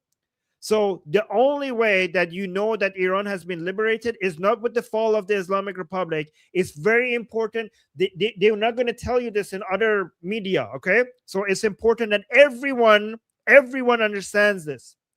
The only time that we can know that Islam has been liberated is not with the fall of the Islamic Republic.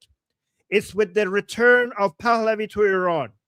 Make sure everyone understands this, because the Islamic Republic is not the only thing we're fighting against. We're fighting against the entire ideology of 1979, which is the mullahs, the leftists, and the MEK, and the Mossadeghi people. All of them, everything that represents them. And you could identify them by being anti-Western imperialist, that kind of bullshit, by being anti-Zionist, by being for the so-called Palestinian cause. Some of these people by being communist. Some of these people are also anti-Islamic Republic, but they have the shit ideology that caused the Islamic Revolution of 1979. And the Iranian people are protesting against all of them at the same time, not just the Islamic Republic. The Islamic Republic is a subcategory of all of those ideas.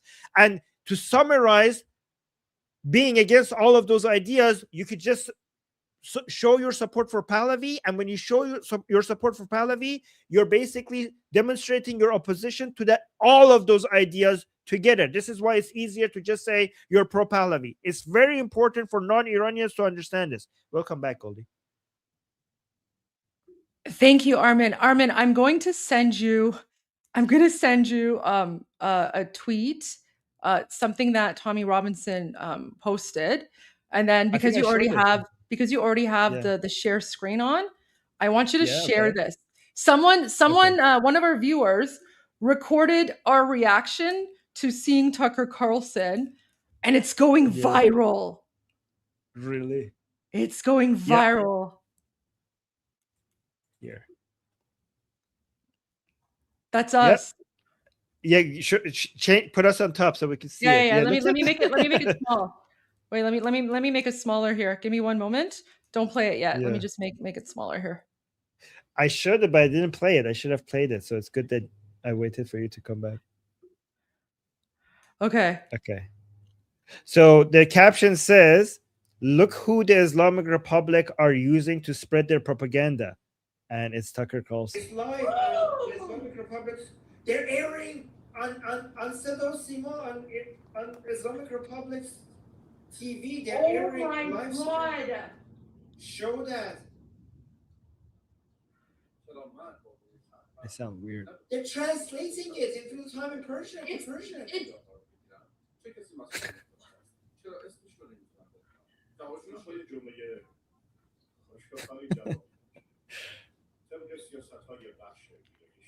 Guys, so when I tell you that Tucker Carlson is Islamic regime propaganda, look at this. The Islamic Republic is now taking, right? They're taking.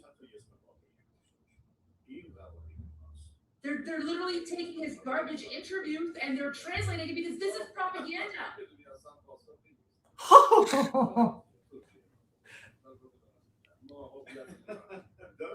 You see that they translate his laugh as well. No. That's the person who's filming. I think that's the person who's like filming us, like filming the TV screen. So the person filming the TV screen is laughing. It's not Tommy, because Tommy shared the video from another user. But this video is making so the person laughing is the one filming. Oh, okay. But they did translate Tucker's weird laugh. They did translate that as well. I think she's repeating that. Yeah, but okay, echoing that. But that's amazing. Thank you, Tommy. Oh, Tommy follows me. That's great. Okay. All right. So. All right, there you go. I just want to share that. All right, go back to the videos. Let's go back to the videos. Guys, Tommy is watching us. Say hi in the chat. Let me go back to the videos. All right, so I showed Bandar Anzali. So let me actually see if there's anything new. Okay, Manator just released a new video. Magbar Dictator. This is in Tehran. So let's watch this one.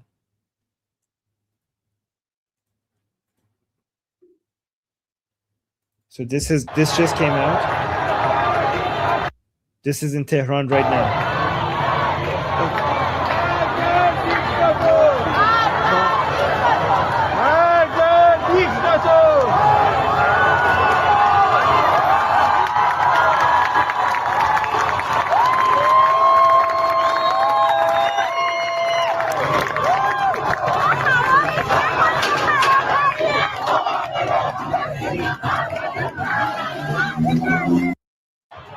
Okay, I have a new video from Sorry. This one I haven't shown.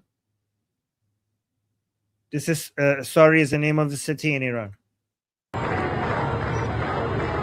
Look at the crowd sizes. This is,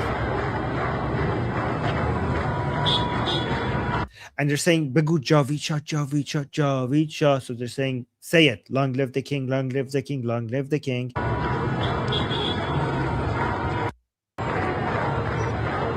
By the way, I also want to mention to people who don't understand, the Iranian people, when they are asking, when they want monarchy, they want a constitutional monarchy. Okay, everyone here needs to understand. Like, if you say, "Don't you guys want democracy?" Yes, we want a secular democracy.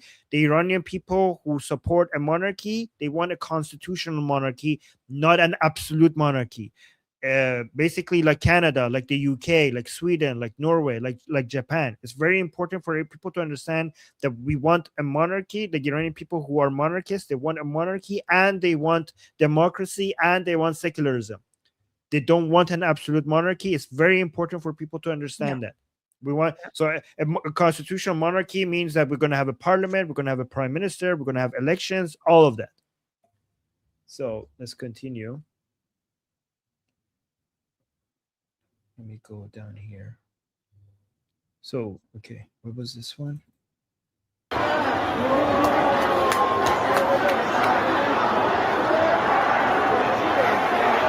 Guys, you see that all these are people, by the way. Okay, this is all people.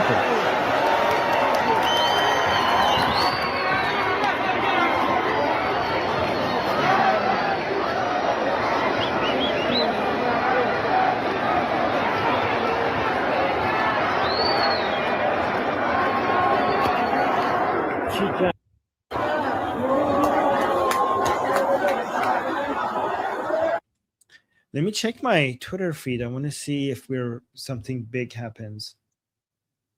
Everybody is sharing that video from Tehran with the giant crowd sizes and the Ferdowsi RGC opening fire. Okay, I haven't barely shared anything because I'm just focusing on the live. I have to share all the videos later. We have Armin. Okay. Armin, there's 27,000 people watching us. Holy right now. Shit, that's crazy. That's crazy.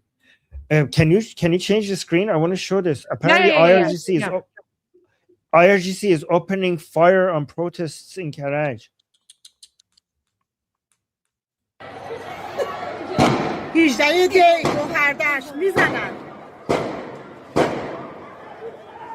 Okay, they're shooting at people in Karaj right now. Guys, tell Trump, somebody get this to Trump that they're shooting at people.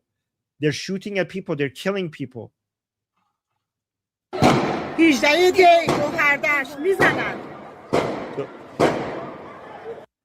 So yep, this is Gohardash, Karaj. They're saying they're shooting at us. She's saying they're shooting. They're shooting. They're hitting us. They're mizanan, which means shooting at us. She means that they're shooting at us. Okay, let me see. Let me see.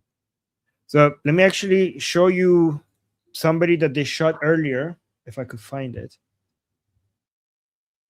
Oh, by the way, this is an important, now that a lot of people are here, I just need to show this to everybody. These are the people who have been, the politicians that have been bought by the MEK, okay? So the MEK is an Islamic, Marxist Islamic cult. And the reason why Giuliani, Mike Pence, and Pompeo are anti-Pahlavi is because they have been paid, they have been bought by Maryam Rajavi, which is a leader of an Islamic Marxist cult. And that's why these people are anti-Pahlavi. So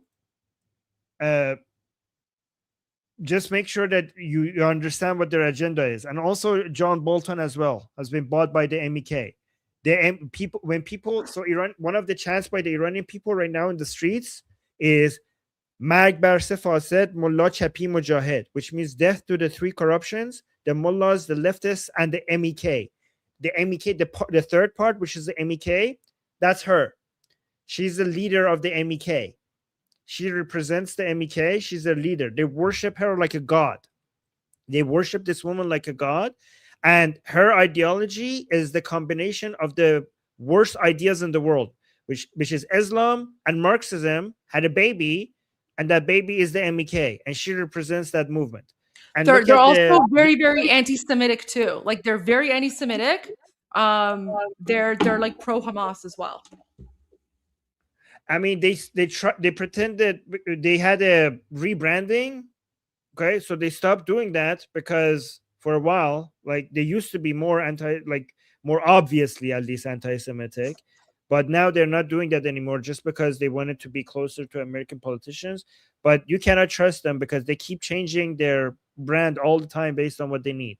But they're still Islamic and they're still Marxist, so you cannot trust them. Armin, I sent you 2 videos on WhatsApp as well.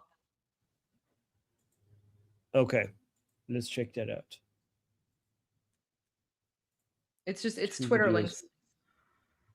Okay, let's go through these ones. Guys, you're learning a lot today here. What is this? Can you change their? Okay, there we go. This is Azerbaijani people in Tabriz now rising up there. So guys, you have no idea how proud I am that the people of Tabriz are rising up, because so many people told us that Tabriz will not join Pahlavi. Okay, and now Tabriz is saying yes to Pahlavi's call to action. So this is, it makes me so proud of the people of Tabriz.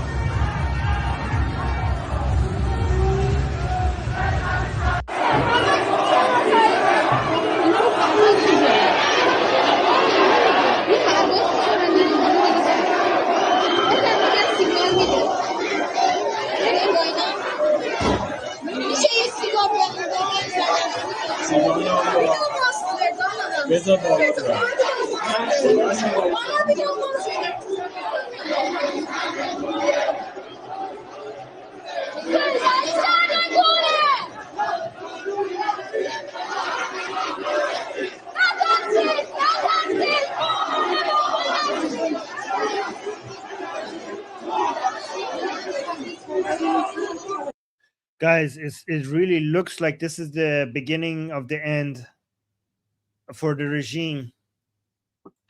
Help us, guys, help us make this successful by making sure that the whole world knows that we want Pahlavi. Okay, because the end of the regime does not mean that we have been liberated. Only the return of Pahlavi means that we've been liberated.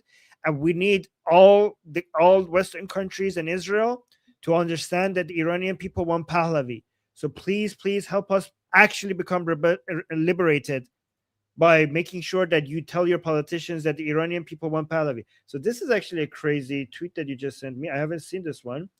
It says خنثی‌سازی یک رأس بسیجی به علت سردی هوا. What? Hold on. I think wait, I don't know if I can show this. Let me watch it here first. They're just kicking him. We can't kicking him. I don't think we can show that on YouTube. I think we can. Okay. So this is the head of the. So this is the head of one of the people leading the Basiji people, right? So Basiji is the morality police.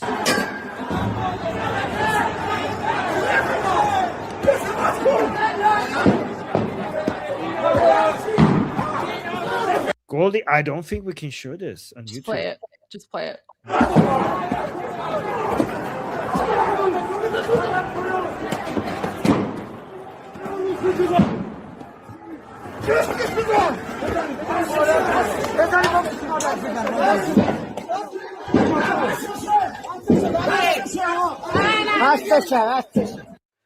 Okay, so some people are saying bastisha. They're saying that's enough. Don't hit him anymore. So again, guys, we don't condone violence.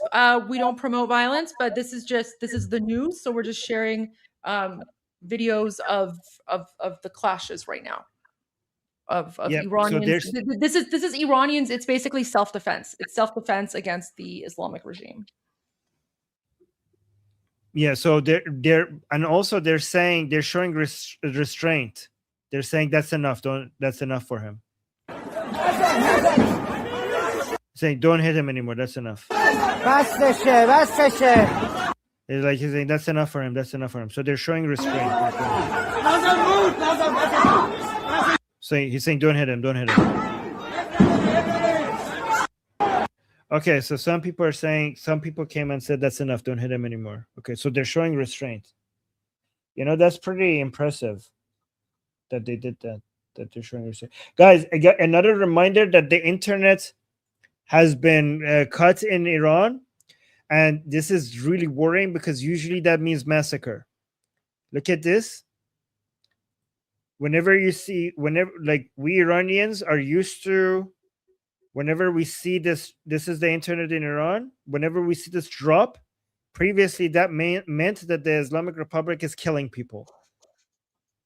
Whenever they cut the internet, that means a massacre has started. So we don't know if that's the same. That's what's that's what's happening right now. Actually, we kind of do know because from that video from Ashad. But this is really alarming, and I think we need Trump to get involved now, because Trump said that he will get involved if they keep killing people, and this is right now a sign that they're killing Iranians, because that's what in Bloody Aban. And the Bloody November, that's exactly how it played out. They cut out the internet and they started shooting people in the thousands. So I really hope that's not what's happening right now, but based on experience, it might be. And I should show the video from Mashhad again, Goldie. What do you think? The one that person was begging Trump and Netanyahu to come help? Should I show that again? Yeah, go for it. Okay, if I could find it. Give me a second. Where was that? Where is that Mashhad video? So this is Gorgon. Okay, this is the one here. Hi, Mr. Trump. So guys, Goldie tweeted this, so please go to her account and retweet this, because we need Trump and Netanyahu to hear this, especially because Trump promised that he will come and protect the Iranian people if they're shooting the Iranian people. So do whatever you can to get this to Trump and Netanyahu. Watch this. Hi, Mr. Trump. Here is Mashhad City. Ayatollah killed my people. Please help to my people. Please head to Reza Pahlavi. Come to Iran. Baby Netanyahu. Please come to Iran. Please help to Iranian people. Ayatollah killed my people. Please help.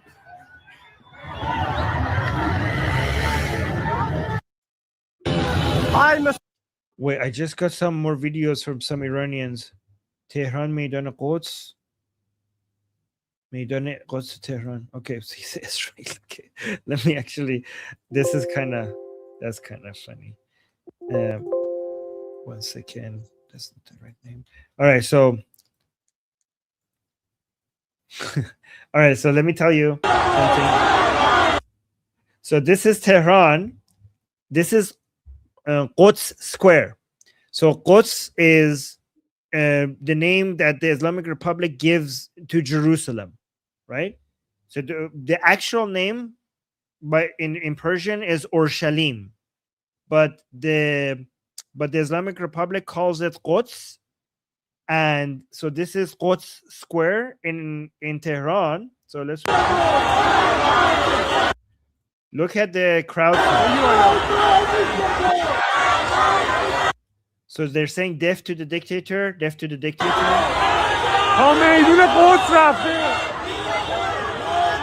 So the guy the cameraman is saying it has gone all the way to Quds Square.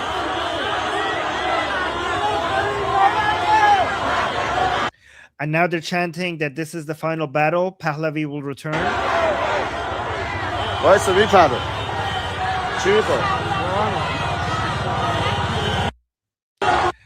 So my friend who sent me this, he let me tell you the caption that he sent me. He said Maidan Quds to parentheses Israel Tehran. So my Iranian friend who sent me this video, he said this is from Quds Square, but in parentheses Israel Square. Because Iranians want to rename the square to Israel Square once Iran becomes liberated. So the actual name for the square should be Israel Square, and that's why in parentheses for me he wrote Israel, not Quds. So there's that. And then I have another video footage from minutes before the complete internet went down in Iran. You are hearing gunshots. Okay, so this is another video that my Iranian friend just sent me. Let me show this.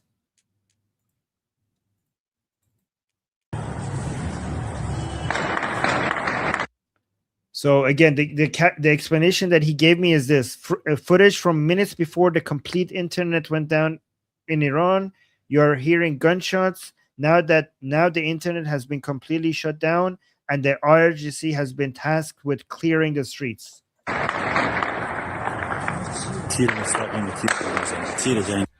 So the cameraman is saying that this is direct fire. This is direct fire.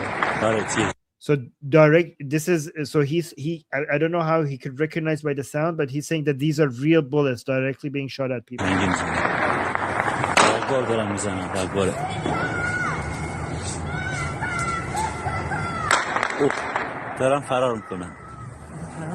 So you could see a woman shouting, and a woman alone. Look at. Do you see how?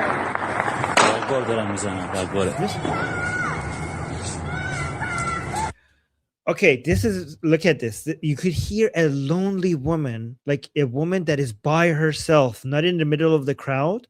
And in response to hearing the gunshots, she's saying, Bi Sharaf, Marg bar dictator, which means honorless, death to the dictator. So she's not with a crowd. She's by herself. You could see that she's the only one shouting. And she hears gunshot, and instead of being quiet and running away, she's chanting by herself alone in the middle of the darkness in response to the gunshots and saying death to the dictator. So the cameraman is saying like, oh, they're running away.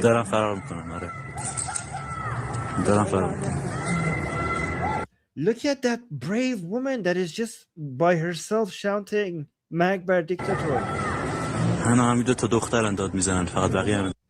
Oh, so the camera is saying it's only two girls. There's only two girls chanting right now there. So like everyone is running away, but these two girls are chanting.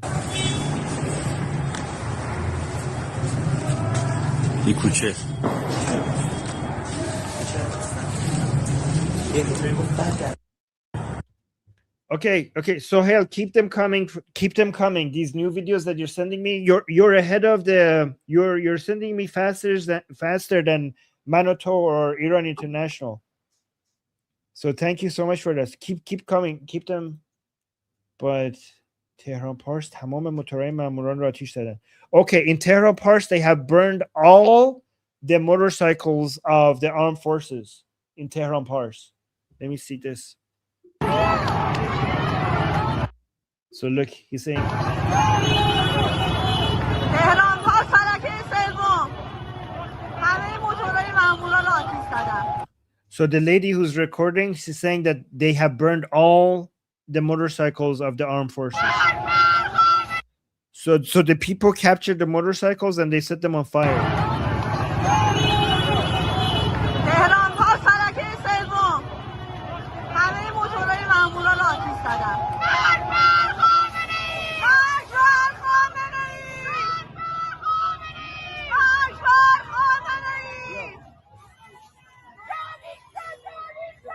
So they first said Magbar Khamenei, which means death to Khamenei, and now they're shouting Javid Shah, Javid Shah, Javid Shah. You can see how powerful like these women are. You can see the power in their voice.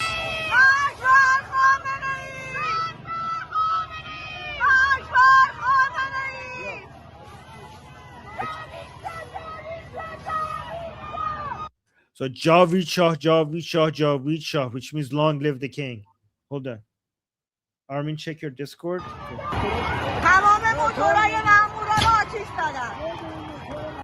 Okay, Neil Bunny is telling me to check my Discord. Okay, it's important apparently.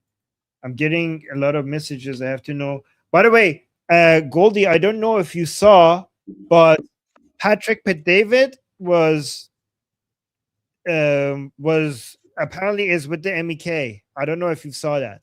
Yeah, I did.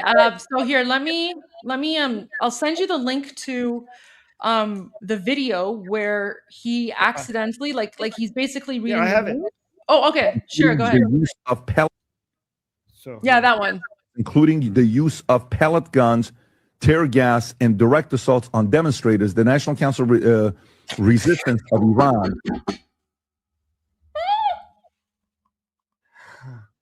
He even knew he was like the national he's like, oh shoot, right? Like he exposed himself. He exposed himself. That is crazy. Let's play that again. There's 30,000 people watching. Guys, this is Patrick Bet-David exposing himself for working with the communist Islamist Marxists. Yeah, let's watch this again. Hold on. Also claimed the cities of Abdanan, not Abadan, it's including the use of pellet guns, tear gas, and direct assaults on demonstrators. The National Council Okay, so okay, wait, just play the whole thing. Just Armin, I know you want to play the whole video because it's not that long. Okay. So just play the whole video and then we can go back and talk about it. Okay. The whole video is only 12 seconds. The one I know, so just play the whole thing. The use of Okay, here, let's do that. It's including the use of pellet guns, tear gas, and direct assaults on demonstrators. The National Council Resistance of Iran also claimed the cities of Abdanan, not Abadan. It's including. Yeah. So that was the whole thing. Yeah, so there you go. So he says National Council of Resistance of Iran, which is the MEK rebranded. So here's what it is, okay? If I could get it right. Yeah. So this is Mujahideen, People's Mujahideen Organization. So this is the People's Mujahideen Organization of Iran. Okay. So this is Mujahideen, which they're an Islamic cult. If you look at their logo. So Mujahideen translates to fighters of jihad. Okay. So the Jihad. People's Mujahideen is basically the communist fighters of jihad. Yes. So, and this, you can see their logo is a mix of Islamic and Marxist symbolism. And this is what he said by mistake. You see, this is what he was saying. So the political wing of the MEK is the National Council of Resistance of Iran. Right? So this is them trying to rebrand. These people are trying to rebrand as this. And they also use, this is why it's a little bit confusing for many foreigners, because they also use a lion and sword brand, but this was their actual brand. They rebranded to something like this, and they called themselves the National Council of Resistance of Iran, because this, having Mujahideen and a Marxist logo in their name, is not very friendly. It's not like it's not very, marketable to Westerners. So this is them. And Patrick Bet-David just referred to the resistance as why would he say? By the way, Patrick Bet-David doesn't understand Iranian politics, so he wouldn't know this. So the fact that he almost said this by mistake means that he's in touch with them, and they are the ones who are telling him to be. Hold on. They are the ones who are telling him to be anti-Pahlavi. That's what just happened.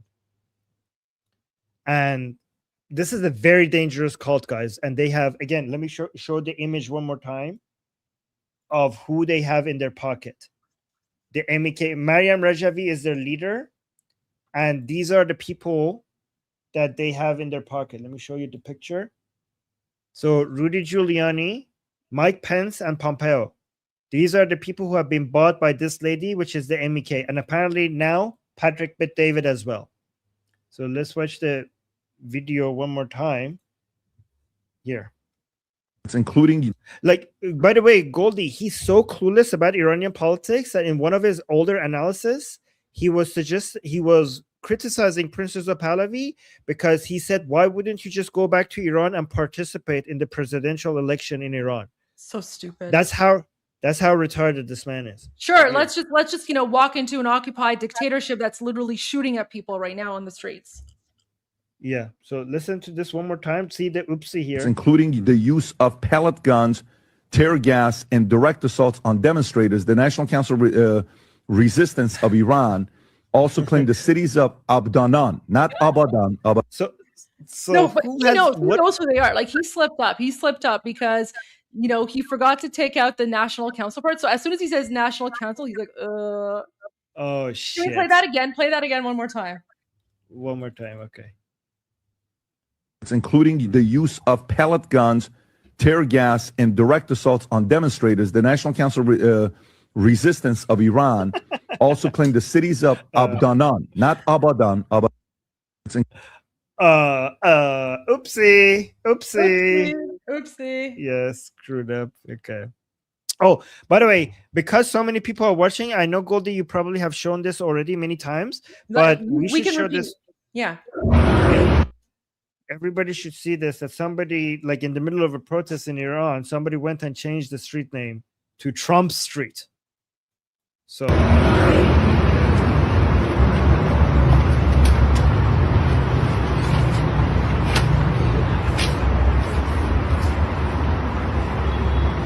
like President Trump Street. So guys, Mr. Trump, the Iranian people really appreciate the fact that you told them that if they are being shut down, you're going to come out and help. They respect you so much because of that, that in the middle of the protest, they're going out and renaming streets to your name. So please don't disappoint them, because they're being shot right now. They're not dying because of stampede or anything right now. The internet has been caught, and there's potentially a massacre happening right now in the darkness. We don't know. So please deliver on your promise. But go on, Goldie. Sorry, I was just going to say, have you shown the video where the freedom fighters in Tehran are going to the Central Command building of the IRGC? The one that they burned down? No. This is something new. Let me send it to you. So Visegrad posted this on X. Let me just send this to you right now. I don't know if you've seen this one. They posted this about 37 minutes ago. Okay. And also, Nail Bunny, please message me on Telegram. My Telegram is at the Armin Navabi. If you need to, because right now I can't. If I want to open my Discord, I have to open it on this screen, and I don't want everybody to see all my contacts. Let me get out of here, because I have a lot of contact. I need to be careful with sharing my screen, because I have a lot of contacts in Iran, and I don't want them to be exposed. If you want, I could share my screen for a little bit, and I can go through some of the videos on my feed as well. I have a whole bunch. So can you do that, please? Yeah, so I could basically bring my Discord up to see what Nail Bunny was telling me. Yeah. Okay, let me just give me one moment. Let me share my screen here. Share screen. Okay.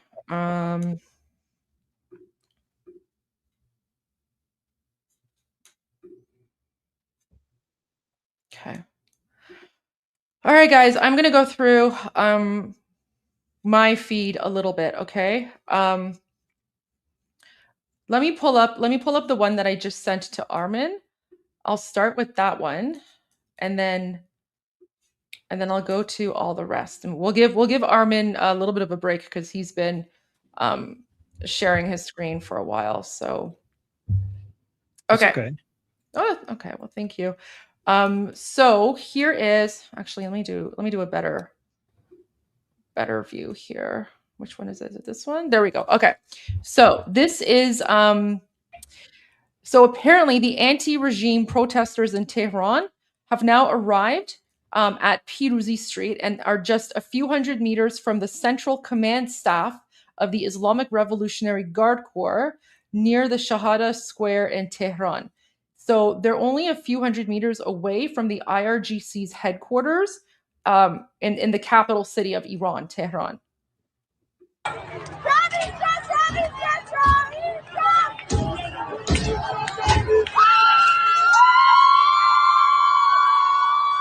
And they're chanting Davicha. So there you go. Okay, let me go to the Iran Revolution here. Okay. So nobody messaged me on school, but go on. Sorry. Large crowd. So Iran International reports large crowds of protesters. Let me make my screen a little bit bigger here. Okay. Large crowd of protesters have taken to the streets on Vakil Abad Boulevard in the northeastern Iranian city of Mashhad, following a call by exiled Prince Reza Pahlavi for a nationwide public protest. So again, guys, I want to stress, this is very important for those who have just tuned in. What we are seeing right now on the streets, that's because His Royal Highness King Reza Pahlavi, who's the Shah of Iran in exile, and also the leader of the national Iranian revolution, yesterday he put out a statement. Okay, so he put out a statement yesterday where he basically called upon the Iranian people to go out Thursday night at 8 p.m. Iran time. Okay, to go out at 8 p.m. Iran time, and take to the streets. So that's why we're seeing this today. That's why we're seeing this today. Armin, I'm getting a lot of messages saying 2CTV is going live in 8 minutes. Do you want us to take like a break when he starts, and I can just stream his so that we can just see what he has to say, and then the two of us can take a bit of a break, and you can do what you need to do, I'll do what I need to do, and then we can just keep the live stream going that way. Yeah, because I have some really crazy new videos. Oh my god. Okay, which I could basically spend some time downloading them while you show that. You get all the new videos ready and stuff.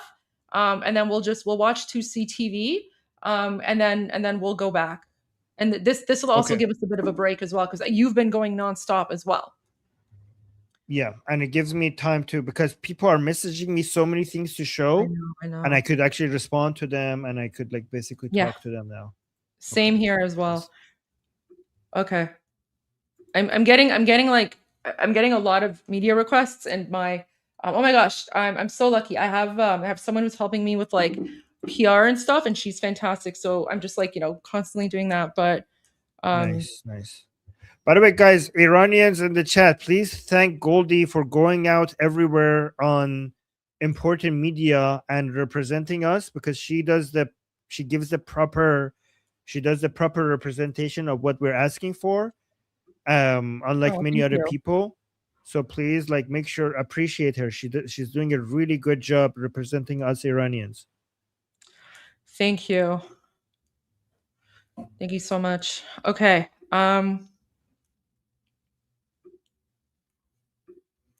Okay, so we still have about 6 more minutes to go. No, you're on. Oh, sorry, I was distracted. No, you're very welcome. It's an honor to do this, and no, I'm more than happy to do it. I think honestly, Armin, we all have a role to play, and people in Iran are literally risking their lives to overthrow the Islamic Republic.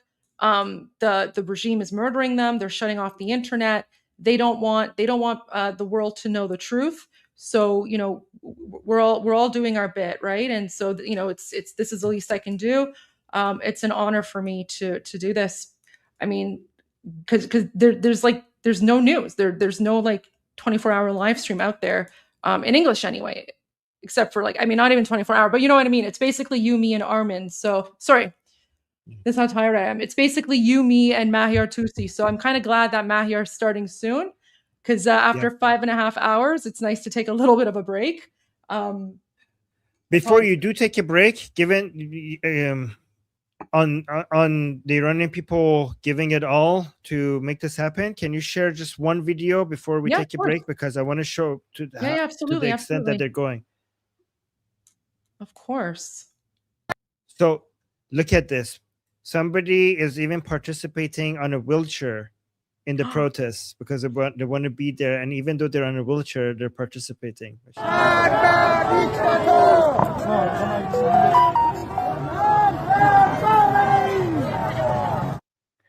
So it's very interesting because I've heard some really old people from the previous generation that really want to be involved in this protest, and their messages of them asking their young, you know, kids or grandkids to take them there because they want to make sure that they're present there. And this is one that is actually like, this person is on their wheelchair, but they wanted to make sure that they're there as well, and they participated on the wheelchair. Wow. That reminds me of the video a few days ago with the old woman in the walker, and she's going along in her walker, and she's like Magbar Khamenei, right? Wow. Armin, I mean, this is it. This is the final push. Like it's basically now or never. Yep, I think it's happening. But I think the revolution will be successful in removing the Islamic Republic. What we have to be careful is not the revolution not to be stolen from us. Yes, because revolutions, sometimes they say the revolution eats its children. The people who started a revolution, sometimes the revolution is stolen from us. So this is why it's very important that this is not just about removing the Islamic Republic. This is about bringing back Pahlavi. Because if we get rid of the Islamic Republic and we don't bring back Pahlavi, that means the revolution was stolen from the Iranian people. There are it means it was all for nothing. It was all for nothing. That means people basically lost their lives and were murdered, and it was all for nothing. Yes. And there are many times in history that the people who started the revolution are not the people who end the revolution. And we have to make sure that this does not happen to us by constantly fighting for not the removal of the Islamic Republic. That's not enough, but the return of Pahlavi. I 100% agree with you on this. 100% agree. And I think that's where it's very important for, you know, you and me, and you know, I know Mahyar's doing a really, really good job as well. But that's where it's important for, you know, you and me, and you know, other Iranians who have social media platforms. It's important for us to be the voice of Iranians, because the only thing that Iranians are chanting, not the only thing, but the unifying slogan. Okay, so this, guys, this is the official chant of the Iranian National Revolution. They are saying "In akharin nabarde Pahlavi barmigarde." So everywhere across the country, Iranians are saying this is the final battle. Pahlavi will return. That is literally the slogan, the chant of the Iranian National Revolution. So within the revolution itself, Iranians are saying exactly who and what they want. They are saying Pahlavi will return. Pahlavi, of course, is His Royal Highness King Reza Pahlavi II, who's currently in exile. He is the only person. He's the only person that Iranians in occupied Iran trust, okay, to lead Iran and transition Iran from a brutal totalitarian Islamic dictatorship into a functioning secular democratic society. He has a 100-day emergency plan. He has, transitional government ready to go. and he has already made it very clear that he is committed to having a secular democracy. And then the type of secular democracy that Iran will have will be determined in a national referendum. So that means that it's going to be up to the Iranian people to determine whether they want a republic like America or if they want a constitutional monarchy like Canada. Both countries, guys, both countries are democracies, okay? Both countries are secular democracies, but one is a republic, one is a constitutional monarchy, right? So that decision will be up to the Iranian people in a national referendum, and Iranians only trust His Royal Highness King Reza Pahlavi to run and oversee that national referendum to make sure that the referendum is not stolen from them. Okay, it's starting. Perfect explanation, by the way, Goldie. I'm going to steal that from you. That was a perfect explanation. Local news channel Amaya Tusi, and the situation in Iran is escalating very, very quickly tonight.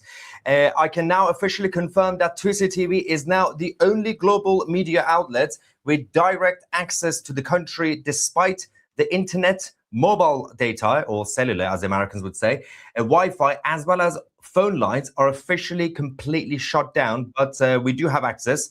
And of course, we will give you guys all the information.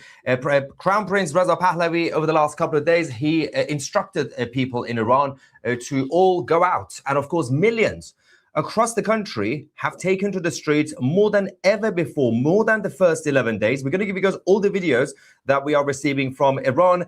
The security forces, Basij units, have now been withdrawn. The police have been withdrawn because the Islamic Republic have now officially launched a war on their own people. They have brought in the official IRGC military on the ground, and they are massacring a lot of people on the streets. President Trump is watching. President Trump has once again confirmed his plans that he will be hitting the IRGC very hard. We do have, obviously, I've got the intel coming in from Iran directly. And but first, let's go through the videos that we are receiving. There's a lot to talk about here. There's a lot of weird stuff also happening, including the official state TV building, Seda Sima, has been destroyed in Esfahan. By the way, first things first, this is the moment that the police, as well as the Basij security forces, were withdrawn from the cities, and everybody was like, oh, is this surrender? But then they were officially replaced by the IRGC military. They brought in their soldiers on the ground to kill their people. This is how it started.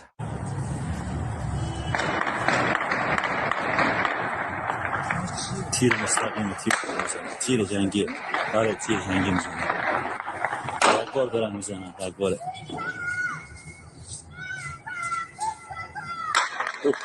دارن فرار میکنن آره Running away. دارن فرار says. People still chanting. همین دو تا دخترن داد میزنن فقط بقیه هم دارن فرار میکنن همین جلو بودن قبلش.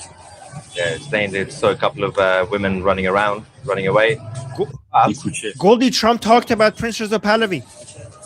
While the gunfire erupted as the war essentially. Trump talked about Prince Reza Pahlavi. Do you want to see it? Yes, I paused 2CTV so we can go back to that. Sure. Should I add your screen? What do you want me to do? No, okay, you have a video. I mean, okay, video. All right. Okay. Okay, guys. So we're gonna pause 2CTV. We're gonna listen to President Trump, and then we'll go back to 2CTV. With Crown Prince Pahlavi, who is the heir to the constitutional monarchy, he doesn't want to rule. He would be a symbolic ruler like King Charles. Well, I've watched him, and he seems like a nice person, but I'm not sure that it would be appropriate at this point to do that as president. I think that we should let everybody go out there and we see who emerges. I'm not sure necessarily that it would be an appropriate thing to do. What do you think? I think that's smart. That's smart because if President Trump says that he supports Pahlavi, then he's taking the revolution away from the people. I think he's being very smart. And I think this is the perfect thing to say. Because if he says right now, like it's too early. If he says right now that he's supporting Pahlavi, then the leftists or communists or anyone else, they can then claim that like the revolution is illegitimate, right? So President Trump is being very careful. My political analysis is that President Trump is seeing the writing on the wall. President Trump sees that the Islamic regime is going to fall. Okay, President Trump knows that there's going to be regime change. Okay, so he's already accepted that fact, and that's why I think he's staying away. Okay, he's staying away because he does not want to take this away from the Iranian people. And this is literally where it's now up to us as the Iranian nation to show the world who we want and why we want, right? So I think President Trump's statement was very, very good. I think it was excellent. Okay, guys, this means Iranians, if any Iranians are watching this, that means it's still up to us to make sure the world realizes that we want Pahlavi and nothing else but Pahlavi. Okay, because the whole world is still waiting and watching to see. Because remember, the Venezuelan people didn't come and support Machado the way that they should have if they really wanted Machado. Okay, so but you Iranians have to make it. I mean, you already have, but it's not over. Well, it's not over. Yeah, we just have to continue. Yeah, you have to continue making the whole world. The whole world is waiting to see what you're going to do. Don't wait, Iranians. Don't wait on Israel. Israel already helped us a lot in the 12-day war. The reason why you're not. Why it's easier to remove the regime right now is because they killed all the leaders of IRGC. So Israel already did what they were supposed to do. Don't wait for America. United States, Trump has already basically put out a message and has scared a lot of people within the regime. We don't know if Trump is going to come or not, but don't wait for that. It's all on you. The whole world is watching to see what you do. So this is your turn. The Prince Reza Pahlavi did his thing. Israel did their thing. Trump gave out the warning. I don't know how much more support we're going to see from him, but he already helped more than any other president in the history of the United States. Even if he doesn't do anything else, just that message is more support than any president ever has had for the Iranian people ever. So this is just your turn.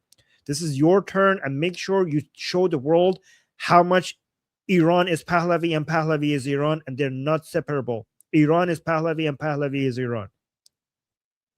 Yeah, I agree. So okay, so that was okay. I think that was.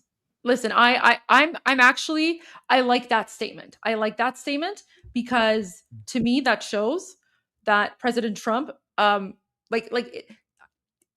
feel like the writing is on the wall, but it really like now it's up to us, right? Like this is where we, the Iranian people, it's ourselves. Like it's this is our right to self-determination. And I think the fact that President Trump isn't saying anything right now, he's respecting the Iranians' rights to self-determination. And we've already shown the world who we want, but this is the final push, right? Right now we are in the critical phase, and we are not we're not over the finish line, because it's not about the Islamic regime falling, it's about who comes back. And so unless and until His Royal Highness King Reza Pahlavi comes back to Iran as a transitional leader who is recognized internationally by every single nation state, our job is not done. So we're just going to continue that push, continue that fight. And that's also the responsibility of those of us who are outside of Iran, outside of occupied Iran, to use our platform and to use our voice to share the truth about what's happening in occupied Iran and who the Iranian people actually want. So that's my analysis on that. Okay, I'm going to go to CTV now. Okay. Yeah, let's go back to CTV. Yeah, and then that we can take a little. But thank you for sharing that. That was really important. Yeah. Okay. Let me just fix this here. Okay. Was launched by the IRGC military. And then, of course, we started hearing it in Tehran, the capital. Let's go.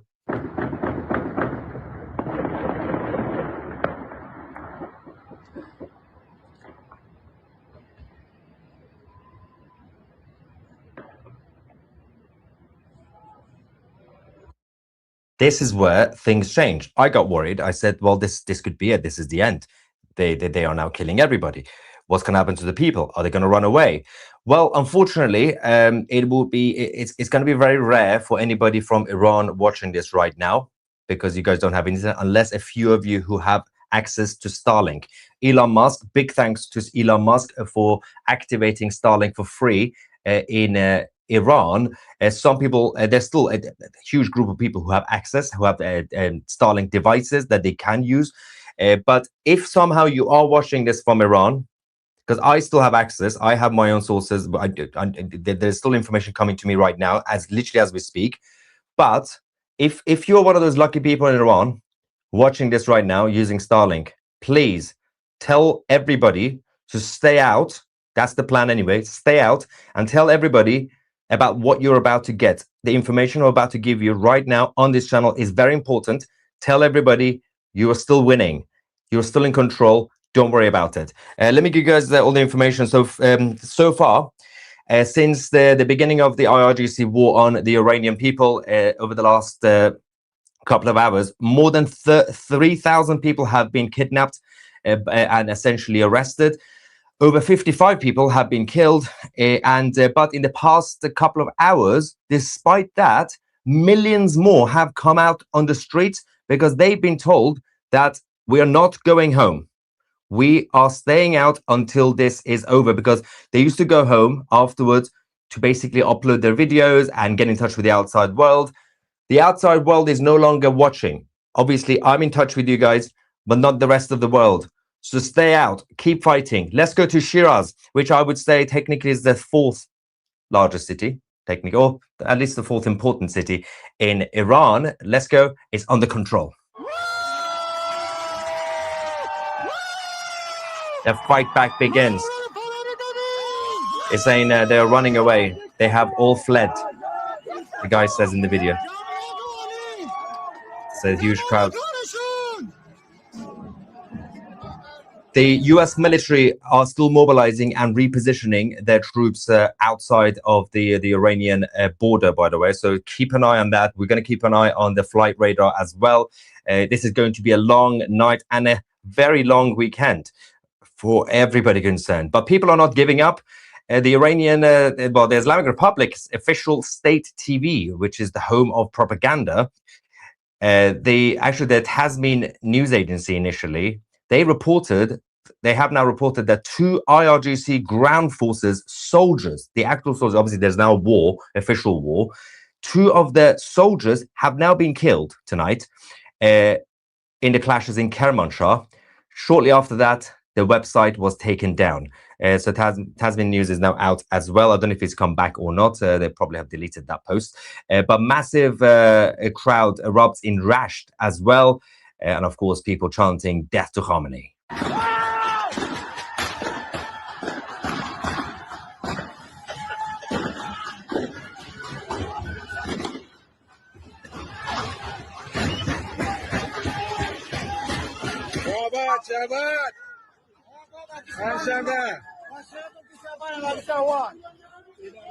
Brave people. The regime thought by launching the war, by beginning to massacre people, they're going to be scared, they're going to go home. Not only they're not going home, they have targeted more government buildings, more IRGC bases, more Islamic centers, and, as I said earlier, the official state TV building, the propaganda machine in Esfahan, has been destroyed.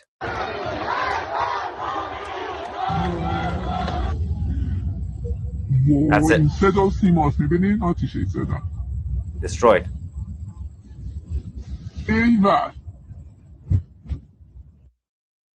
Crazy stuff, guys. Let's go to Rasht. Look at the crowd.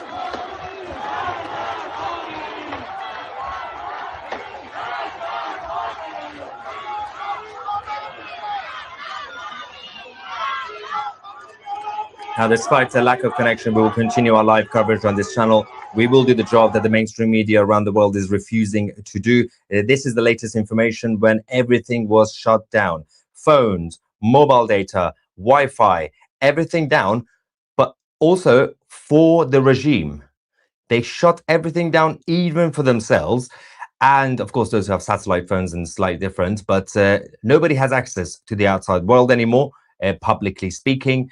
There are a lot of speculations, a lot of rumors. We can't verify, confirm, but there are a lot of rumors that this isn't just about being able to massacre the people, because eventually, the internet will have to come back. Eventually, the information will get out, as it is getting out on this channel right now.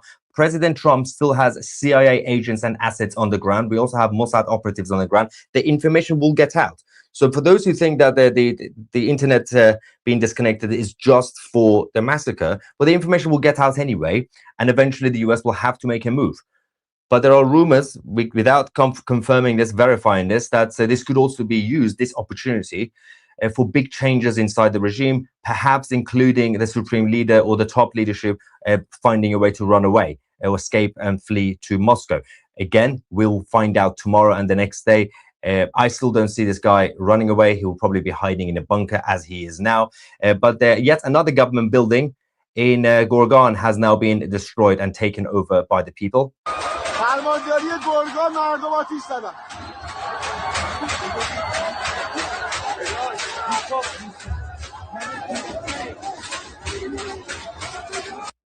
Someone says, Pete says, the BBC just woke up saying the internet in Iran is down. Well done, BBC. You're only 5 years late to the game, but okay. And of course, people are also defending themselves very viciously. They have to. There is no other way, by wiping out the IRGC officials and forces using a European style of a weapon. Cars. You know how cars are very dangerous in Europe? Cars ram into people. But cars in Iran are now ramming into the IRGC forces. They're running away. They're running away. Now they're on the ground. The advice is to the regime forces, when you're running away from a crowd and you see a car behind you, go to the right or the left. Don't stay in the middle of the road. What do you think is going to happen to you? The low IQ IRGC, obviously, forces are now floored on the ground. Tehran, the capital, is exploding massively. Over the last few days, we've been reporting that the Iranian people have essentially taken control of the capital. But tonight is on a whole new level. Millions are out. Millions across the country, in every neighborhood, every district of the capital. This is just one area. We also have finally an update from Tajrish, which is a kind of more middle class, upper middle class area in the northern part of Tehran. They're out. The south is out. Naziabad east has been out, obviously, for the past 12 days. Western Tehranis, they're all out. Every area is now out, all because of one single message from the Crown Prince Reza Pahlavi. He requested this over the last couple of days. He said, come out tonight and tomorrow, and obviously over the next couple of days, 8 p.m. local time, everybody out. And they listened. This is the power and influence of the crown. One leader. This is what happens when you unite a nation. Let's go to Mashhad, the second largest city and the so-called holy Shia city for the regime, rising up, kicking off, and of course, the famous chant of "This is the final battle. Pahlavi is returning."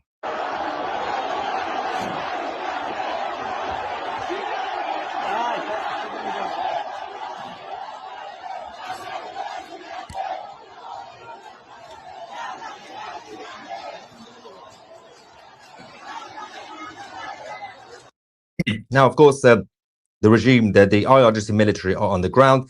They are fighting massively against their own people, which is disgusting. At the end of this revolution, it's not just going to be the political leadership of the Islamic Republic who, when they're captured, they have to face justice. The commanders and the generals and everybody who is now doing this to their own people, they also have to face justice, because in Mashhad, we have a video that I'm about to show you. Iranians are now begging President Trump for help. This man actually attempted to do it in English. Hi, Mr. Trump. Here is Mashhad city. Ayatollah killed my people. Please help my people. Please help my people. They're killing my people. Hey, to Reza Pahlavi. Come to Iran. Baby Netanyahu. Please come to Iran. Please help to Iranian people. Ayatollah killed my people. Please help.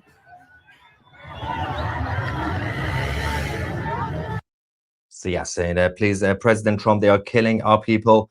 Come and help us. Bibi Netanyahu, please come and help us.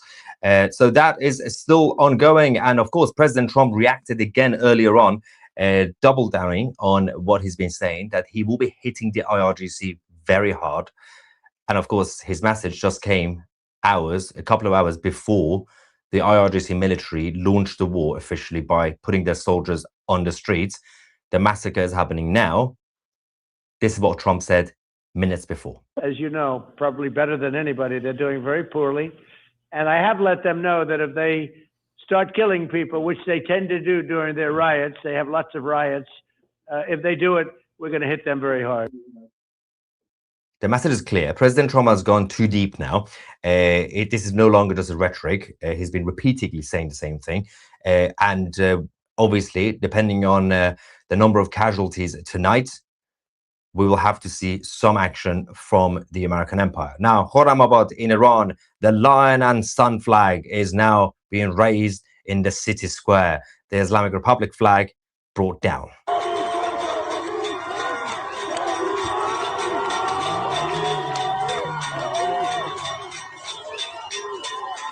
This is impressive, despite the IRGC military being on the ground.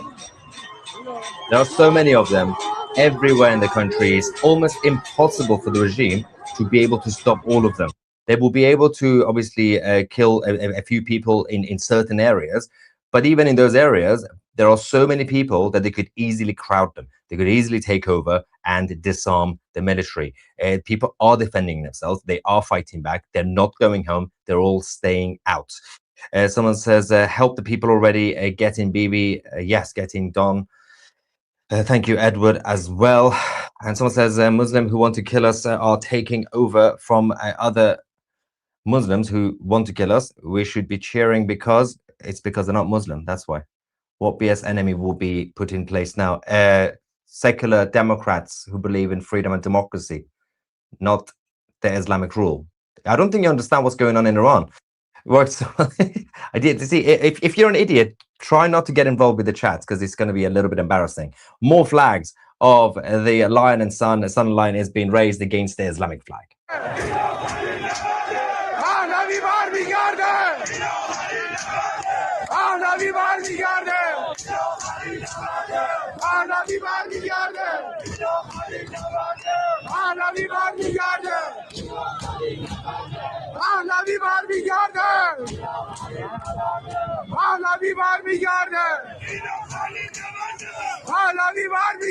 Pahlavi will return.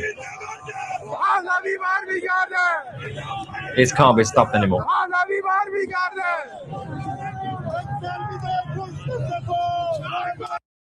This is absolute insanity.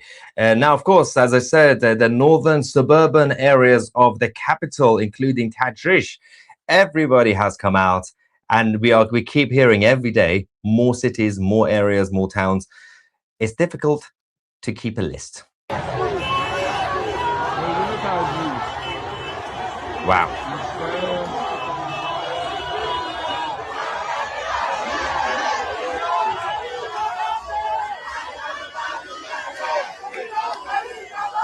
Someone said $10 to get called an idiot. His own fault. It's his own fault.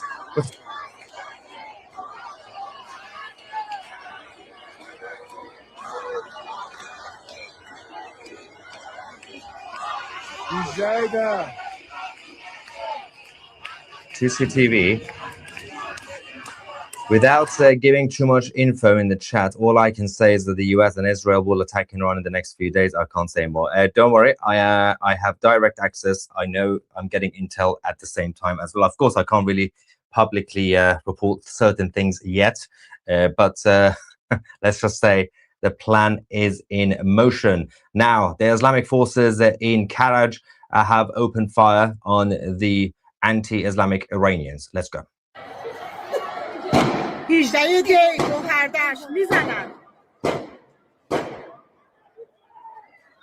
There's still more people than the Islamic forces.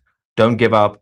Again, if you're one of the few lucky people who have access to Starlink right now watching this, because I know a lot of people from Iran are watching this channel over the last 12 days, tell everybody else, stay out, don't lose your energy, because the rest of the country, everybody's out, everybody's winning. The moment you go home, that's when they win.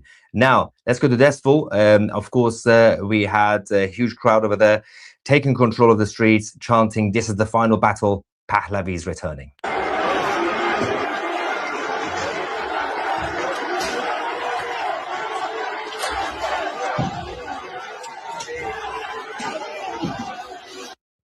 Brilliant, brilliant. There's a lot more videos coming in quickly as well. But before we get to this, we have Kevin saying, are the Kurdish and the Baluch rebels are fighting back against the IRGC? Any other group? Yes, we have been showing you guys the clips from both the Kurds and the Baluch, especially the Kurds, have been absolutely impressive.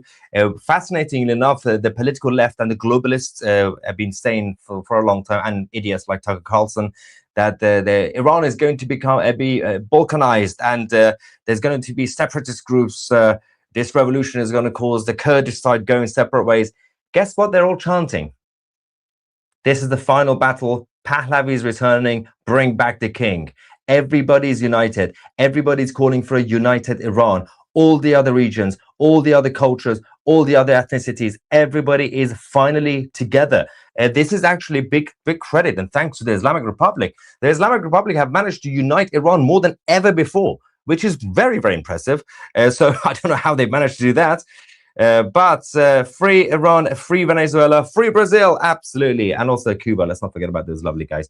They got good food. Now, cars, bikes, and buses of the Islamic Revolutionary Guard being destroyed in Tehran, and of course many other cities and towns. People are taking control of all the equipment. Wow. These are the bikes and the cars. They've been destroying so many bikes. I don't know what they're going to be using in the next few days. They're gonna start using donkeys. Yeah, they're gonna start using donkeys to ride around to try to do a crackdown. Now, in Rasht, go back to Rasht, as yet another IRGC Basij office and headquarters has now been destroyed, taken over by the people and destroyed.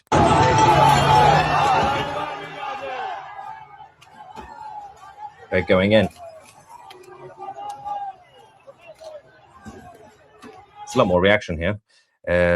Apart from the Free Brazil, we have Israel and America are waiting for the moment. Yeah, obviously there's still planning involved. It takes time.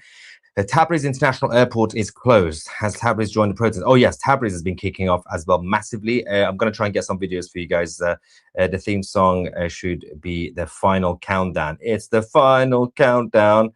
And let me just, I've just got some intel.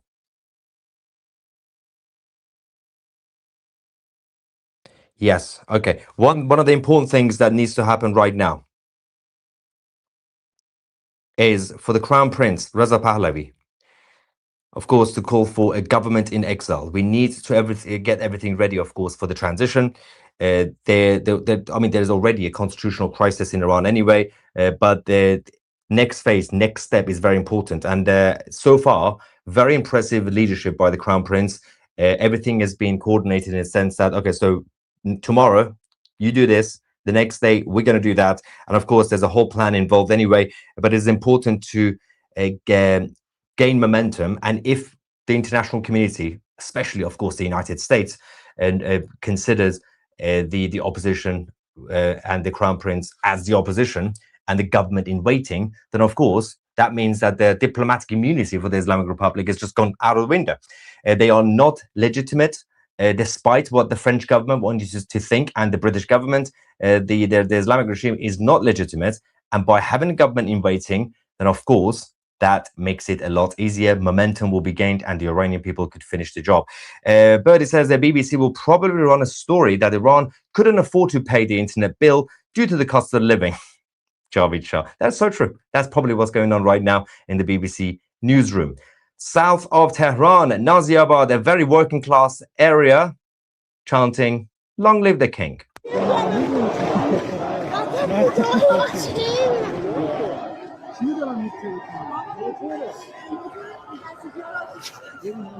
Now, the problem with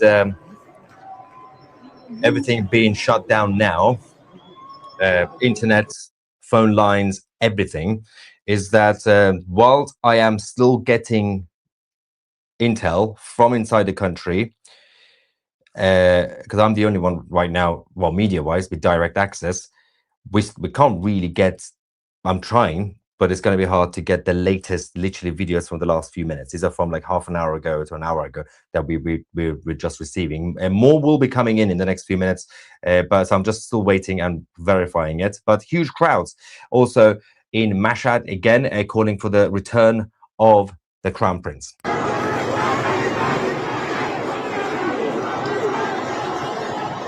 Whole country is on fire, literally. Vakilabad, Mashhad. Vakilabad in Mashhad. Bart says, thanks for covering this. Thank you so much for the support. And Jeff says, there is no turning back now. This is the time for them to be free of radicalism. It's too late. It's too late for this to be turned on. It's impossible at this point. There is no way. The only way is that somehow they manage, even if they manage to right now somehow wipe out half the people who are on the streets, that's going to backfire massively, because President Trump has literally the military troops by the border ready to go. So it's a lose-lose for the regime. If they don't kill, well, they're losing. If they kill, they'll be wiped out. This is the perfect opportunity for Khamenei to make a deal with President Trump via Putin. This is literally the only option, to let him escape. Obviously, people in Iran will be furious. They don't want him to escape. But this is the only good option. So, Ali, if you're watching this, pick up the phone to Vlad, tell him to text the president and make a deal. The only way you can survive this. Rachel says, final boss. You deserve it for covering for this coverage, 2C. I am so proud of you, Danielle, and the whole 2C TV team. Yes, I do have to give a big shout out to the rest of the 2C TV team that you guys don't normally see. Sometimes they come on because they're doing all the great work behind the scenes and preparing everything. So big shout out, of course, to the top team, the leadership team, Danielle, Sarah, and Naz, Effie, and others.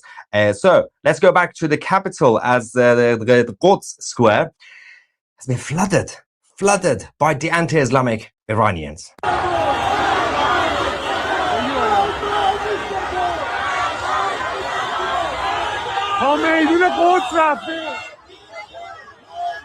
Despite the military being on the streets, they can't kill everybody. We have yet another idiot who wants to see. Why do we have so many weirdos? There is a guy, I'm assuming it's a guy. Is it a guy? Don't want to assume your gender. Why does the USA have to pay for this? Iranian people generally hate us, especially the ones in the US. I don't think you've ever met an Iranian person. Have you met one? Let me just clarify. Iran was basically the only country in the Middle East, the actual Middle East, on 9/11. When 9/11 happened, you could go on YouTube and search for this, by the way. While the Arab world was celebrating the attack on New York, people in Iran were lighting candles and mourning. People in Iran fly the flag of the United States. They see the US as their friend. People who are from Iran in the United States, they've contributed, they've integrated, they've created jobs, they've created businesses, they pay their taxes. A lot of them are millionaires. That's the Iranian people and their relationship with the United States. I don't understand, you know that relationship, but also the United States is the world empire and is the world police with bases in the region. What do you think they're going to do? Whether people in Iran ask for help or not. Do you think America is stupid to allow the rival empires, including the Chinese Communist Party, to take over as the world police? No, that's not going to happen. Not under President Trump. Now, there's a man who's filmed saying that with this crowd out on the streets, you could basically say that Tehran, the capital, has fallen. Let's go.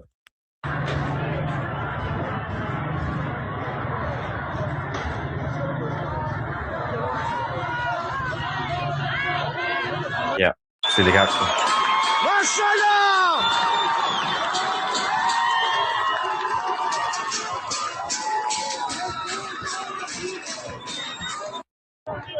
Yeah. So many out. So many.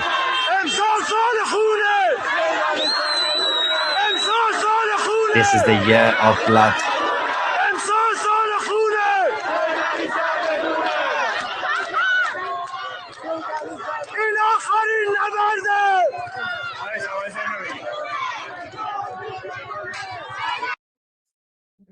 Crazy stuff happening. And of course, in Sattar Khan, people have also targeted the Islamic forces, their cars and their equipment, and setting them on fire. They are paralyzing all the resources every day. Every day.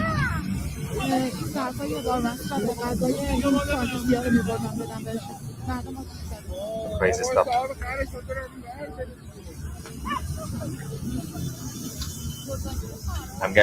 Our team are keeping an eye on the flight radar and, of course, the troops mobilization.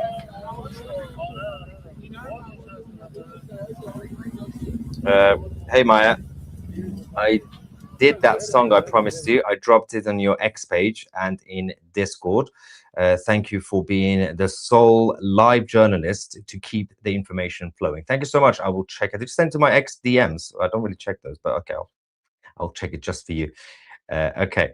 F Islam. Also, don't forget, if you're not following the 2CTV, the official X account on X, what's wrong with me?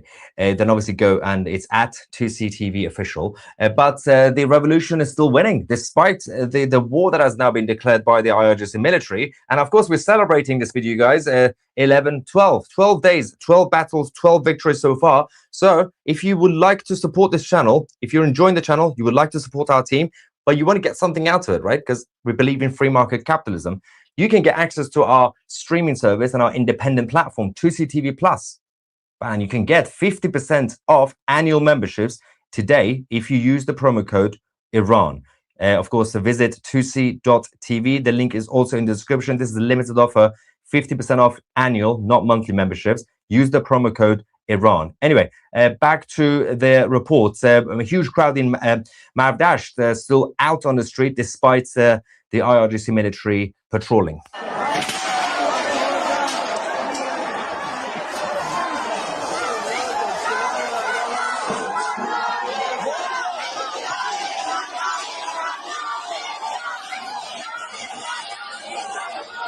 Long live the king, they're chanting. Still winning, so much winning.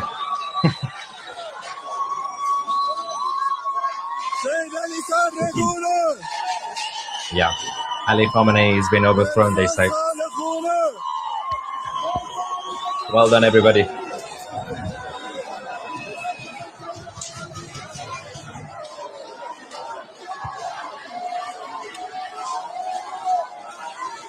Thomas says the liberation of Iran is at hand. Very close, guys, very close. The IRGC made a huge mistake tonight. Big mistake. By launching this war on their people, they basically finished it for themselves. Launching a war on your own people on the streets using soldiers, it's backfiring slightly, of course, and President Trump is ready. So good luck with that, Ali. Let's go to Punak, the neighborhood in Tehran, as people are also slowly taking back control.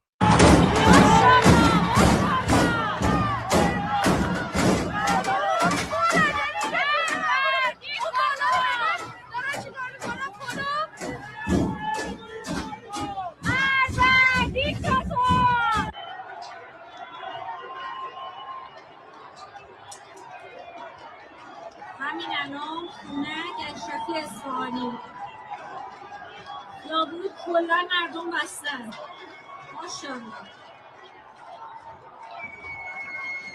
Okay. Now. Okay, wait.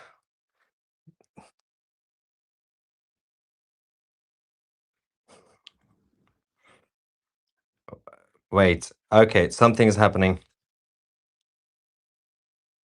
You know what? While we check this, I think it's time. I'm just getting the latest intel from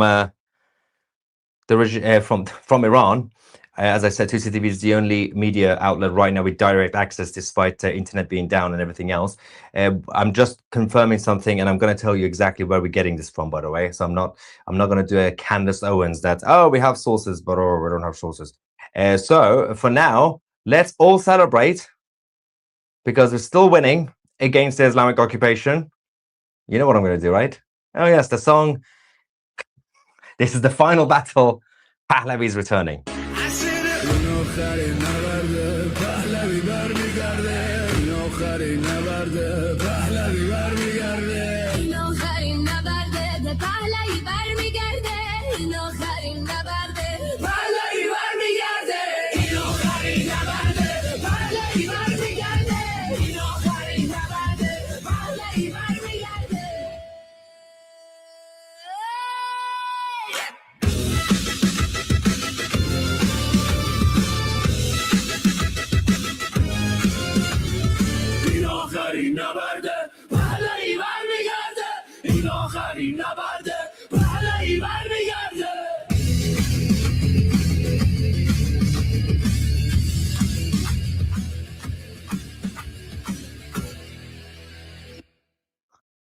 Okay, so in case you're wondering, we're still getting some latest intel from our sources in Iran.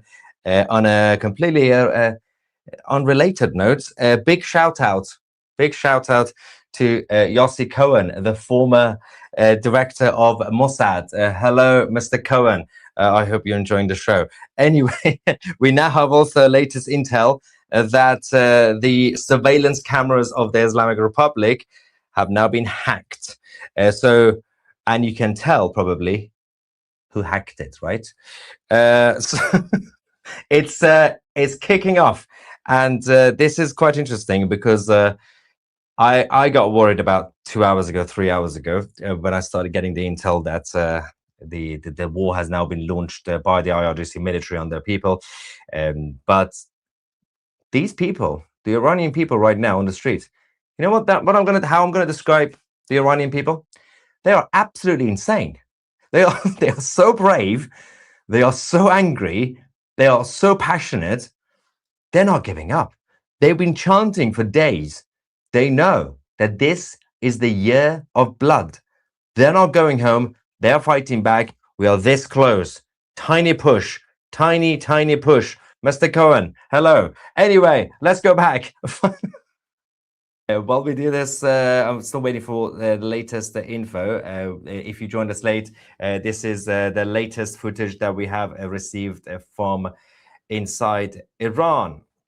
And so someone says, it seems at this stage that every atrocity committed by the regime strengthens the will of the people rather than discourage it. Yes, because previously when they did this, they used to manage to corner everybody in one city, one area, and of course they would show the strength that they had. I would say they were paper tigers, but people thought they were strong. But these days they are literally a paper tiger. Proud Zionist here. Since discovering you, I've gone from hating Iran to loving her people. Thank you. What are the chances of the new Iran having its own Second Amendment? Well, Crown Prince, I know you're watching this. Yes, how about that? Second Amendment? Why not? It's a cultural thing, obviously. For America, it works because it was from day one. It's in the blood of America, and it helps. But yeah, I don't know how you're going to introduce it to other cultures. It's tricky, right? Super sticker, thank you. And another one, that's a big one. Thank you very much for the generous super chat saying 2C, you are the best. Thank you. You could use that, by the way, that $50 to join 2C TV Plus, and you can save money. Yes, use the promo code. Whoa, what is going on here? Use the promo code Iran to get 50% off annual memberships of 2C TV Plus. Visit 2c.tv. All right. Enough of advertisement. We don't do that here. I just did, but that's enough. Let's get back to you guys. I'm losing my voice. I need a cigarette. The time has come, the return of the king, Javid Shah. Yes, guys, I have faith that this is it. Bless the brave Iranians, Javid Shah. Don't give up. Never give up. Never surrender. Listen to Winston. Winston Churchill, not Winston Marshall. Although you could also listen to Winston Marshall. He's a good friend of mine. I hope you are okay, Maya. Must be difficult and emotional watching this. Freedom to Iran. Well, I'm now sorting out the paperwork. I made a promise to myself and the rest of the world that I will be opening the first ever British pub in Tehran. Now I'm doing research on location and licensing and everything else. So it's going to be a rough few months for me to start this business. The king will return. Stay out and fight for freedom. Absolutely.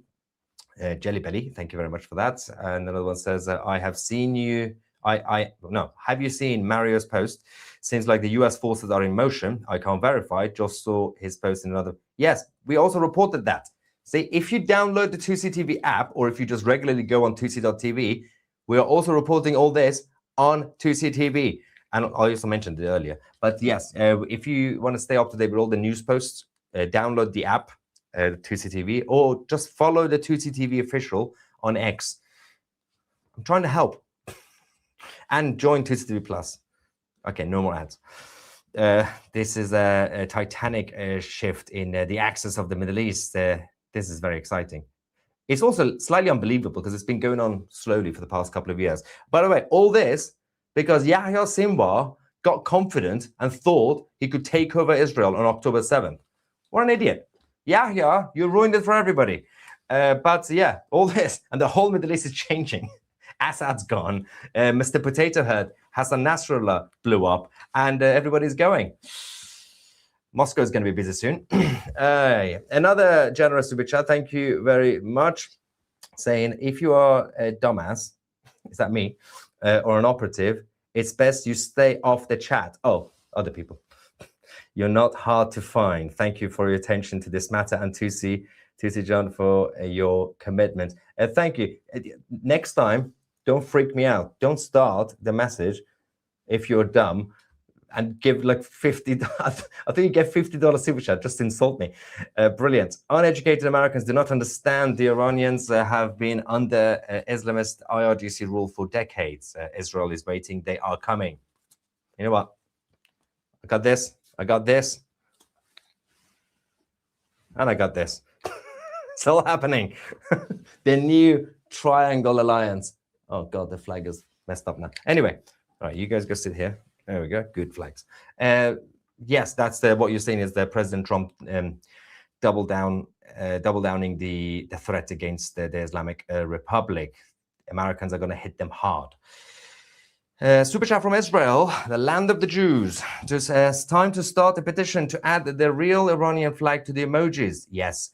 If anybody who knows Elon is watching this, tell Elon to sort it out on X. If he changes the emoji on X, he will be leading this. He will be the first platform to change it. Change the flag from the Islamic Republic to the real flag. Do it. Tucker was exposed today, being used as propaganda on the Iranian TV. Yeah, I know. So they shut down everything, the regime in Iran, and they forced everybody to watch Tucker Carlson's show on the Islamic Republic state TV. I mean, what?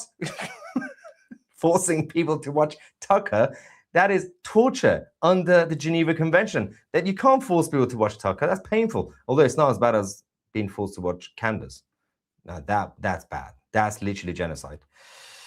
Goldie also has great hair. Yes, all Iranians have great hair.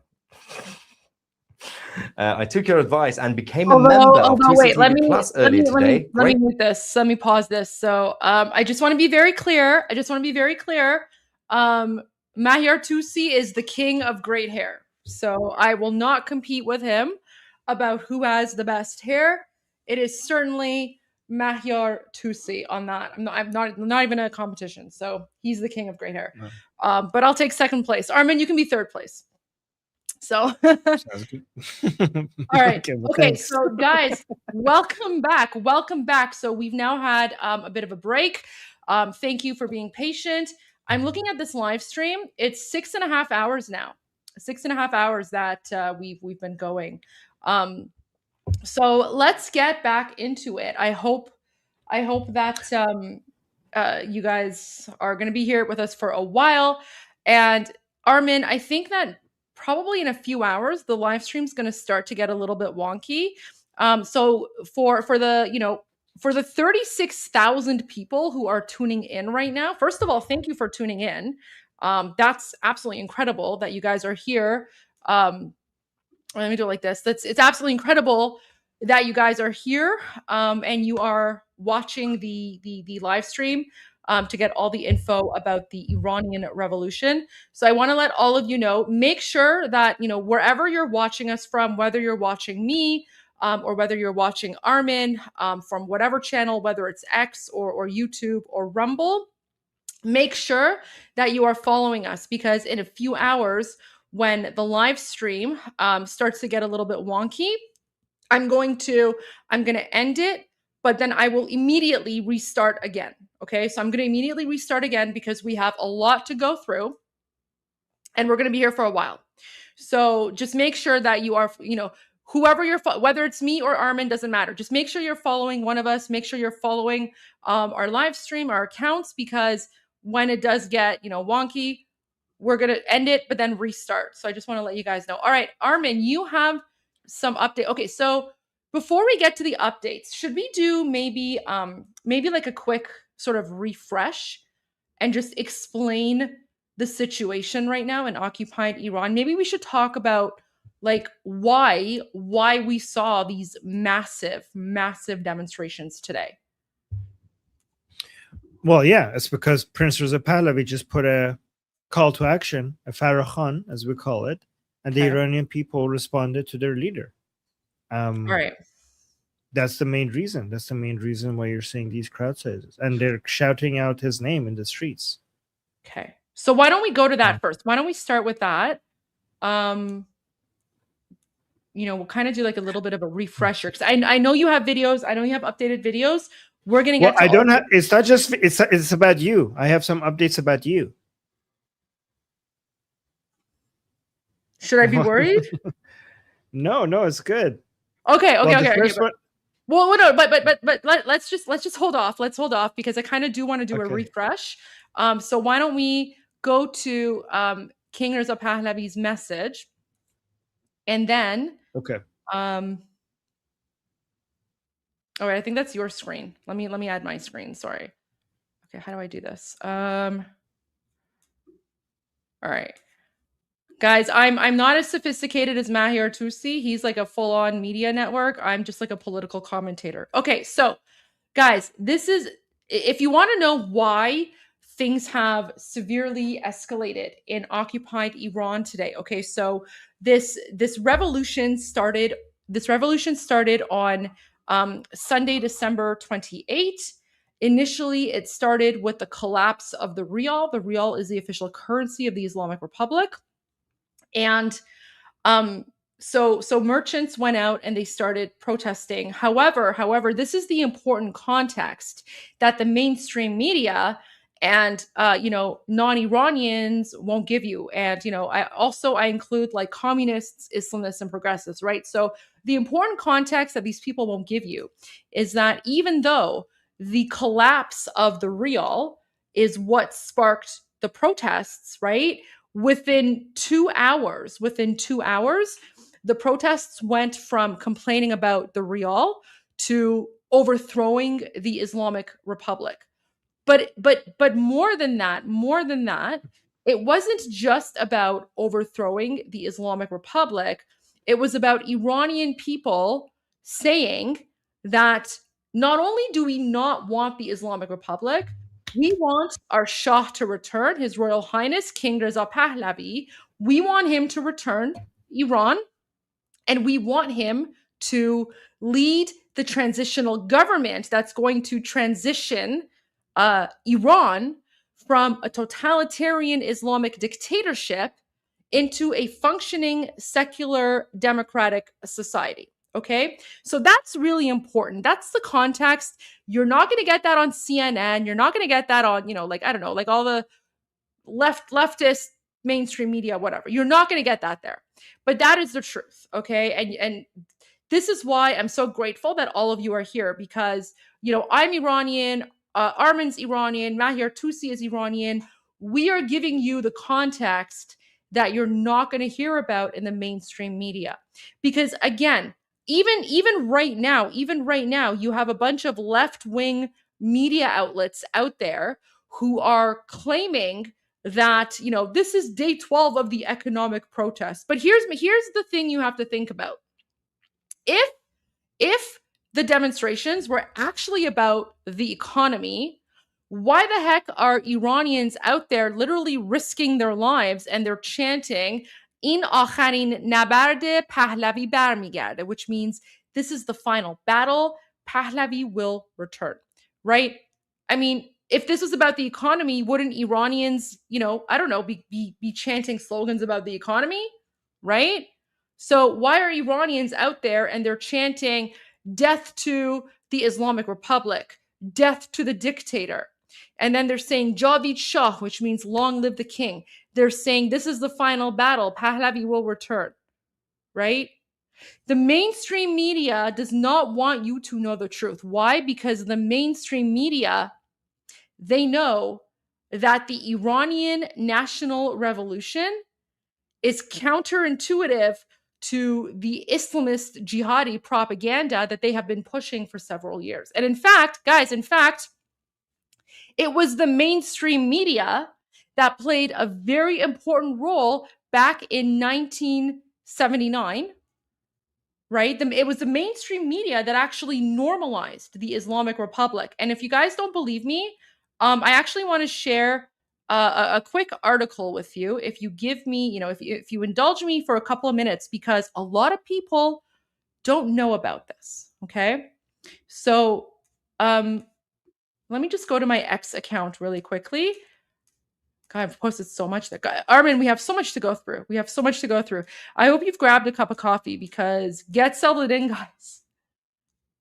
Where is it? Okay, this is what I want to show. Okay, look at this. Okay, so look at this. I know that a lot of you, and right now there's over 36,000 people who are watching this live stream. And I just want to let you know, I'm not media, like I'm not funded by anyone. It's literally me. I'm staring into my camera right now in a ring light. Armin, same sort of setup, right? So first of all, thank you all for joining. But this is the information that the mainstream media won't give you. So many of you have been asking about, why the mainstream media is not covering this, why the mainstream media is not talking about this. Here's why, guys. If you're wondering why the mainstream media is silent on the Iranian revolution, that's because they actually supported, and by the way, they still support the savages who took Iran hostage in 1979. For example, here is a 1979 New York Times article defending Khomeini, one of the most evil Muslim men ever. Like look at this. So this is a New York Times article, okay? This is dated February 16, 1979. It's from the New York Times. And they portray this evil, demonic Ayatollah, okay? 1970. This is mainstream media. This is mainstream media, right? Don't forget mainstream media. And then they say trusting Khomeini. And then this woke, leftist, progressive white man from America, and I only say white because I just want to point out he's not Iranian, right? Like this is the woke left. This is the woke left, right? So this guy, Richard Falk, who apparently is like an academic and a progressive and whatever, right? He literally writes an entire article about how the world should trust Khomeini, Khabar Margesh, first of all, right? The world should trust Khomeini because he is, he's a peaceful leader. Oh, he's the Iranian Gandhi, and we should give them a chance, right? Because these religious leaders are, these religious leaders are changing the whatever, like the Middle East, right? And then look at this. He even writes in 1979, This is Islam's finest hour, having created a new model of popular revolution on non-violent tactics, right? So the Western media, mainstream media back in 1979, they said that the 1979 Islamic Revolution was based on non-violence. Of course, we know that's a joke, right? We know that's a joke. But if you want to know why the mainstream media is not reporting on the current Iranian revolution, that's because they were the ones who actually supported the Islamists and communists back in 1979. So New York Times, you have the blood of millions of Iranians on your hands. Just saying, not only New York Times, but BBC and all the others as well. So I just want to point out that that's just my little rant.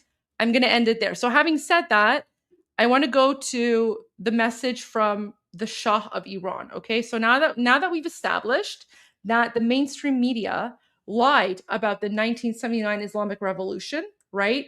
They lied about the Islamic savages. They tried to paint them as, you know, these peaceful Gandhis or, you know, whatever nonsense.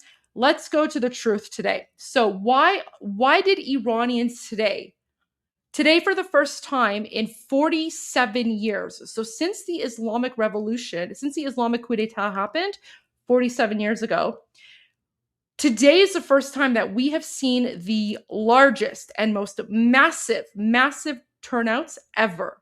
And Armin has all the videos, and we're going to go to that because I know Armin's dying to speak, but I just want to finish my little intro here. So, no, this is really good. This is really, guys, take note. This is fantastic. Well, it's all being live streamed, right? So it's all there, it's all recorded. But thank you, Armin. But I will try to shorten it down because I do want to get to your videos because Armin is our link to people in occupied Iran. So anyway, why today are we now seeing the largest anti-Islam, anti-Islamic Republic, anti-Sharia law, pro-revolution, but more importantly, pro-Shah? We are seeing the biggest pro-Shah revolution demonstrations in the country, okay? And that is because yesterday, look at this, literally 23 hours ago, right? You see it. 23 hours ago, His Royal Highness, King Reza Pahlavi II, he is the Shah of Iran in exile, he put out a video. I'm gonna read his English tweet for you, like his English post, because what he says in English here, okay?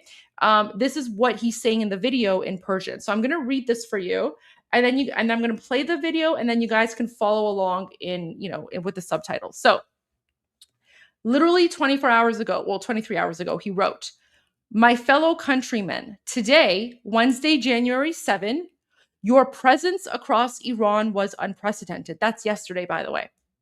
"And this constitutes a declaration of readiness for tomorrow's plan.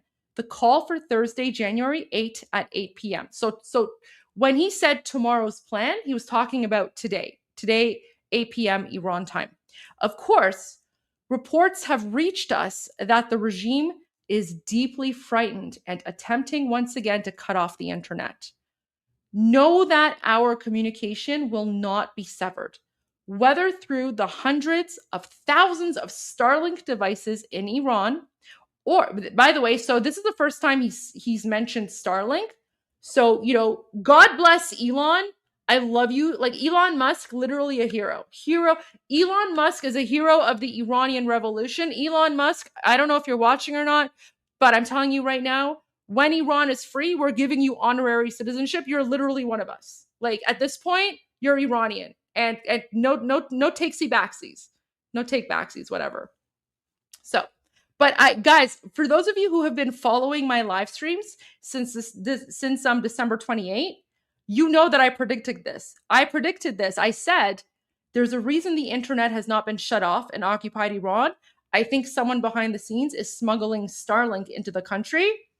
And then last night, the King of Iran, who's the leader of the national Iranian revolution, he convinced what I predicted. So guys, you want the predictions on Iran and the Iranian revolution? Make sure you're following me. Make sure you're following Armin, because my analysis, I might be early, but I'm rarely wrong. So there you go. So the King of Iran literally confirmed that hundreds of thousands of Starlink devices are in Iran, or, they can communicate through the Iran International and Manoto television networks.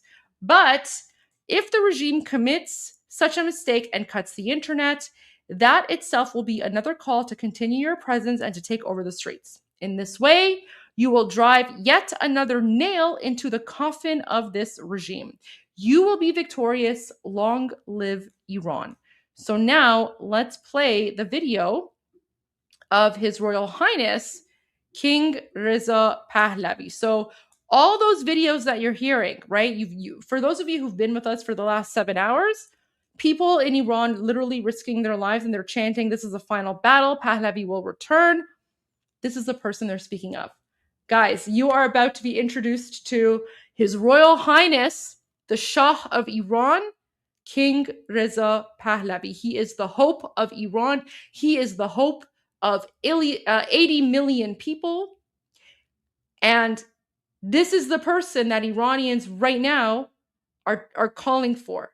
This is the only name that you're hearing in occupied Iran right now. And I'm telling you, the national slogan of the 2026 Iranian revolution is, "This is the final battle. Pahlavi will return." And when they say Pahlavi, they're referring to our leader, the Shah of Iran, His Royal Highness King Reza Pahlavi II. Here we go.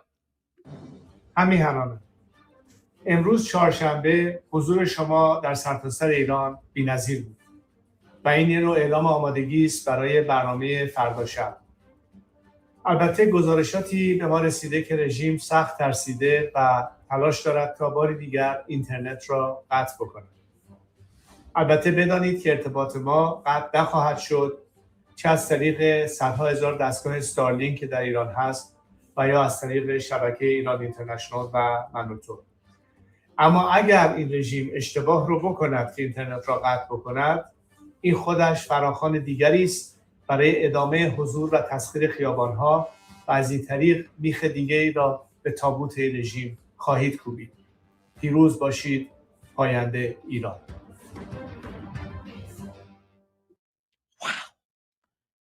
Such a powerful message. So that is the message that he gave 24 hours ago. But now what's interesting is that he gave a more recent message, guys, okay? And this is what this one, it's what's really interesting, okay? So 24 hours ago, His Royal Highness King Reza Pahlavi, he said that now is the time for Iranians to go out into the streets. Now is the time for Iranians to fight for their right to self-determination. Now is the time for Iranians in occupied Iran to tell the world who and what they want. Okay, that was 24 hours ago. And then earlier today, the Islamic Republic started to shut down the internet. However, this is where it gets really interesting, guys. Pay attention to this. His Royal Highness King Reza Pahlavi put out a message, and he said, "Great nation of Iran, the eyes of the world are upon you. Take to the streets and, as a united front, shout your demands. I warn the Islamic Republic, its leader, and the IRGC. IRGC stands for the Islamic Revolutionary Guard Corps. So he says, I warn the Islamic Republic, its leader, who's Khamenei, and the Islamic Revolutionary Guard Corps, that the world and POTUS, that's the President of the United States, Donald J. Trump. So the King of Iran, guys, we are literally living in a timeline where the King of Iran put out a message today where he says the President of the United States is closely watching the Islamic Republic occupying Iran. Suppression of the people will not go unanswered. I don't know about you, Armin, but I have chills. It's a very powerful moment. This is historic. And that was such a great summary of everything, Goldie. Like, I think that you should cut that part out. Oh, you should cut that part as its own segment. Sure. Can I- 650. All right. Can I add a few things? Yes, please. Go ahead. I'm done my long speech. You go ahead. Please add whatever you want, Armin. So guys, one thing you need to understand with regards to the current revolution and the past 47 years of Iranian history is that the Iranian people today have recognized the fact that the 1979 Islamic Revolution was not an Islamic revolution. It was at first a leftist revolution before it became an Islamic revolution. Okay. And even when it succeeded, it was still a leftist Islamic revolution. It only became an Islamic revolution a couple of years after 1979, when the mullahs managed to completely eliminate the leftists, as they usually do. This is a repetitive thing that happens all the time. The leftists are the people that open the gates to the Islamic barbarians. They come in, they work with each other, they destroy civilization, and the Islamists eventually will realize that they don't need the leftists anymore, and they start killing them and eliminating them.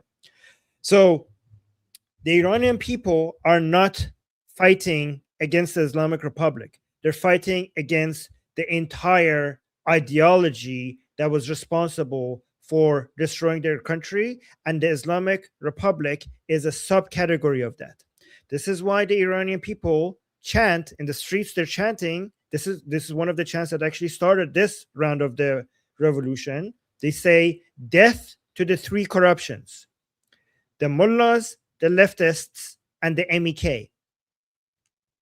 These are the three corruptions that destroyed our country, and they are standing against all of them together. So it's not just the Islamic Republic.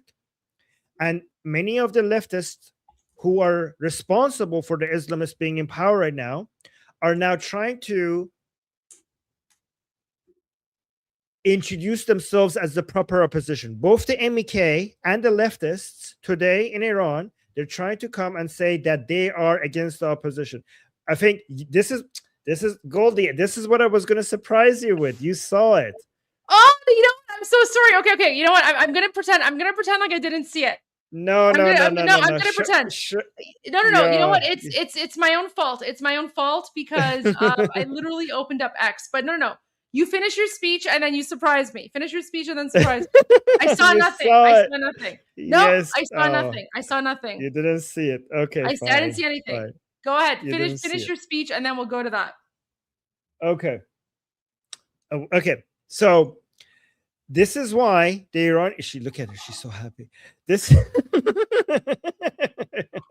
but listen. No, but Armin, it's all you because no, Armin, we found out about this because of you. Because I asked you to see if you have any contacts. So you're this is you. You need to get credit for that. But anyways, we'll get to that. And it's also Sohail who sent it to me. So there you go. Sohail, thank you. Sohail, thank you so much for that. Yeah. So let me can you share my screen? I want to show something. Yeah, to people. I will. Because I want to. But it's such a nice picture. Look at this. Wait. Can we just take a moment? Yes. America and Iran. God bless America. God bless Iran. Look at that, guys. Let's just take a moment. Okay. Goldie, also let's not forget Israel. No. I have my Israel flag. I have my Israel flag. Because I have my America flag. Iran. Yes. There you go. So I have them all. Let's not forget that it was Israel that made all of this possible today. It was 100%. Yes. And can you so Armin, we have 40,000 people watching right now. So to the 40,000 people who are watching right now, can you please explain why Israel is responsible for this moment? How did Israel help Iranians get to this moment? And why are we Iranians grateful to Israel? Can you explain that to the 40,000 people watching right now? Thank you. Well, the Israelis helped us by helping themselves, and we and Israel have a mutual enemy, which is the Islamic Republic. And after October 7th, Israel decided that they're not going to tolerate their enemies doing this to them ever again, right? So they came and they started attacking and removing all the enemies of Israel, which happens to be also the enemies of the Iranian people. So they started by the proxies, they started attacking Hamas and Hezbollah, and it was so impressive. And we Iranian people were watching them and celebrating them and in awe. And we were cheering them on. And every single time they were killing a Hamas leader or Hezbollah leader, we were cheering them because we were because they were killing the people who were killing Iranian people, not just Israeli people, but also Iranian people. But never in our wildest dreams did we expect them to go all the way to the heads of IRGC, because during the 12-day war, all of a sudden we woke up with an unbelievable news, and that was one of the best days for the Iranian people. I never forget that day. We were because when they killed Ismail Haniyeh, we were happy. When they killed Nasrallah, we were cheering and we were happy. But when we woke up and they all of a sudden, in a couple of hours, they took out all, not some, not most, but all of the main leaders of IRGC, we did not know even how to react because we thought this is a dream. We thought this is a dream. And they did to the Islamic Republic something that we Iranian people, because we're not armed, not because we're not brave, not because we're not determined, but only because we're not armed, we couldn't have done that in 1,000 years. We couldn't reach one of those people in 1,000 years, and they managed to remove all of them within a couple of hours. Okay, so Armin, before we get to your share screen, I just want to share a very popular meme. Okay, so this video went viral back in September of 2024, and it still is relevant today. So Iranians are sharing this video of like Bibi Gol. We call him Bibi Gol, and it's basically like Bibi Delha. We call him also Bibi Delha, guys. And so you know, like I don't want to get involved in like internal Israeli politics. It's not my role. But you know, as a political commentator, I'm here to tell you that Prime Minister Netanyahu is probably way more popular in Iran than he is in Israel. Right? Because like I would say like 80% of Iranians love him. Same thing with President Trump. Like I would say over 80% of Iranians love President Trump. So this is how crazy the situation is. Both Netanyahu and Trump are more popular in occupied Iran than they are in their own respective countries. And before you share that, if you're one of those Israelis who doesn't like Netanyahu, okay, please understand, like, that's your own internal politics, and we Iranian people will not dare come and tell you what political, like whether you should be for it. Like we won't dare do that. Like that's your own internal politics. But please understand where we Iranian people are coming from. Even if you are an Israeli who is like, you love your country but you don't like Netanyahu, please understand from the position of us Iranian people, nobody has done for the Iranian people when it comes to military assistance and killing our enemies. Nobody has done what Netanyahu has done. So even if you don't like Netanyahu, please just understand where we're coming from. Yeah. So and you're absolutely right. And so, you know, Armin, 100%, I agree with you. And I just want to say, we're not here to provide political commentary on, you know, Israeli politics. We're just here to give you an insight into how Iranian people think and feel. That's what it is. So we're just sharing with you how Iranian people think and why they think that way. So there's actually two videos I want to show you. So this is the first one. This is from September 2024. Okay. So let me see if I can make this bigger here. No, okay. Sorry, guys. This is what I mean when I say, like, I'm not like a tech person. I don't have like a technical production team. Goldie, this is better. This is more authentic, so it's fine. Don't worry about it. Okay. Yeah. I just want to apologize because there's like 40,000 people watching. This has never happened before. But okay, so here's this meme. Actually, this was posted by Hamid Fad. Do you know him? Hamid Fad, one of my favorite rappers. I actually went to Israel. Oh my God. He's fantastic. Isn't he great? So Hamid and I were actually in the same delegation when we visited Israel. So that's where I got to meet him in person, and he's phenomenal. So anyway, so this meme was making the rounds back in 2024.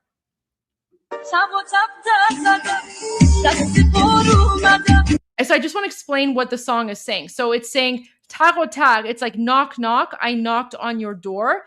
I come with my arms full of gifts. So why are Iranians playing this song over Prime Minister Netanyahu walking by?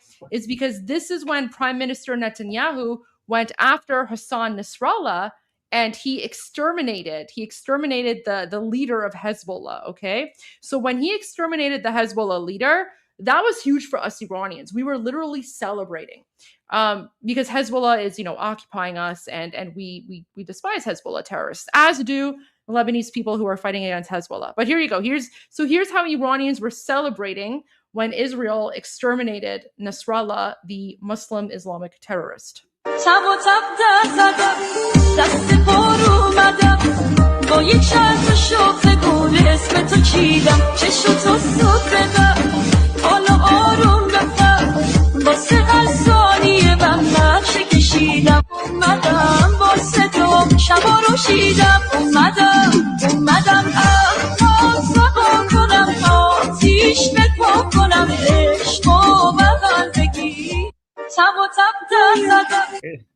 It's basically a love song.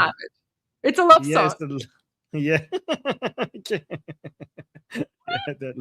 So I'm gonna tell you guys, like, Iranian humor, it's savage, and part of the reasons why it's really savage is because humor is one of the way that we Iranians have dealt with the horrific oppression of the Islamic Republic, right? So the more that people are oppressed, the more they rely on humor to deal with the trauma. Let's put it that way. So I would actually say that Iranians, we have like the probably the darkest humor in the world. So that's the first video. But now here's the second one. Jews, Sorry?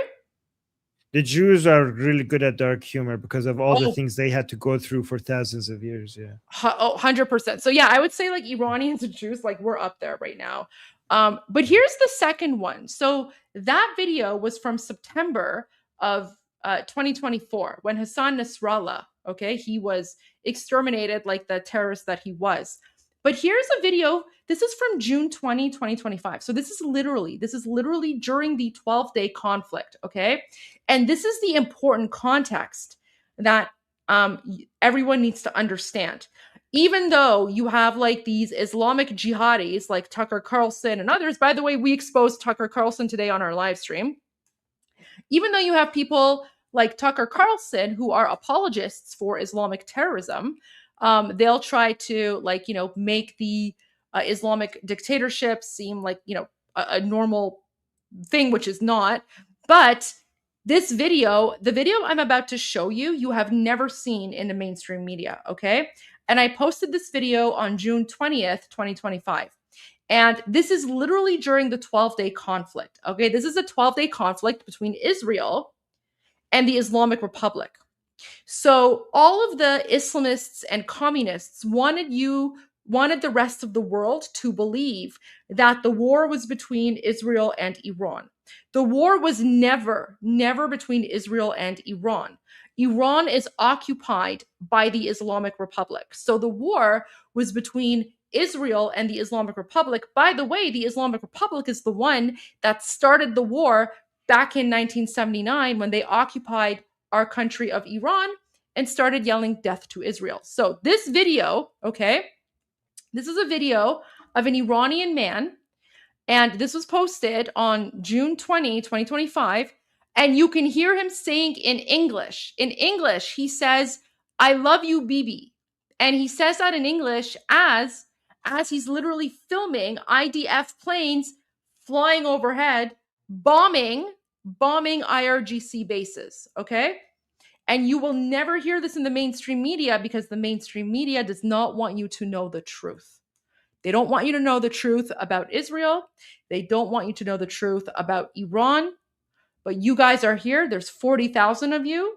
So pay attention to this video because this is very, very important. همین الان بد زدم حدوداً جنوب تهرانه. هدفمندم نورشو که دارید میبینید.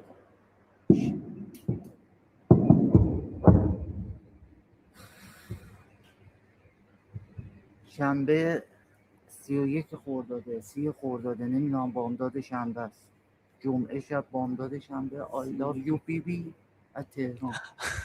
Did you hear that? He says I love you BB from Tehran. Guys, listen. You're giving a date. شنبه است.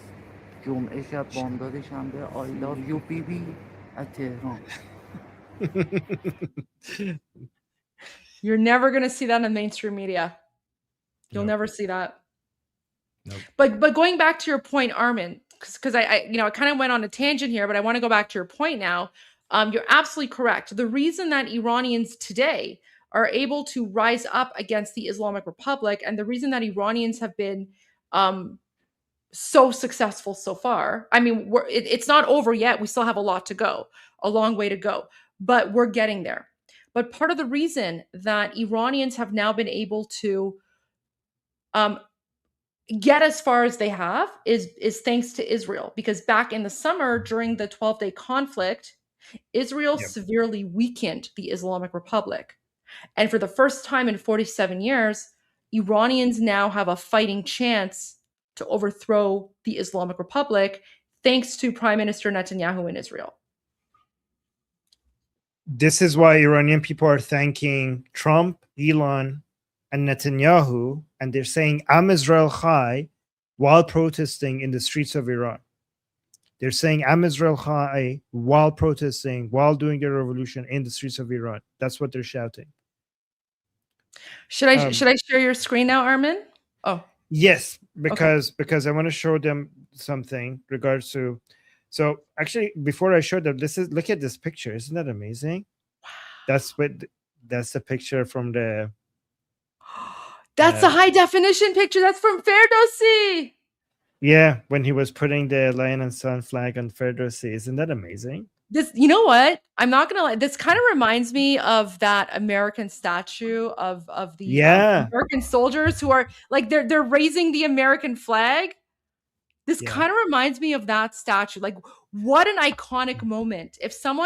Armin, if someone had told me 2 weeks ago that within 2 weeks we're going to be sitting here looking at Iranians in occupied Iran raising the flag of the real Iran, like the lion and sun flag, like this flag here. If someone had said that to me, I would have laughed. I would have said, "You're joking." Right? And now the lion and sun flag being like, this is treason. This is treason according to the Islamic Republic. Yeah. By the way, I need to thank Sohel. Sohel was the same person who sent me the Sedo Sima video that you posted. He sent me this picture as well. And I'm gonna send this picture to you on WhatsApp, Goldie, if you want to tweet it or something. Yes. At some point I will. I will for sure. I just did that. Okay. So now I want to go to here because I think this picture demonstrates what I was talking about, how the Iranian people are not just done with Islamism, but they're also done with leftism. Okay, because the Pahlavi name, just calling for Pahlavi at the same time, it doesn't just demonstrate what the Iranian people are for, it also demonstrates what they're against, which is the Islamic Republic, Islamism, Musaddiqism, which is something that one day we could talk about. Oh my gosh. Leftism, leftism, Marxism, and the MEK, right? And so this is how powerful the word Pahlavi is. When you say you're for Pahlavi, you're saying at the same time that you're for secularism, you're for democracy, you are for Iran's border integrity, you're for human rights in Iran, equal rights for everybody as a citizen in Iran. So basically classical liberal values, not liberal, like classical liberal values, all of that. So the Pahlavi name takes all of that and just puts it in, like, by just saying Pahlavi, you're saying I'm against leftism, I'm against Islamism, I'm against Marxism, I'm against Musaddiqism, and I'm against MEK, and I'm for all those other things. That's why the Pahlavi name is so, it's not just about Prince Reza Pahlavi, it's the brand that covers all of that. And just to demonstrate that, this is Prince Reza Pahlavi's X account just yesterday. Okay? And you can see that it included Zan Zindagi Azadi, Mad Mihan Abadi. Okay? Did he change? He changed it. Okay? However, you guys are now seeing that nobody in the streets of Iran is saying Zan Zindagi Azadi. From all the videos that we have shown you, have you heard anybody saying woman life freedom? Has anybody heard that? Why are Iranian people not saying woman life freedom anymore? Okay, but please also notice that even when Prince Reza Pahlavi did put woman life freedom in his account, he also had the second half. He also had the second half, which is Mad Mihan Abadi. So the first part is woman life freedom, and the second part is men, nation, prosperity. So because woman life freedom by itself is third wave feminism, leftist bullshit. So right, even during the woman, when the Mahsa revolution started, it was in Iran's universities when the men were shouting woman life freedom, and the women, the Iranian female students, were shouting back in return, Mad Mihan Abadi, which means men, nation, prosperity, because they didn't want to let this revolution turn into a feminist revolution, because this is not a feminist revolution. This is a national patriotic revolution. This is not about women versus men, or women leading men or men leading women. This is about Iranian people as a whole, both man and woman, taking their destiny into their own hands. So the Iranian people, even when we started saying women life freedom, by adding that second part, we were trying to avoid turning this into a feminist revolution, right? And the Iranian woman led at the very beginning. So, Sohail, if you are here, please send me that video where you can see that the women are shouting men, nation, prosperity. If you are here, please send that to me on Telegram. But even though by adding the second part, we were trying to avoid this turning into a feminist cause, still many leftist Iranians were trying to use the fact that the main part of the chant was women life freedom. They were trying to turn this into a feminist revolution. And that's why less and less Iranians were using this chant anymore, to the point that because it was being hijacked, because the revolution, because of the slogan of the revolution was being hijacked by feminists and leftists and Marxists, just because it had the word woman in there, the Iranian people are so allergic to all leftist fucking bullshit, like far leftist shit, that it became less and less and less popular, to the point that nobody is using that anymore because we don't want this to be hijacked. And now if you go to Prince Reza Pahlavi's just yesterday, he completely removed it. I just want to add something. Yeah, so before we get to the punchline, I just also want to add something, Armin. So one of the reasons that the leftists were trying to push this as like a feminist movement is because we have people in the controlled opposition. Okay, so there are certain people within the controlled opposition who have been smearing and defaming His Royal Highness King Reza Pahlavi for a very, very long time. Okay, and these are women. So these women, these fake controlled opposition, I'm not gonna even give them the dignity of like naming their names, because like they're completely irrelevant. Okay, they're completely irrelevant. But there were certain women who were pushing this leftist, Marxist, feminist narrative, because what they were trying to do is they were trying to say, well, if this is a feminist movement, then you can't have a man be the leader of a feminist movement. So they were trying very hard to push that feminist movement ideology in order to push out King Reza Pahlavi. Why? Because those women are part of the fake controlled opposition, and they knew that if they are somehow successful in pushing out the Shah of Iran, then Iran will never be free, because the Islamic Republic is only afraid of one person, and that's the Shah of Iran, King Reza Pahlavi. So I want to add that context as well. The feminist movement was also a push to try and delegitimize the popularity of the Shah of Iran, but of course it didn't work. So all right, let's go to like the change now, because this is amazing, Armin.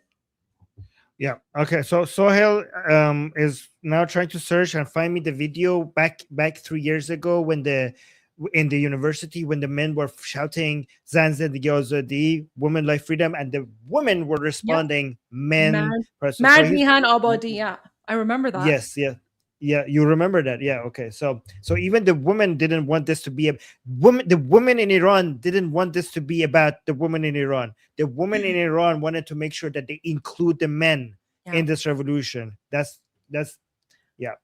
And again, so if you now go look into Prince Reza Pahlavi's bio, since yesterday he has removed women life freedom from his account, and now it says Iran ro pas migirim, which means we will take back Iran.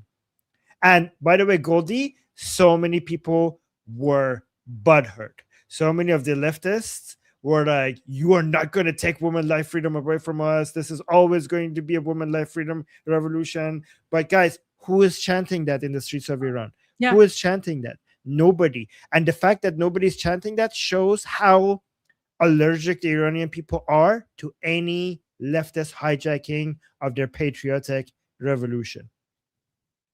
And Armin, you make a very good point. I just want to say again, there's over 40,000 people watching this live stream right now. If one of you, if even one of you can share one video within the last 12 days where Iranians are chanting woman life freedom, let me know. Send it to me. My DMs are open. If you can find one video of the hundreds, if not thousands of videos that have come out in the last 12 days of Iranians chanting women life freedom, let me know, because they're not, it's not happening. Women life freedom is over and done with because it was appropriated by the woke progressive leftists. It was appropriated by the communists. It was also appropriated by the Islamic Republic as well. So that's why Iranians have now changed the slogan, and they're chanting Javid Shah, which means long live the king. And they're also chanting, this is a final battle, Pahlavi will return. There you go. You know what, Armin? I've been so focused on the news, I did not even realize that he changed his bio. That's huge. Wow. You're on mute. I can't hear your mic. Yeah, I'm saying I only noticed it because the leftists were so butthurt about this that they were making such a big deal about it. So that's why I noticed. Yeah. Amazing. All right. So this is what I was gonna do to but to make you happy. No, I haven't seen it. So now show me. Yeah, first it was Dave Rubin. I wasn't gonna do the big one first. Dave Rubin also quote tweeted you saying, surely you can't be serious. So guys, like, do you want to tell people what this was about? Like before we go to the main guy that we want to. So guys, for those of you who've been with us for a while, we've now been live streaming for 7.5 hours. During our live stream, I randomly asked. What I like to do when things get really crazy in occupied Iran, I always like to check Islamic regime TV channels, because I'm just interested in knowing. There's like some background noise, Armin. Oh, sorry about that. Sorry. Oh, sorry. So I'm always interested in knowing what Islamic regime state TV is broadcasting when these mass demonstrations are going on, because usually that gives a hint. It gives a hint, right? So I looked at the few websites where I usually get my intel from. Those websites weren't streaming. So I asked Armin, I was like, Armin, do you know of anyone who can let me know if like the state broadcaster is broadcasting or what's going on? And then Armin started looking. He couldn't find anything. He reached out to his contacts, and then Armin's contact sent Armin a link because apparently Tucker Carlson's garbage, anti-Semitic, anti-West propaganda interviews were being broadcast on the 24-hour news channel of the Islamic Republic while the country was in a state of chaos. So literally, while the Iranian Revolution is happening and people are out in the streets en masse, the Islamic Republic decided this is a good time to play Tucker Carlson's, anti-West, pro-jihad, anti-Semitic interviews. And not only are they playing them, it's literally dubbed. So the Islamic Republic spent money to dub Tucker Carlson's garbage propaganda interviews into Persian. And this is what they were broadcasting on their 24/7 news channel. And there's 2 videos. This is the first one, and then maybe you can play the second one after. But look at this. All right, so Goldie tweeted this, and now Dave Rubin is quote posting it. So what's? I can't hear anything. Oh, yeah, because you told me that you had back. There we go. Let's go back. Stop, Armin. So the Islamic team right now is literally broadcasting Tucker Carlson interviews in Persian on their 24-hour news channel. The country is in a state of chaos, and yet for some reason, the Islamic regime is choosing to play Tucker Carlson interviews because this is it's Islamist propaganda. I'm just filming this right now because if I didn't do this, no one would believe. This is literally what's going on in occupied Iran right now. Yeah, I was so rude at the beginning. I was like, Sapkon. That's so rude of me. I apologize. Oh my god. No, I think I was just panicking. No, you weren't rude. Come on. That was just like that was perfect. Don't worry about it. Come on. Oh my gosh. Okay. So Dave Rubin tweeted me. It actually made it more authentic, in my opinion, because there was some Persian in there. So I think that was fine, right? And then Dave Rubin quoted you, but guys, look at this. Ted Cruz also is quote tweeting this image that Goldie just made. Why? But he still doesn't know it's me because he retweeted open source, but that's fine. Yeah, I'm so glad because do you want to explain like the feud between Ted Cruz and Tucker Carlson or something? Yeah, because Ted Cruz is anti-Israeli, which is actually anti-Semitic. Guys, by the way, I don't know, Goldie, do you agree with this? Anti-Zionism is anti-Semitism. 100% I agree. 100% I agree. Okay. Yeah. So and anti-Semitism is not even a strong enough word. I think the proper word is Jew hater. Right? I agree. So Tucker Carlson is a Jew hater because he stands against the nation of Israel. And he had a big debate against Ted Cruz, who defends Israel. And ever since then, they have been fighting against each other. So Ted Cruz, I think this is a comeback moment, like an attack. Ted Cruz is using this as an opportunity to be like, I wonder. People, Why would the Islamic Republic broadcast Ted Cruz, who happened to also be anti? Sorry, not Ted Cruz. I broadcast Tucker Carlson. Yeah, no. So what? Sorry, why would the Islamic Republic broadcast Tucker Carlson? Ted Cruz is pointing out, who happened to also be against the nation of Israel. There seemed to be so much agreement. There seems to be a little bit too much agreement between Ted Cruz and the Islamic Republic in Iran.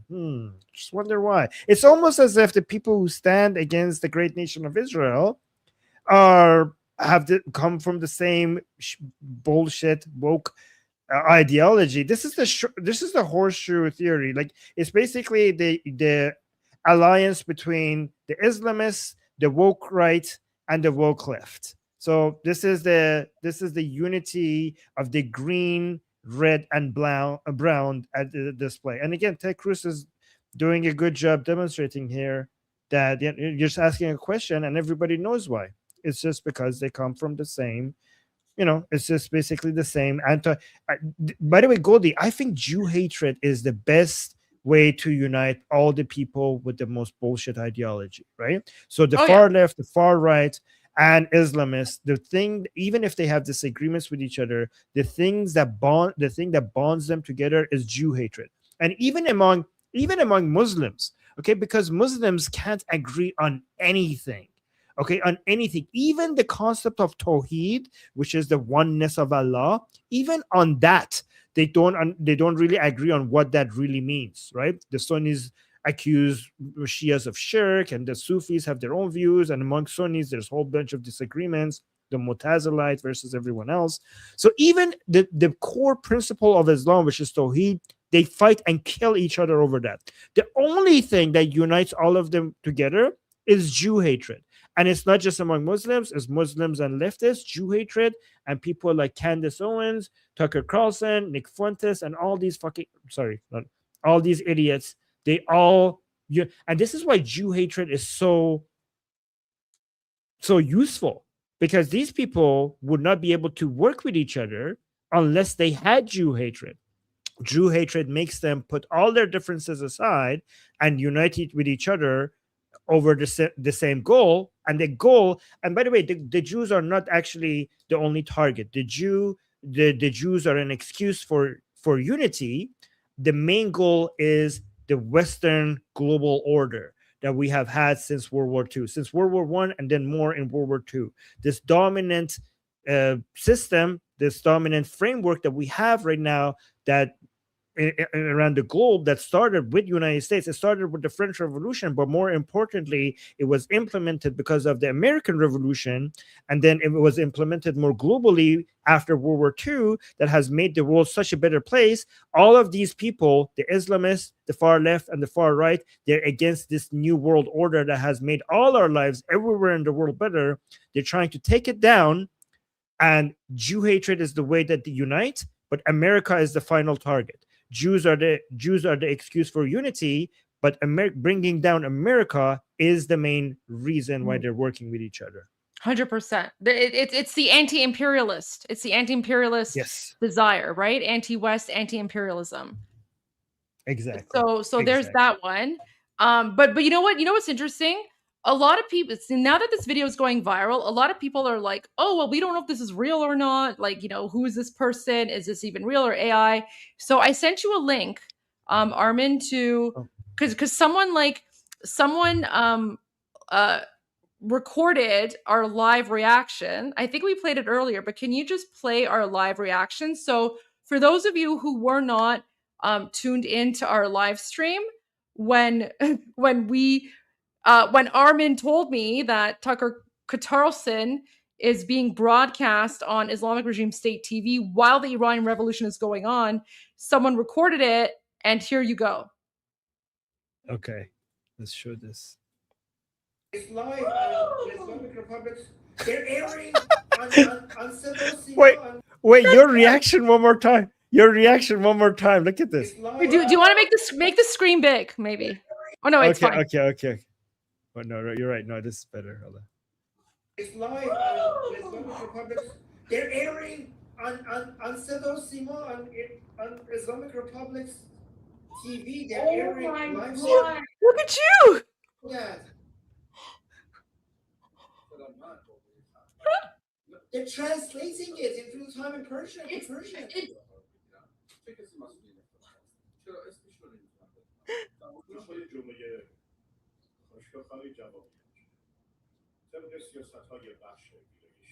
Guys, so when I tell you that Tucker Carlson is Islamic regime propaganda, look at this. The Islamic Republic is now taking, right? They're taking. They're literally taking his garbage interviews and they're translating it because this is propaganda.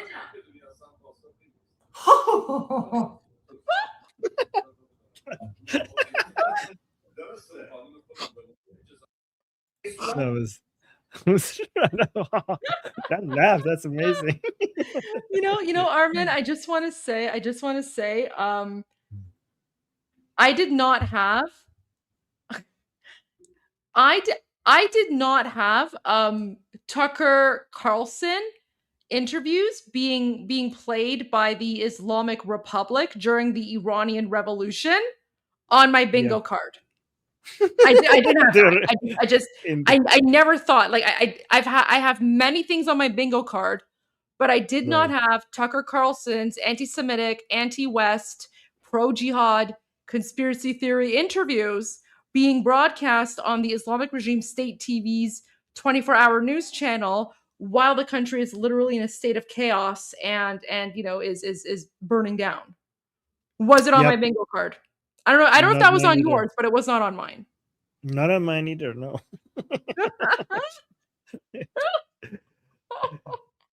Oh my god. So funny. Oh my gosh. So, by the way, how does it feel like being quoted and tweeted? I mean, well, it's not me. So Ted Cruz doesn't know who I am because that was open source. Open source just reposted the video. But it's still your voice. audio.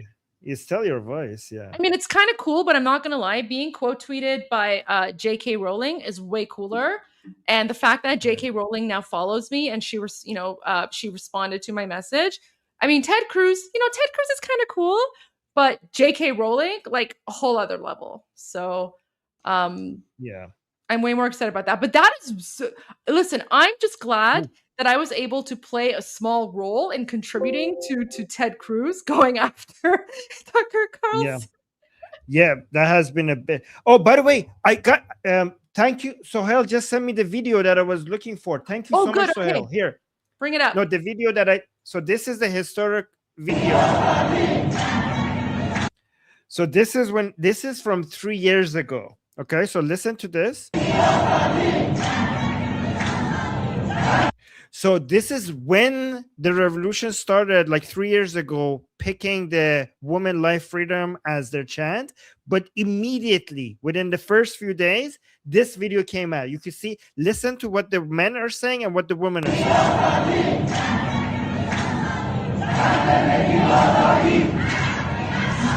So you can see the women, the men are saying Zan Zindagi Azadi, which means woman life freedom, and the women are responding Mad Mihan Abadi, which means men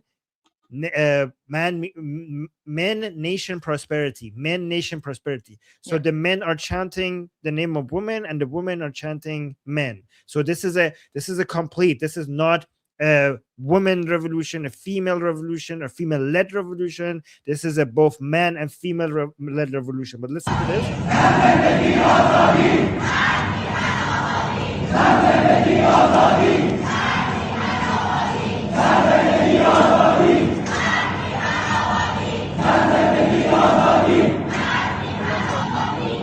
But this was before. This is 3 years ago. Now we have completely given up on both of these now. Okay. We're not using that right now because even though we added the Mad Mihan Abadi at the end, still the leftists were trying to use it to say, oh, this is feminist and therefore leftists. So we should be the leaders. So the leftists were saying we should be leading this revolution because this is a feminist revolution.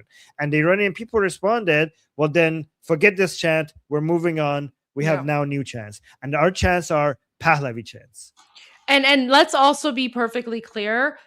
Even during the women life freedom movement, more Iranian men were actually murdered by the Islamic Republic than women because Iranian men were literally out there in the streets, putting their lives on the line, risking their lives to protect Iranian women. So calling it like a feminist movement, I think that's really insulting to Iranian men. Iranian men have been the biggest defenders of Iranian women. And that's why Iranians in occupied Iran rejected that sort of feminist narrative of woman life freedom, because, for us, inherently, it's an insult to not just to men, but to women as well. So that's why we've moved on from that. And that's why it's only like the leftists and the Marxists and the communists who still use that like woman life freedom thing. But as you can tell, so even if this is too much context for you guys, the most important thing to know and recognize and understand is that in the last, today's day 12? Yeah, today's day 12, okay? In the last 12 days, we have seen thousands of videos coming out of occupied Iran. Not a single one is calling for women life freedom. The videos are all saying Javid Shah, which means long live the king. They say this is a final battle, Pahlavi will return. They say Reza Reza Pahlavi, this is a national slogan. They say death to the three corrupt, mullahs, leftists, and mujahideen, the MEK. And they also say death to the dictator. So those are pretty much the chants that we're seeing, the majority of chants coming out. All right, Armin, let's go to the most recent videos you have. Update us. Well, so this is the picture. Look at this Nail Bunny sent me this, saying the Ministry of Defense building in the city of Gorgan, the capital of Golestan province, in Iran, is on fire right now. Yeah, so there's that. And then we had another, Tommy Robinson posted this, another Basij forces base is overtaken by protesters in Iran. The fear of the regime is gone. The people want their freedom. I just want to thank Tommy Robinson right now for like really supporting the Iranian people today. I really we're so lucky to have such a voice right now, amplifying the voices of Iranian people. So really thankful to that.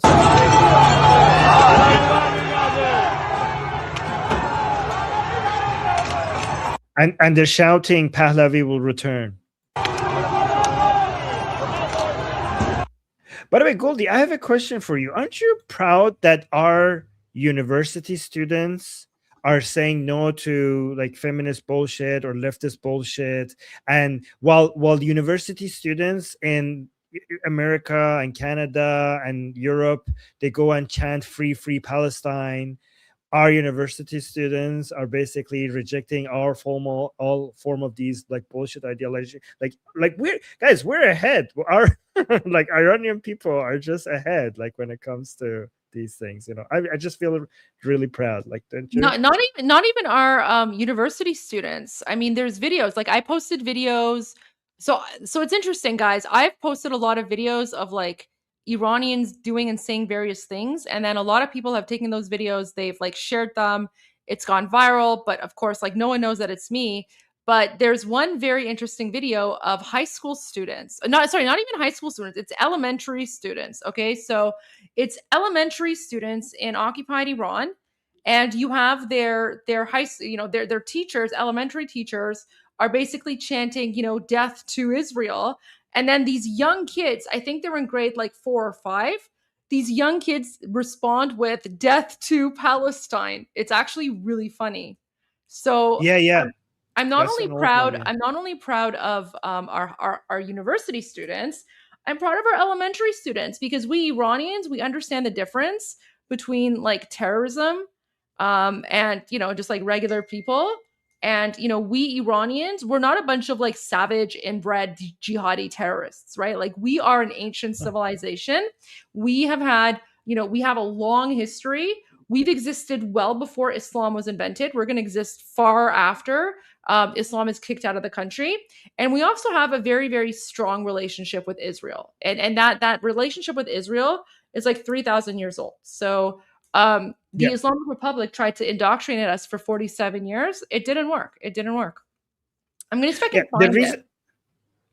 the reason why I say university students is because university students are usually on average more leftist than the rest of the population.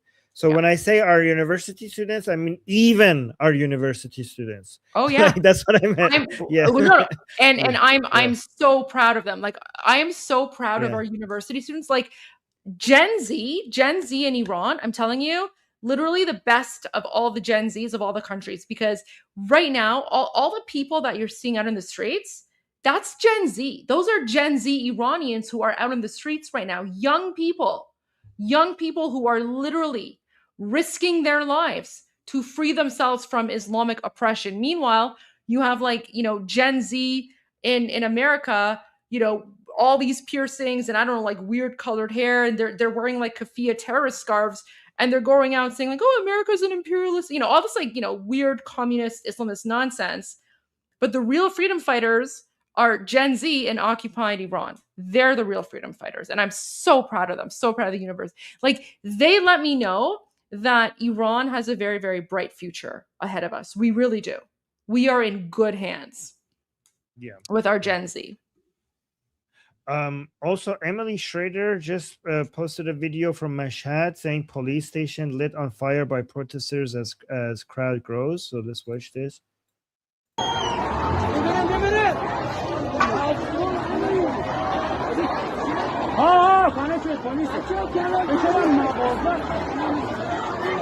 کلانتری آتیش بود.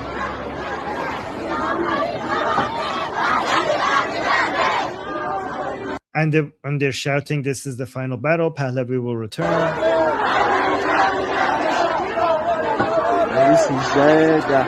So I have a lot of videos that Sohail sent me. When can I show them? Yeah, go for it. that Listen, okay? the floor is yours right now. The floor is yours.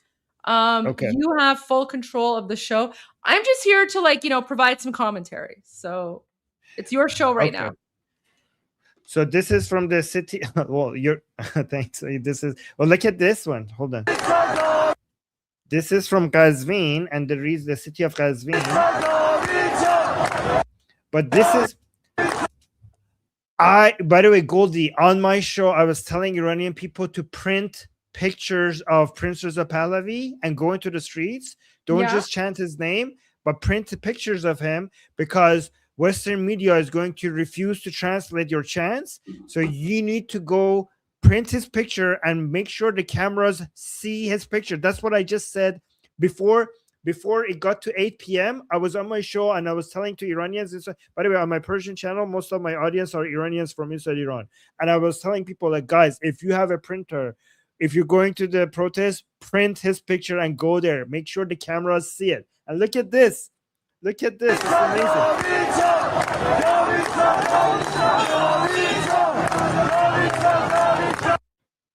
So they're saying Javicha, Javicha, Javicha, and Javicha, guys, means long live the king. All right. So that was that video. Thank you so much, Sohail, for sending me that. And let me see what else Sohail sent me. So this is in half the hose in Tehran, and they're chanting that this is the year of blood, and Ali Khamenei will be toppled. Armin, I have to make a call for 5 minutes, but I'll be here. I'm just going to turn off my camera, but I'm here listening. So just continue what you're doing. Okay, sounds good.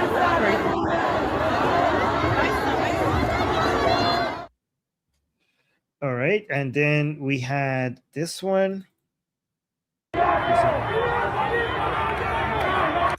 Guys, you see, I can't believe most of the videos are about Pahlavi. Like this chant that this is the final battle, Pahlavi will return. This has become the #1 chant. Like most videos include this chant.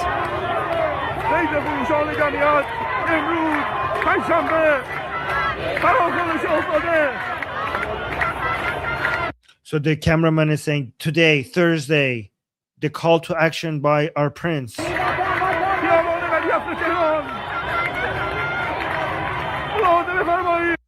So the chant that people like, oh my God, this guy is so passionate. So the chant that people are saying in the background, they're saying, Ta akhun kafan nashavad, in vatan vatan nashavad, which means unless the mullahs meet their grave, this nation will not become a nation. So the only way for Iran to become a proper nation is for the mullahs to meet their graves. That's the chant that you hear right now. Look at this guy. Oh my God, this guy is so emotional.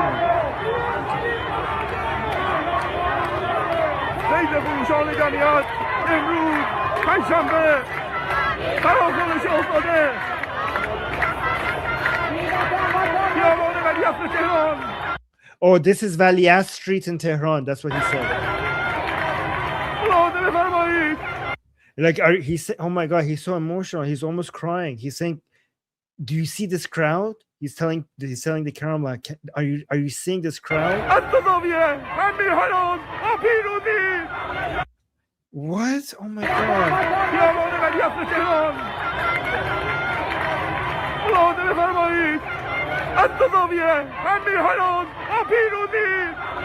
He's saying, my countrymen, until victory. He's like, he's calling upon all Iranians to keep fighting until victory.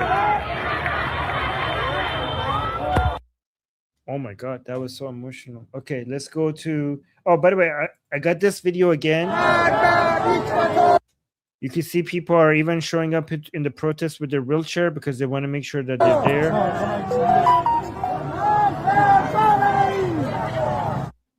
So even people with their wheelchair are showing up.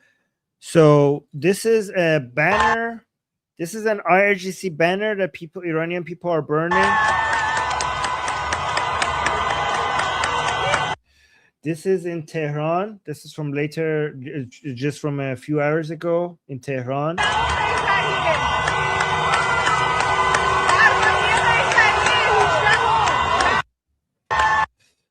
And where is this from? This is from Tehran earlier.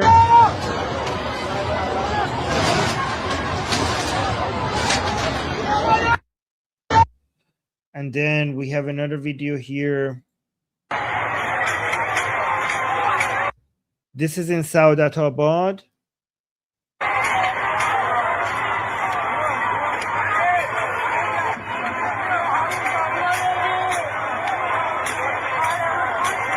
Look, it's in front of a mosque.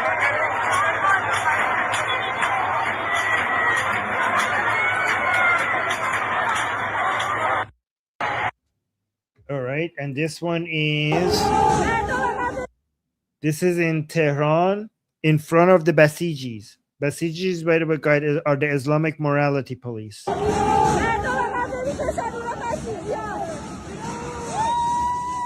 Okay, so they're basically going and attacking the Basijis, apparently. Look at this, like they're moving towards the Basijis. Like the Basijis are there to intimidate them, to make the crowd go away, but the crowd is moving towards the Basijis, towards the Islamic morality police. Whoa, look, what did he say? So look at the woman is pointing them. Look at, okay, let me actually translate word by word. So she's pointing at the Basijis. Guys, when I lived in Iran, you wouldn't do this to Basijis. Basijis were intimidating. You would run away from them. But look at these brave people. They're pointing at them and charging at them. And they're throwing stones at them. Wait, what did that man say? I want to hear. Like, why are you here? Like, you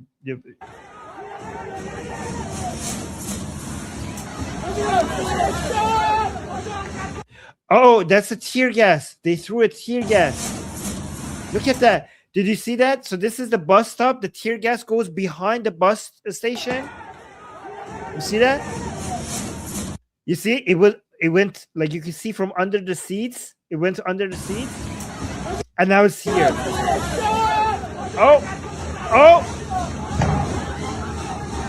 Oh my God, look at these brave people. They charged towards the tear gas to throw it back. Oh my God, these people. Look at that.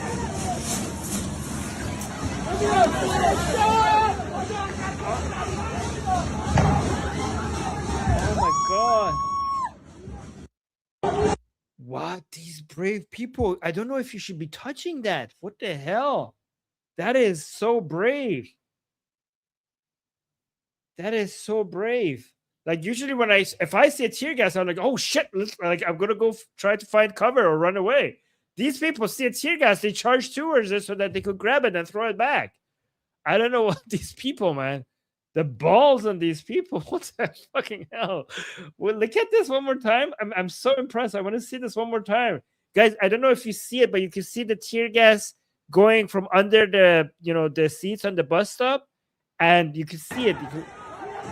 Just one more time. See? There you go.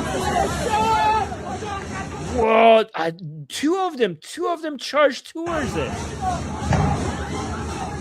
Wow. I'm unbelievable.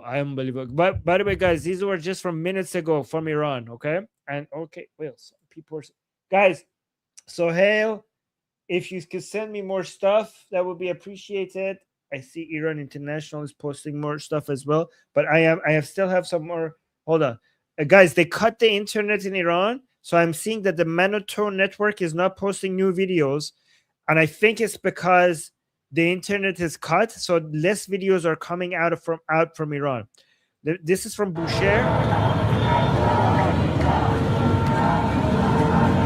So they're shouting Javid Shah, which means long live the king. Javid Shah, Javid Shah, Javid Shah. Javid Shah, Javid Shah, Javid Shah. بوشه پاینده ایران جاوید He's saying پاینده ایران جاوید شاه, which means long live Iran, long live the king. Armin, so you said Manoto is slowing down. Yep. Let me check the other two accounts, because there's two really good accounts. There's one that's Etelaf. Like I said, Etelaf is a good account. Iran International is still posting videos. Oh, are they? Manoto has Okay. stopped. Yeah. Because Manoto has stopped. there's Etelaf, and then there's also Live News Iran. Those are two really, really good OSINT accounts that I've been following Right. for a long time. And they usually like post videos before it gets to Manoto or Iran International, and they've actually been really good about it. But urgent. 9 minutes ago, 9 minutes ago, Prince Reza Pahlavi posted a new message. Okay, let's go to that. Okay, let's zoom in. Wait, let me make us smaller. Give me a moment here. This is new. Okay, wait. Let me just fix the screen here so I don't have to go back and forth. Before you do anything, let me just double check. Okay, perfect. All right, go. Okay, so this is from 20 minutes ago. The prince, new statement from the prince or the king. So Prince Reza Pahlavi saying, millions of Iranians demanded their freedom tonight. In response, the regime in Iran has cut all lines of communication. It has shut down the internet. It has cut landlines. It may even attempt to jam satellite signals. Jesus Christ. They've cut landlines. Oh my God. What the hell? I want to thank the leader of the free world, President Trump. Wow. For reiterating his promise to hold the regime to account. It is time for others, including European leaders, to follow his lead, break the silence, and act more decisively in support of the people of Iran. I call on them to use all technical, financial, and diplomatic resources available to restore communication to the Iranian people so that their voice and their will can be heard and seen. Do not let the voices of my courageous compatriots be silenced. Goldie, I think the prince thinks that like something really bad is going to happen in the darkness if we don't have access to Iranian people. Okay. I think this is a sign. And I think look at this. He's calling President. I've never seen him so directly call upon President Trump. Have you ever seen this before? No, never. Armin, we need. Yeah. I think what we need to do right now is we should play the President Trump song. The President Trump song that Iranians made that's gone viral on social media. It was generated, like it was made with AI. But it's a very good song. And I think this is a good time to play this while we try to maybe look at like news or get news or whatever, because this is huge. This is big. So let me just play this song. It's about 3 minutes long, but it's a banger. Okay. It also shares the message. Okay.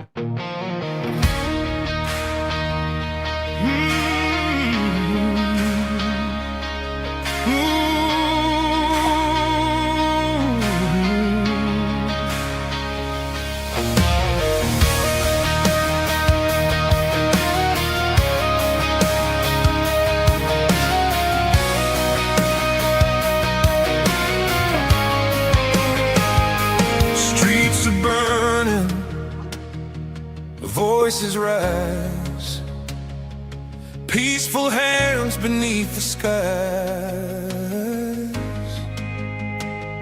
Police in black, they draw the line.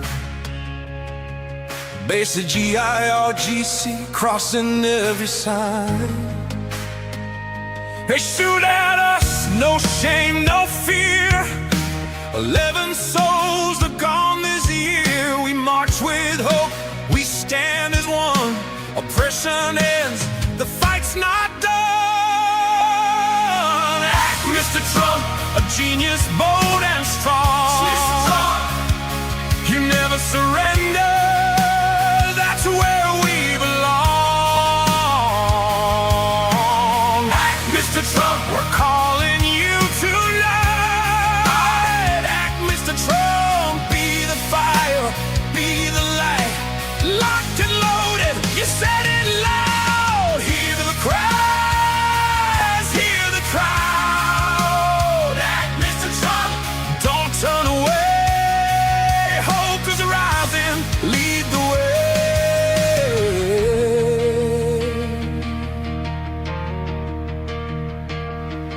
We don't ask for war or change, just freedom breaking.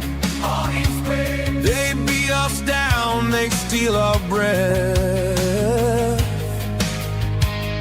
Community regime survives on fear and death. The world is watching, time is now. History waits for your vow.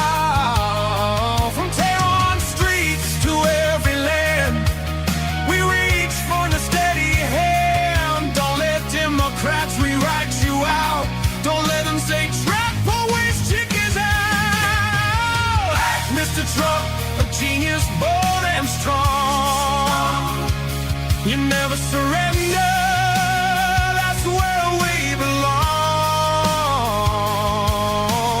Act, Mr. Trump, we're calling you tonight.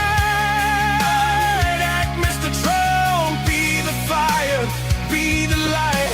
Locked and loaded, you said it loud. Hear the cries, hear the crowd. Act, Mr. Trump, lead us to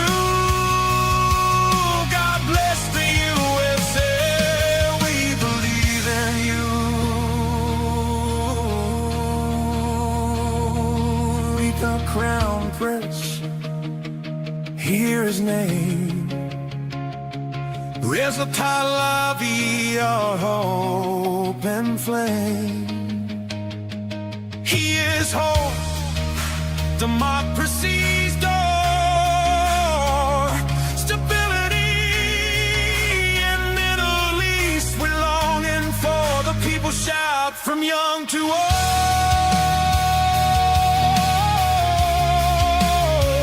One leader, brave and bold.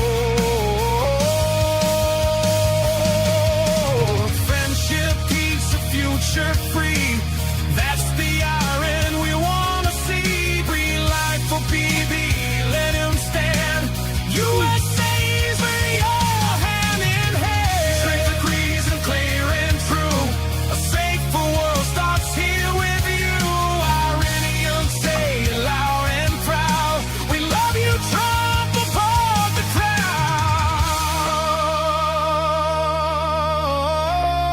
crowd. A genius mind, a patriot strong, a doer, fighter, where we belong.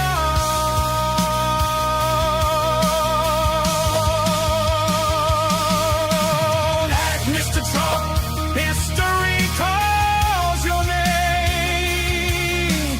Act, Mr. Trump, light the flame. From broken streets to freedom strong, the new dawn comes when red, Mr. Trump. So I was actually wrong about this, and I apologize. This is not AI. This is a real song. So guys, if you want to look it up, his name is Barbod. There you go. It's Barbod Act Mr. Trump. So there you can find the song. But yeah, I just want to share that with you all. So let's go back to the message of His Royal Highness from 20 minutes ago, right? Yeah. So do you want to repeat this message now, because this is like I've never seen anything like this before. Yep, especially it seems like the prince really needs President Trump's help. Like, it seems like this is because he promised he will help, and I don't think he would post this message unless it was necessary for Trump to do something right now. So again, the message is millions of Iranians demanded their freedom tonight. In response, the regime in Iran has cut all lines of communication. It has shut down the internet. It has cut landlines. Holy shit. It may even attempt to jam satellite signals.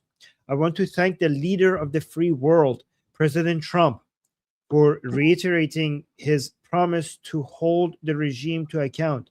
It is time for others, including European leaders, to follow his lead, break their silence, and act more decisively in support of the people of Iran. I call on them to use all technical, financial, and diplomatic resources available to restore communication to the Iranian people so that their voice and their will can be heard and seen. Do not let the voices of my courageous compatriots be silenced. So guys, please, whatever you could do, try to amplify this message, and so that Trump feels that he is like he could help the Iranian people right now. Tell him Trump has promised already that at this moment exactly he will come in and help. So we need all of you to amplify this message. Amplify this message. By the way, Goldie, can I share this video again that I tweeted? Right. Listen, we're yesterday? gonna be resharing a bunch of things because there's so much Right. information out there. We have over 43,000 43,000 people watching us. So just like our news channel, I guess, is actually better because we don't repeat the same thing every 5 minutes. Like, so the stuff we're like sharing now is something we shared like 5-6 hours ago because we've been literally going for 8 hours. So Armin, go ahead. Like, let's reshare some of the most critical messages. I also actually have a message by Lindsey Graham. He tweeted this a couple hours ago. I'll send it to you as well on WhatsApp so you can share this tweet as well. But yeah, let's go through some of the new message or old messages. Go ahead, Armin. The floor is yours.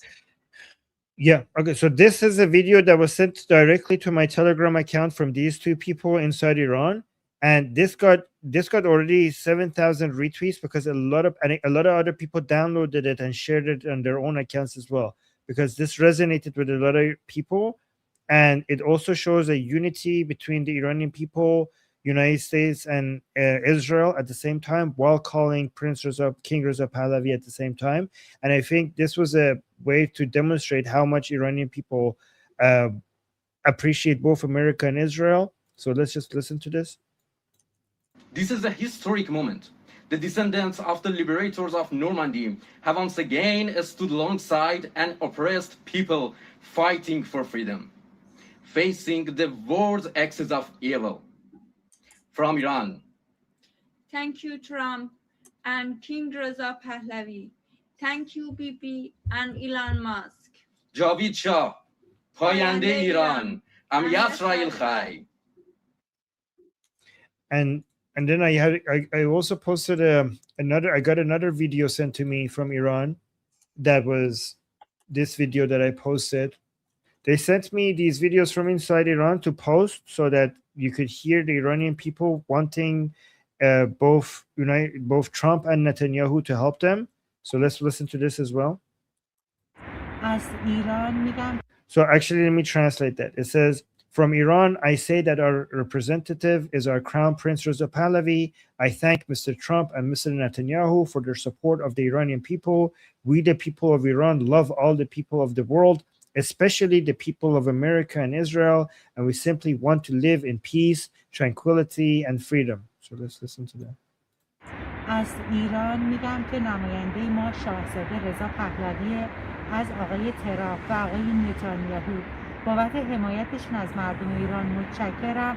ما مردم ایران همه مردم دنیا خصوصا مردم آمریکا و اسرائیل دوست داریم و فقط میخوایم در صلح و آرامش و آزادی زندگی کنیم.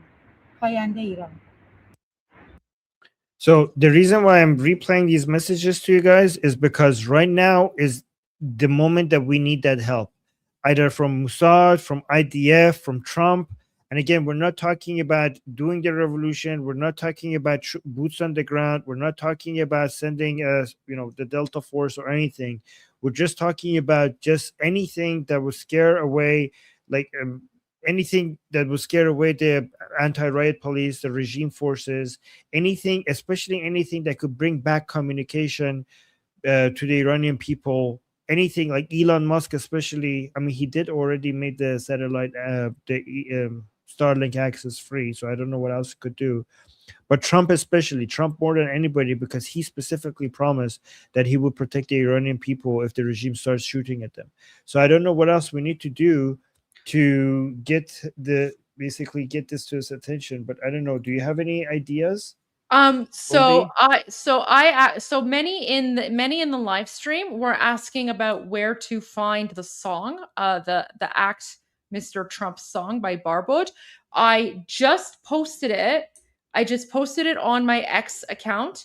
I'm putting the link to my X account in the YouTube live stream chat. So if you want to see the song, that's where you go. I also want to say that right now there are 39,000 people are watching us right now on X. So my request to the 39,000 people who are watching us right now on X, please help us. I just posted the link. It's there on my profile, okay? There's 39,000 of you. If there's only one thing that you do to help the Iranian people overthrow the Islamic Republic and reclaim Iran and end Islamic terrorism, just retweet this. Retweet, share the post, retweet it, send it to everyone you know. It's got the Mr. President Trump song in there. I've retweeted here. Let me just show you guys. So my gosh. It's right there on my profile. So I mean the video from the man from Mashhad, I'm gonna play that right away as well. But if you go to my X profile to the over 39,000 people who are watching me on X right now, please, I'm asking you. It's there on my profile. I just posted it. Just like it, retweet it, please. Like it, retweet it, tag President Trump.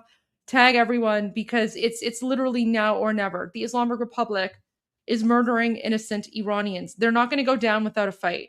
And by the way, this Islamic Republic, this is the one that is infiltrating American society. This is the one that is paying people like Tucker Carlson to try and convince Americans that Sharia law is okay, right? They're the ones who are paying so-called conservative influencers to push jihadi propaganda that's destabilizing American Western society. So it's literally now or never. And I want to share this video from the man from Mashhad. We played this earlier today, but guys, just listen to this, okay? It is literally a war zone. It's a war zone in occupied Iran right now. This video is from a few hours ago, and now that they've actually shut off the internet, we have no idea. We have no idea what's happening right now. This video was from a few hours ago, but just listen to this. And this Iranian man, he's from a city called Mashhad, and he's speaking in English. He's literally speaking in English because he wants the world to know what's happening right now in occupied Iran. It is a war zone. It is civil war. It is open hunting season. The Muslim Islamic terrorist savages are murdering Iranians right now as we speak. Listen to this. Hi, Mr. Trump. Here is Mashhad city. Ayatollah killed my people. Please help my people. Please head to Reza Pahlavi. Come to Iran. Baby Netanyahu. Please call to Iran. Please help to Iranian people. Ayatollah killed my people. Please help.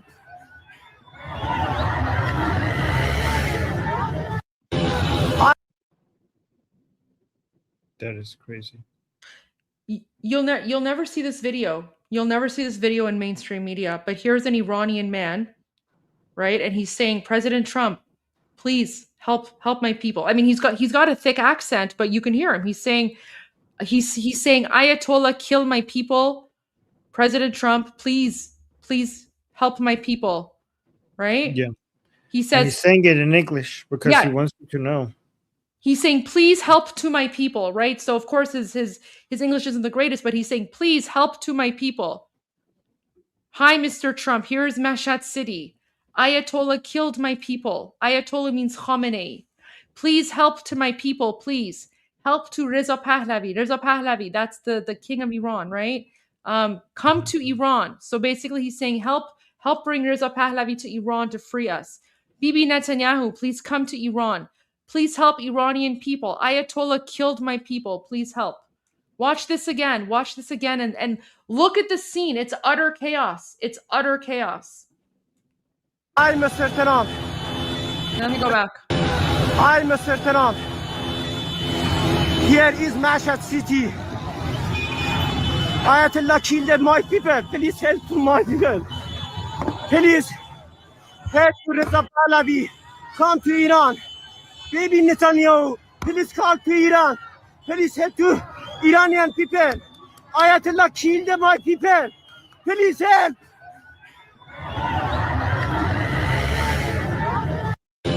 Hi, Mr. Trump. Armin. Okay, Armin. So I'm getting some messages that the stream is starting to lag because it's over 8 hours now. And at the 8-hour mark, things start to lag. So are you okay if I restart and then we can go to all your videos? Yep, sounds good. We could actually redo all the videos that we have. Yes. after. Okay, perfect. So to the 45,000 people who are watching us right now, we have been live streaming for over 8 hours. Okay, so make sure you're following either myself or Armin. We're gonna end this live stream because it's been going for over 8 hours. And we will literally restart within 5 minutes. Okay. So in 5 minutes from now, we're going to restart and we're going to go through all the videos again. So just hang tight. We'll be right back. 5 minutes. Thank you, everyone. God bless Iran. God bless America.